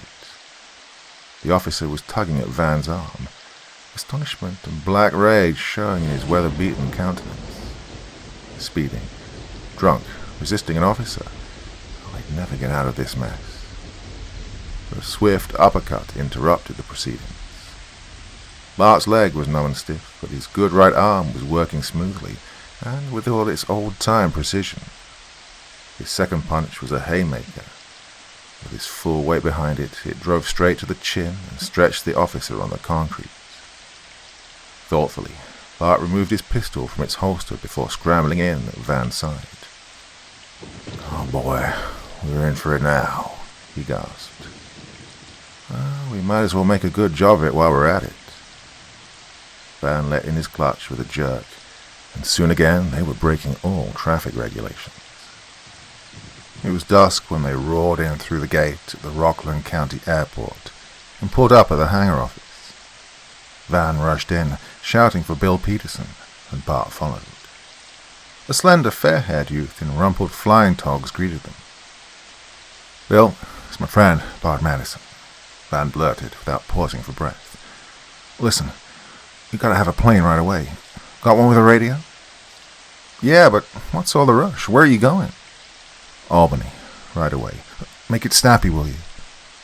"Sure, but what's it all about?" Young Peterson was leading them to the field where a sleek monoplane was in waiting, as if they'd ordered it. "Hey, warm her up, Joe," he called to the mechanic. "Listen, Bill, I never lied to you, did I?" Van asked, when they were seated in the plane's cabin. "Not that I know of, but sometimes I've thought you were lying, until I saw with my own eyes the things that you told me about. What is it this time?" "Death and destruction, coming down out of the Ramapos. Oh, we've got to warn the country. Plants, Bill. Squirmy red plants with long feelers that can twist around and devour a man. Half animal they are, and the feelers break loose and crawl by themselves, multiplying like nothing you ever saw. Millions of them in an hour." "What?" Peterson stared incredulously as his motor roared into life. Then he gave his attention to the business of taking off. He jerked the thumb of his free hand toward the radio. Van's expert fingers manipulated the switches and dials of the portable apparatus, and its vacuum tubes glowed into life. "2BXX calling 2TIM, he droned into the microphone. "Who's that?" Bart asked. The drone of the motor was barely audible in the closed cabin and didn't interfere. "The Times. Trying to get Johnny Forbes. Well, if anyone can get this thing across, he can. Wait a minute, here they are." He closed his eyes as he listened to the murmuring voice in the headphones. Then he was talking rapidly, forcefully, and the young flyer gazed with owlish solemnity at Bart as they listened to this conversation. And it was plain that Bill was only half inclined to believe, though impressed by the earnestness and evident apprehension displayed by his two passengers. "Yes, 2BXX, Van was saying. "Connect me with Johnny Forbes, please. Oh, in a hurry." "Yeah. Hello, Johnny. It's Van. Carl Vanderventer, you know." "Yep. Got a scoop for you, but first I want you to get it in the broadcasts. Got me? It's about a man-eating plant that's starting to overrun the country. No, listen now. I'm not dreaming. I'm not making this up. Listen." The frantic scientist rambled on and on about the siege from the moon, the red death that was creeping down from the mountains, the horror of this calamity as he and Bart had visioned it. Then, with a sudden note of despair, his voice trailed off into nothingness, and he turned a drawn, white face to his two friends. "Laughed at me. Hung up on me," he groaned. "Oh, good God, we've got to do something, quick." "We'll be in Albany in an hour," the pilot suggested. "What you going to do there?" He believed now. His expression of horror showed it. "I see the governor, but, man, it's an hour wasted. We must stir up the country, get the word to Washington everywhere. It might be possible to fight the thing some way if we can mobilize state and national resources quickly enough." "Bill, Bart, what can we do?" The plane sped on through the night, under control of her gyro-pilot, as the three men racked their brains for a solution to the problem. If a hard-boiled newspaper man wouldn't believe the story, who would? "Oh, yeah, I've got it," Bart shouted suddenly. "Can any of you pound a code, I mean?" "Sure I can. Then what?" Peterson returned. "Fake an SOS, don't you see? All broadcasting has to stop, and every ship at sea, every airliner in this part of the country will be listening, standing by. Give them the story in code. I don't think we're in a ship from the moon, captured by Lunarians who are here to destroy the world with this weed of theirs. Anything. Make it as weird as possible. Most everyone will think it's a hoax. But there are 10,000 kids, amateurs, they'll be listening in. Somebody will believe it. And believe me, there'll be some investigating in the neighborhood of the growth in no time. God, I believe that'll do it, Van exclaimed. And the broadcasters listen in for an SOS themselves. They got to, so they know when to start up again. Some smart announcer will tell the story, maybe even believe it. Yeah, the trick will work. Sure thing. The pilot glanced at his instruments and saw that the automatic gyro apparatus was functioning properly. Then he moved over to the radio and threw the switch that put the key in circuit instead of the microphone. Rapidly he ticked off the 3 dots, 3 dashes, and again 3 dots that spelled the dread danger signal of the air. Over and over he repeated the signal, and then he listened for results. It worked, he gloated after a moment. They're all signing off, the broadcasters. The Navy Yard in Brooklyn gives me the go-ahead. He then pounded out the absurd message with swift fingers, pausing occasionally to ask a pertinent question of Van or Bart. At Van's request, he added a warning to all residents of New York State, west of the Hudson River, and of northern New Jersey, to flee their homes without delay. He even asked that the message be relayed to the governors of the 2 states, and that Governor Perkins of New York be advised that they were on their way to Albany to discuss the situation. But he balked at the story of the Lunarians, telling instead the equally strange truth regarding the origin of the deadly growth, and adding the names of Van and Bart to lend authenticity to the tale. Then he signed off and switched the radio receiver to the loudspeaker before returning to the pilots. Bart tuned in to the various broadcasters as they resumed their programs, finally settling on WOR Newark, whose announcer was reading the strange message to his radio public with appropriate comment. A crime and an outrage, he called it. An affront to the industry and to the public. An insult to the government of the United States. But wait. A telephone call had just been received at the station from the village of Sloatsburg. A reputable citizen of that town had reported the red growth at the edge of State Road, huge red earthworms wriggling across the concrete. Another call, and then another. The announcer's voice was rising hysterically. Oh, it did work, Bart, Van exulted. And now the hell starts popping.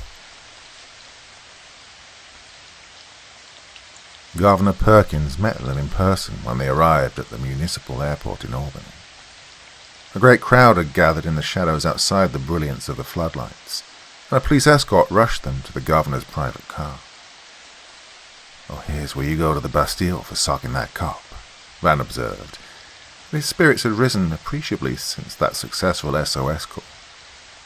The governor was, nonetheless, in a serious mood, as they made their way to the executive mansion through the milling crowds that lined the hilly streets of the capital city of New York State. Proofs had not been lacking of the truth of Bill Peterson's radio warning. Although the spreading Red Death had covered a circle some 8 miles in diameter, covering farmlands and destroying the crops, blocking the roads and trapping many on the streets and in their homes in nearby towns. More than 100 had lost their lives, and thousands were fleeing the threatened area. The country was in uproar. "Gentlemen," the governor said, when they'd reached the privacy of his chambers, "this is a serious matter, and no time must be lost in dealing with it. Nevertheless, I want you, Mr. Van der Venter, to tell your story of the thing to me and to the radio system of the United States Secret Service. The President himself will be listening, as will the chief executives of most of the states. Hold nothing back, as the fate of our people is at stake." And so Van faced the microphone and related the history of his work in the little laboratory in the Ramapo Mountains. He told of his interest in the Earth satellite, and of his first unsuccessful experiments with ultra-telescopes in the endeavor to explore its surface close at hand, of the failure of a spaceship he'd built, of the final discovery of the ray, by means of which it was possible to transport solid objects from the one body to the other. He told of the discovery of man-made relics and of fossils. He told of the diamonds and of the attack by Dan Kelly, which had resulted in the spreading of the seed of the deadly moonweed. He even related the incident of the traffic policeman, at which the governor smiled. "Yeah, that has been reported," he said, "and you need have no fear on that score. The charges will be dropped. And I ask that you give us your opinion as to the best method of combating this new enemy. Have you any ideas?" "I have not, sir," Van replied gloomily, "though I believe it can be done only from the air, possibly bombing or gas of some sort. I don't know, but it will take time, Mr. Governor." "Yes, and meanwhile the thing is overwhelming us at what rate?" "As nearly as I can estimate it, the growth is moving with a speed of 4 or 5 miles an hour." "So, by morning you expect it will have traveled 40 or 50 miles in all directions?" "Yeah, I'm afraid so." A sharp buzz from the instrument on the governor's desk interrupted them. "Oh, the president," he whispered. "That is enough, Governor," came the husky tones of President Alfred's voice. "I shall communicate with Secretary Macaulay at once. All available Army bombing planes will be rushed to the scene. You, sir, will mobilize the militia, as will the governors of the other states. Meanwhile, this young scientist is to report to the Bureau of Scientific Research in Washington tonight. Have him bring a supply of those seeds with him." And that was all. Governor Perkins offered no comment, but merely rose from his seat to indicate that the discussion was ended. A solemn silence reigned in the room.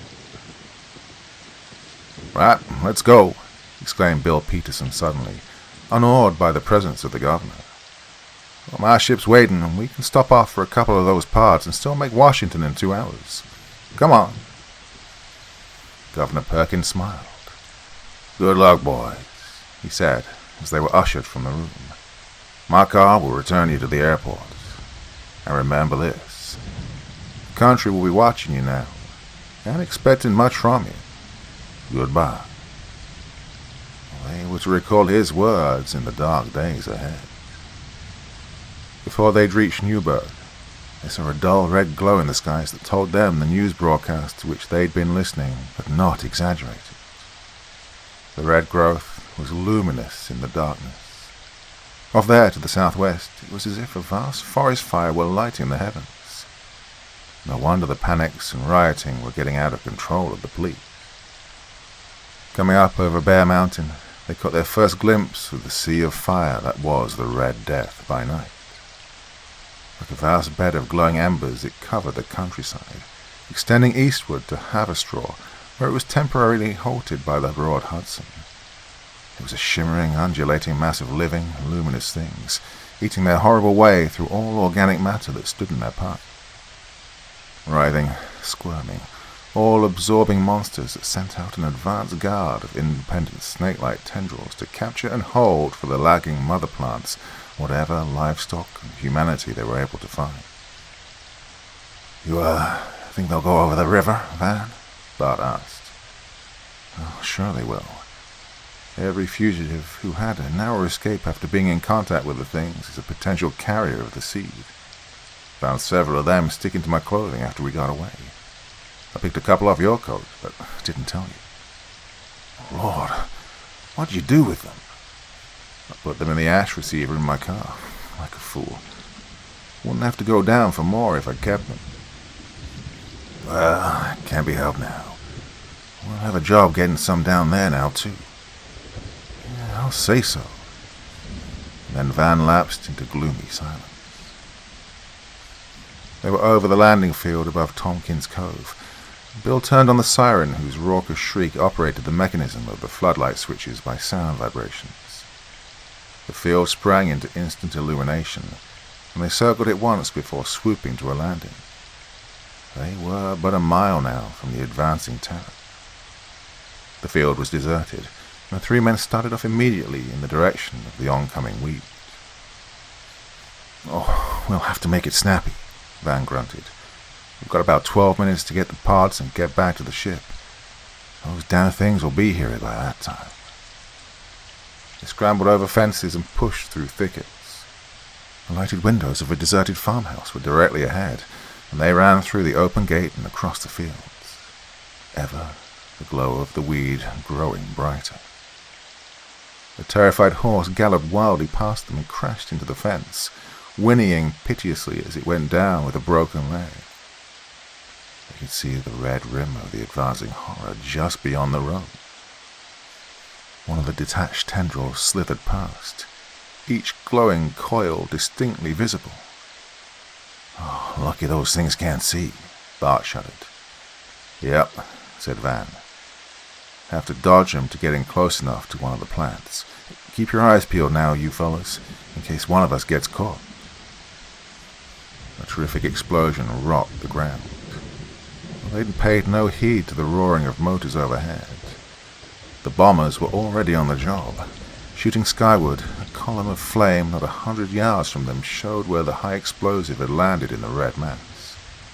Then, slimy, wriggling things rained all about them, fragments of the red weed that still squirmed and crawled and clung. Bill Peterson yelled and clutched at his neck where one of the things had taken hold. Another warning whistle of a falling bomb. Crash. More of the horror raining down and splattering as it fell. Ooh, a huge blob of quivering, luminous jelly fell before them, a portion of one of the mother plants. "Run!" Van shouted. "Run for the plane. We'll never make it now. Oh, damn those bombers." All along the advancing front, the bombs were bursting, shattering the air with their detonations and scattering the glowing red stems and tendrils in all directions. The din was appalling, and the increasing brightness of the crimson glow added to the horror of the situation. Stumbling and cursing, they ran for the plane. "Fools! Fools!" Bill was shouting. "Can't they see the field and the plane? Why in the devil are they dropping them so near?" Then Bart was down, clawing at a 3-foot length of red tendril that had fallen on him and borne him to the earth. "Bart! Bart!" Van turned back and was tearing at the thing with fingers that were slippery with the sap that oozed from its torn skin. Oh, monstrous earthworms. Cut them apart and each portion lived on, took on new vigor. And these vile things could sting like a jellyfish. Where each sucker touched the skin, a burning sore remained. Bill helped them break away from the thing, and all three fought on toward the lights of the landing field. Only a short way off now, but it seemed that they would never reach it. The bombers were dropping their missiles with unceasing regularity, and the Red Death only spread the faster. When they scrambled into the cabin of the plane, the red wall of creeping horror was almost upon them. Advancing speedily out from the red-lit darkness, it seemed to halt momentarily when it emerged into the brilliance of the great arc lights which illuminated the field. And then, more slowly and with seemingly purposeful deliberation, the wriggling feelers reached out from the mass and bore down upon them. Bill slammed the door and latched it, then fumbled frantically with the starter switch. The most welcome sound was the answering roar of the motor. The pilot yanked his ship into the air, taking off with a wind rather than running the risk of remaining on the ground long enough to taxi around and head into it. The plane acted like a frightened bird as Bill struggled with the controls, darting this way and that, once missing a crash by inches as the tail was lifted by the treacherous ground wind. And then they were clear, and slowly gained altitude in a steep climb. "Oh!" Van exclaimed, mopping his red-splattered forehead with his handkerchief. "That was a narrow escape, boys. We haven't got the seeds yet, unless we can find a few on our clothing." "Oh, who said so?" Bart gloated. "Look at this." He then opened his clenched fist and disclosed one of the pods, unbroken and gleaming horribly scarlet in the dim light of the cabin. Bill heaved a sigh of relief as he banked the ship and swung around toward the south. He dreaded another landing near the sea of moonweed. Van chortled over their good fortune as he examined the mysterious pod. One good thing the bombers had done, anyway. Blow one of the things into his friend's hands. Bart and the young pilot found themselves very much out of the picture when they reported with Van at the research building in Washington. The government had no use for them in this emergency. It was a scientist they wanted, and he was immediately rushed into conference with the heads of the Bureau. His two friends were left to shift for themselves, and they joined the crowds in the street.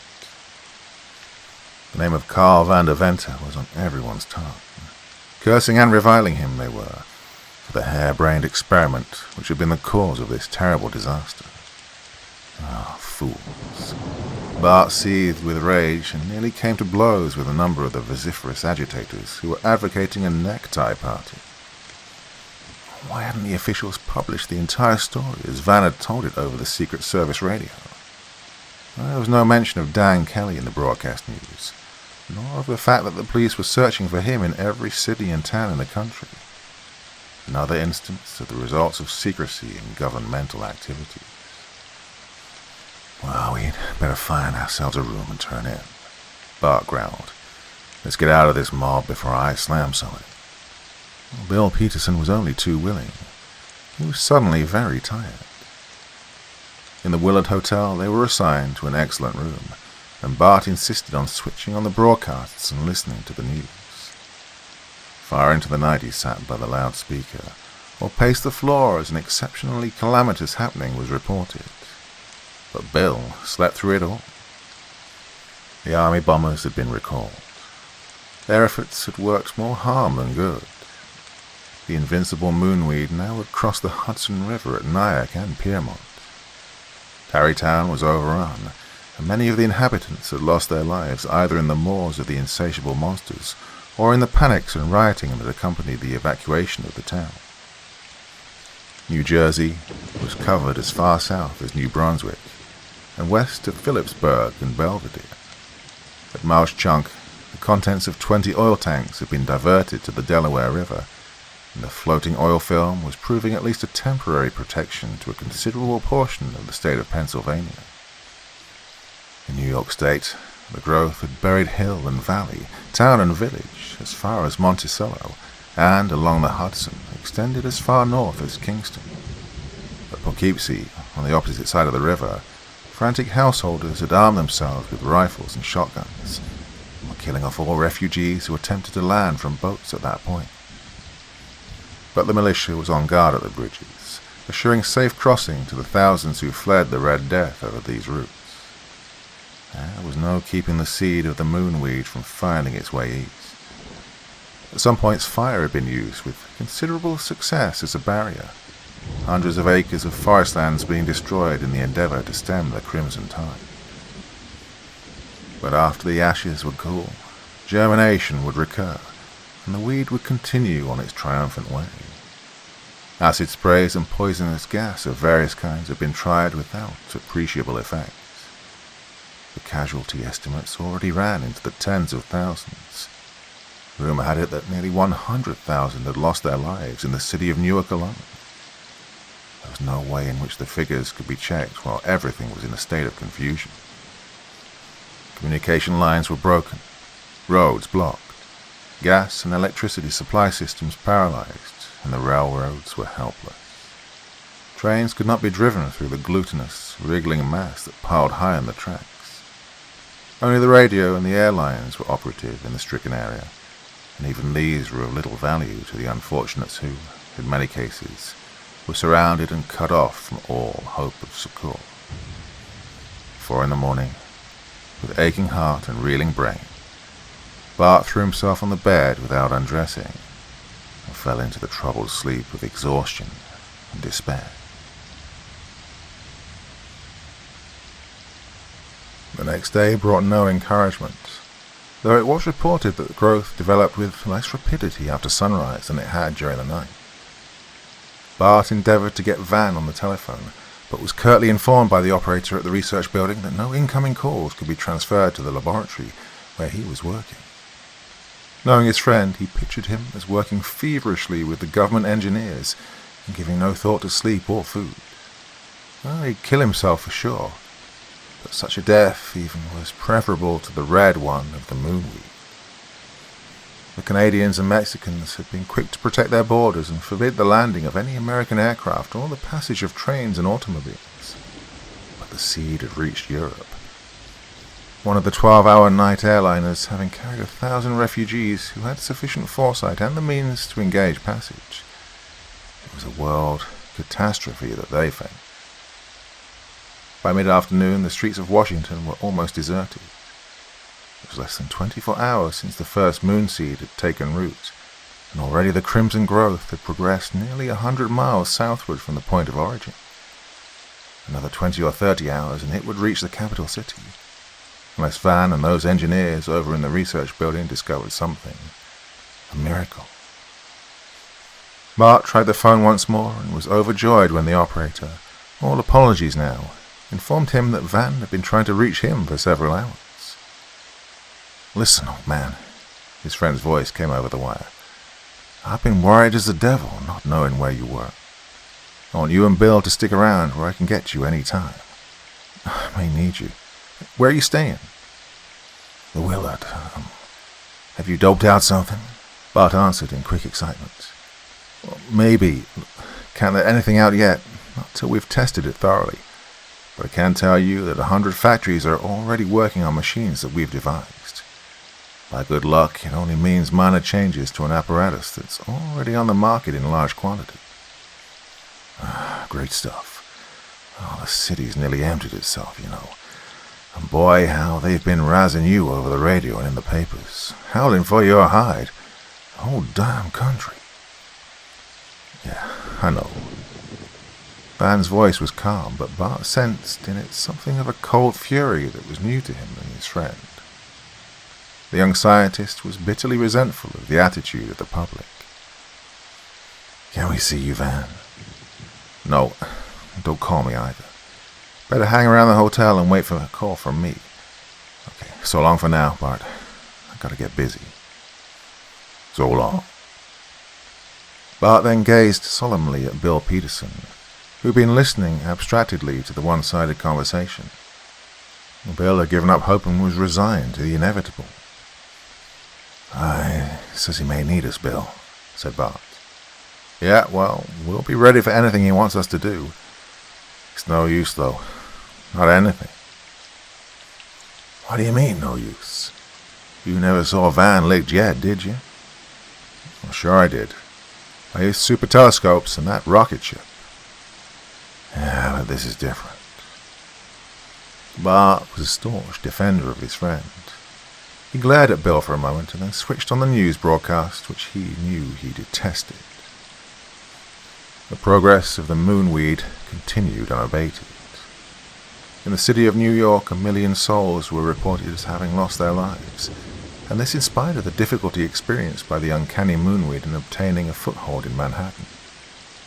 It had been thought that the asphalt and concrete would prove an effective barrier, and so they did, for a time. But with the seed active in the parks and along the waterfronts, it wasn't long before the powerful roots of the greedy plants worked their way underneath, ripping up pavements and wriggling into cellars as they progressed. The city was a mass of wreckage and a maelstrom of fighting and dying humanity. Entire regiments of the National Guard were wiped out as they fought off the weed with axe and bayonet, in the effort to provide time for the refugees to clear from their homes in certain localities. All transportation facilities to the south and west were taxed to the utmost. There was fighting and killing for the possession of automobiles and planes, and for rooms in trains and buses. Airline terminals and railroad stations were the scenes of dreadful massacres, as the police and military guards fought off the crazed and desperate creatures who attacked them en masse. And still the news announcers prated of the responsibility of one Carl Vanderventer. The telephone bell rang, and Bart answered it in relief. At last they were to see some action. But no, it was merely the desk clerk, notifying him that all employees were leaving the hotel and that they would be left to shift for themselves. Yes, there was plenty of food in the kitchens, and they were welcome to it, and a permanent telephone connection would be made to their room. frightened clerk, then wished them the best of luck. In endless monotone, the voice of the news announcer droned on. Binghamton and Elmira, Albany and Schenectady, New Haven, Philadelphia, Allentown, all had succumbed. The casualty estimates now ran into the millions. Ah, the mist, the red mist that rose from the steaming weed, was drifting westward and spreading the seed with ever-increasing rapidity. For now, the monstrous growth from out of the sky was adapting itself to its environment, providing the seed with feathery tufts that permitted the winds to carry them far and wide like the seed of a dandelion. "Oh, turn off that damn thing," Bill shouted, and he jumped to his feet, his eyes glinting strangely in the twilight gloom of the room. Bill was close to the breaking point. "I guess you're right," Bart mumbled. "Not good for either of us to listen to that stuff." He switched off the receiver, and they sat in silence as darkness fell over the city. Bill shivered and felt for the button of the electric light which he pressed with a trembling finger. They blinked in the sudden illumination, but it cheered them somewhat. It wasn't good to sit in the darkness and think. Besides, they knew that the turbine generators of Potomac Edison were still running. Some brave souls were sticking to their jobs, for the time being at least. "God," Bill suddenly groaned, after an endless time of dead silence. "My sister, she lives in Pittsburgh, you know. I wonder if she and the kids got away. It won't be long before the damn stuff gets there." Bart thanked his lucky stars that he had no family ties. It's okay, they've had plenty of warning." He tried to console Bill. "Hours, you know, and the westbound lines are in good shape from there. I wouldn't worry about them too much if I were you." And then there was utter silence once more. Even the customary street noises were lacking. Both men jumped nervously when the shrill siren of a police motorcycle sounded in the distance. Bart thought grimly of his fracas with a police officer who tried to arrest Van. God, how long ago that seemed, and how inconsequential an incident. Their windows faced north, and by midnight they could make out the red glow of the moonweed, that awful band of flickering crimson that painted the horizon the color of blood. The telephone clamored for attention, and Bill stifled a hysterical sob as the terrifying sound broke the eerie stillness. Van was on the way to get them. He had a government car, and they were going to go to Arlington for Bill's plane. Well, then what? He refused to commit himself. They must follow him blindly. Anything was better than this inactivity, though. Bart shouted with glee. "We're going north," Van replied shortly, in answer to Bart's question when they entered the official car in front of the hotel. "After Dan Kelly." "After Dan Kelly? What, they got a line on him?" "Yep. Secret Service reports him in Toronto. The Canucks are after him now, but by God, I'm going to get him myself." Van was haggard and wan, his eyes gleaming with a fanatical light. The strain had done something to him, something Bart didn't like at all. This was a different Van from the man who had entered his office 2 days previously. Unshaven and unkempt, he looked and talked like a drunken man on the verge of delirium. "Okay, what's the idea, Van?" he asked gently. "I'm going to get him, I tell you. That scumbag. It's his fault the whole world's against me. I'll get him, Bart. I'll kill him with my bare hands." And so that was it. The combination of grueling labor and the effort to save mankind from the dread moonweed, and bitter censure from the very people he was trying to save. It had been too much for Van. He'd developed a fixation, unreasoning and murderous. He'd get even with the man who'd caused this trouble, and nothing could deter him from his purpose. Bart could see that.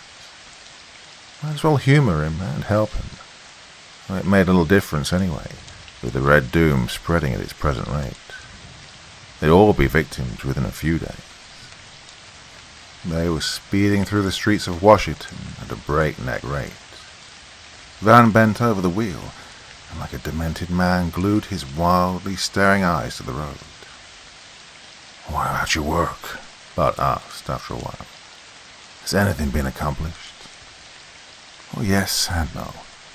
They'll be ready to shoot in a few hours. Don't know whether it'll be a complete success or not. But I sneaked away anyhow. This other thing's more important to me right now." "What is it? Can you tell us now?" "Sure. I've got one of the machines in the car, and I'll explain when we're on our way to Canada." Well, this wasn't like Van. Never secretive and always in good humor. He was treating his friends like annoying strangers. "But you can't land in Canada," Bill ventured as they pulled up at the gate of the airport. "Like hell you can't. You watch my smoke and let any bloody Canuck up there try and stop me." He was lifting a small black case from the luggage carrier of the car as he replied.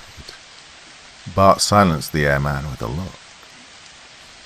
When they'd taken off and were well underway, Bart opened his black case and set a vacuum tube apparatus in operation. They were nearing the fringe of the glowing sea of red that was the vast blanket of moonweed. It now extended to within a few miles of Baltimore and stretched northward as far as the eye could see.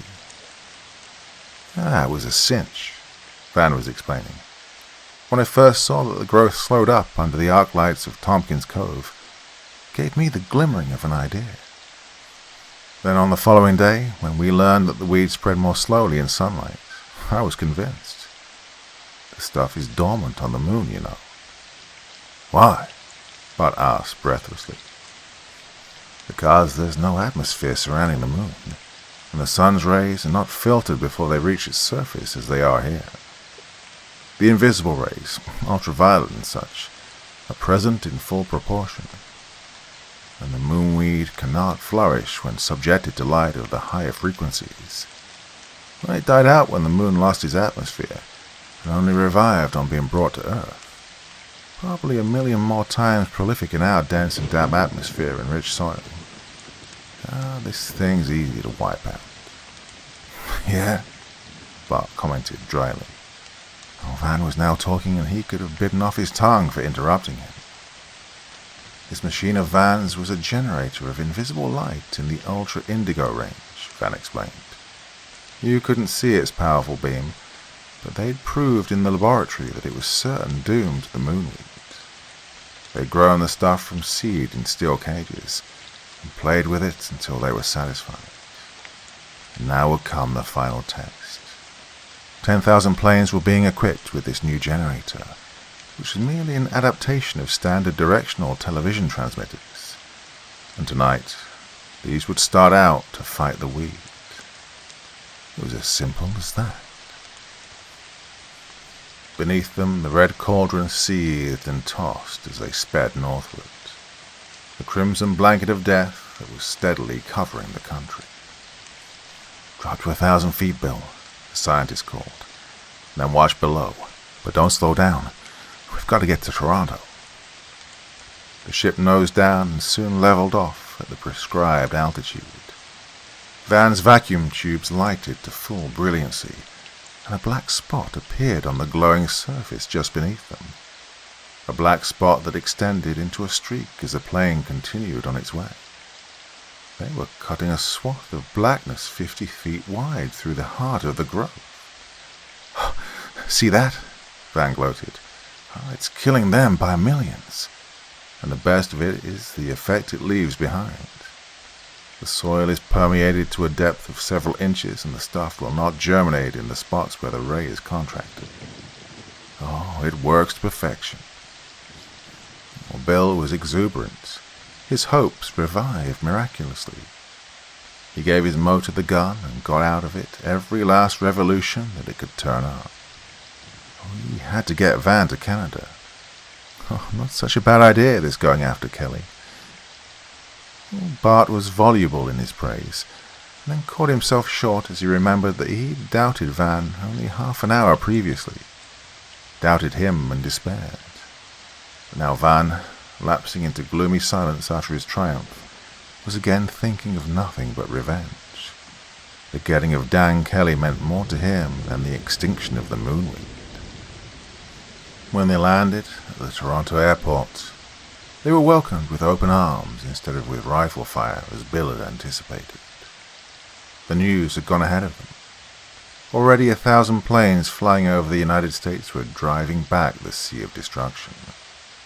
The invisible ray was a success, and the name of Carl Vanderventer was now a thing with which to conjure, rather than one on which to heap imprecation and insult.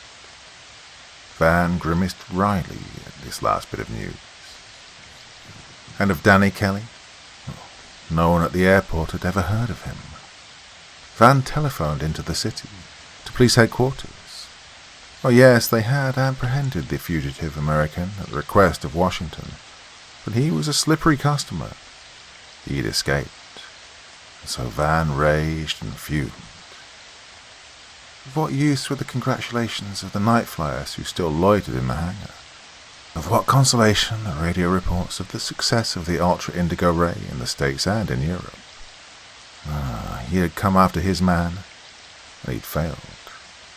And defeat was a bitter pill. News broadcasts from the States were jubilant and became increasingly so during the night.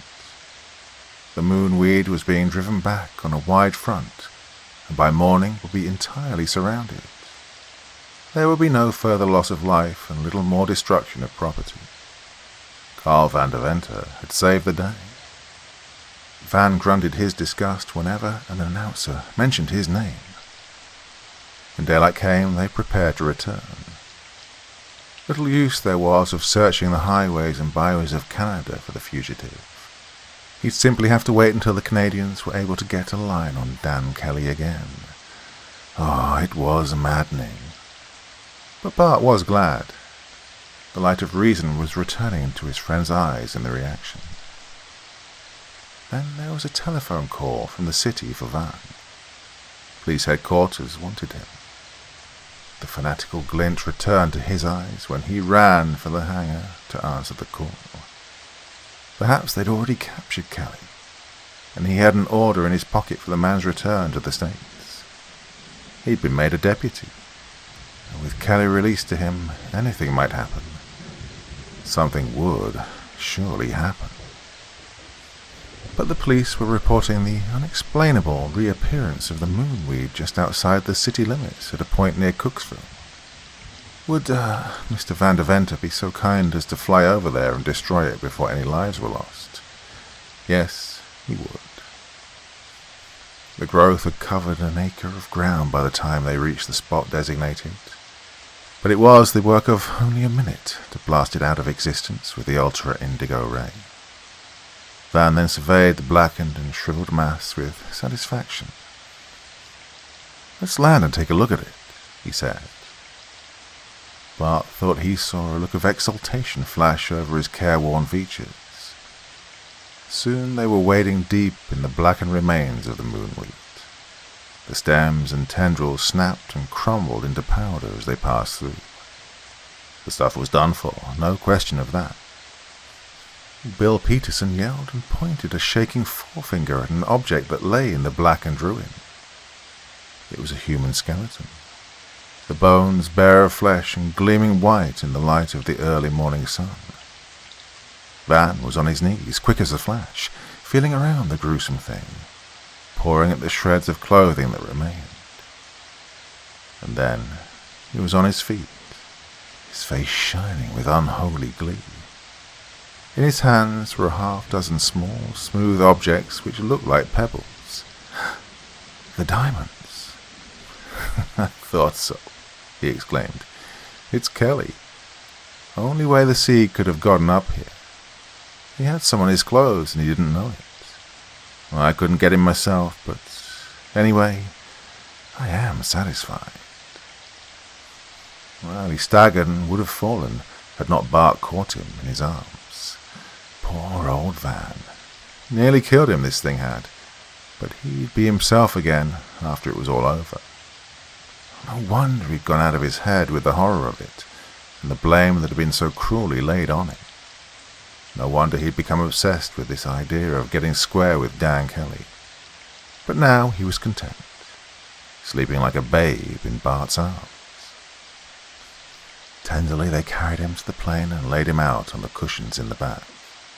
They'd let him sleep as long as he could, returning to Washington where he'd receive his just dues in recognition for his services. Then would follow the work of reconstruction and rehabilitation. Van would glory in that. Bart regarded his sleeping friend thoughtfully as they winged their swift way toward the American border. The harsh lines that showed on his face during the past few hours were smoothed away, and in their place was an expression of deep contentment. He was at peace with the world once more. Good old Van. What a difference there would be when he awakened to full realization of the changed order of things. What satisfaction and relief.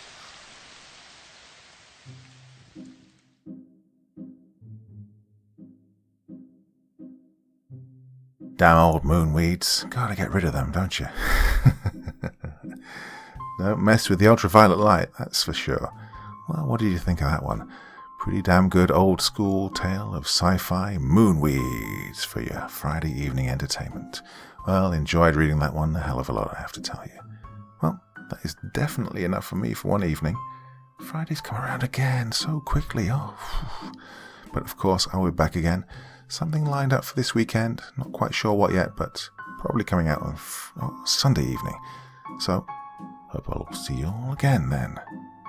But until the next time, my dear friends, wishing you all very, very sweet dreams, and bye-bye.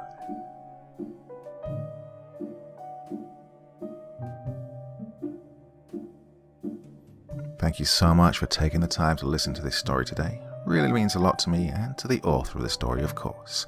Well, if you want to know more about me, I'm pretty much everywhere on social media. You can find me on Facebook, Twitter, Instagram. You can download my music on SoundCloud. I've got a Patreon if you feel like. Throw me $1 or $2. Very much appreciated. And of course, on Reddit, I have a place where you can leave stories if you want me to read one that you've written. Well, hoping to see you all again very soon. Till then, sweet dreams. Bye-bye.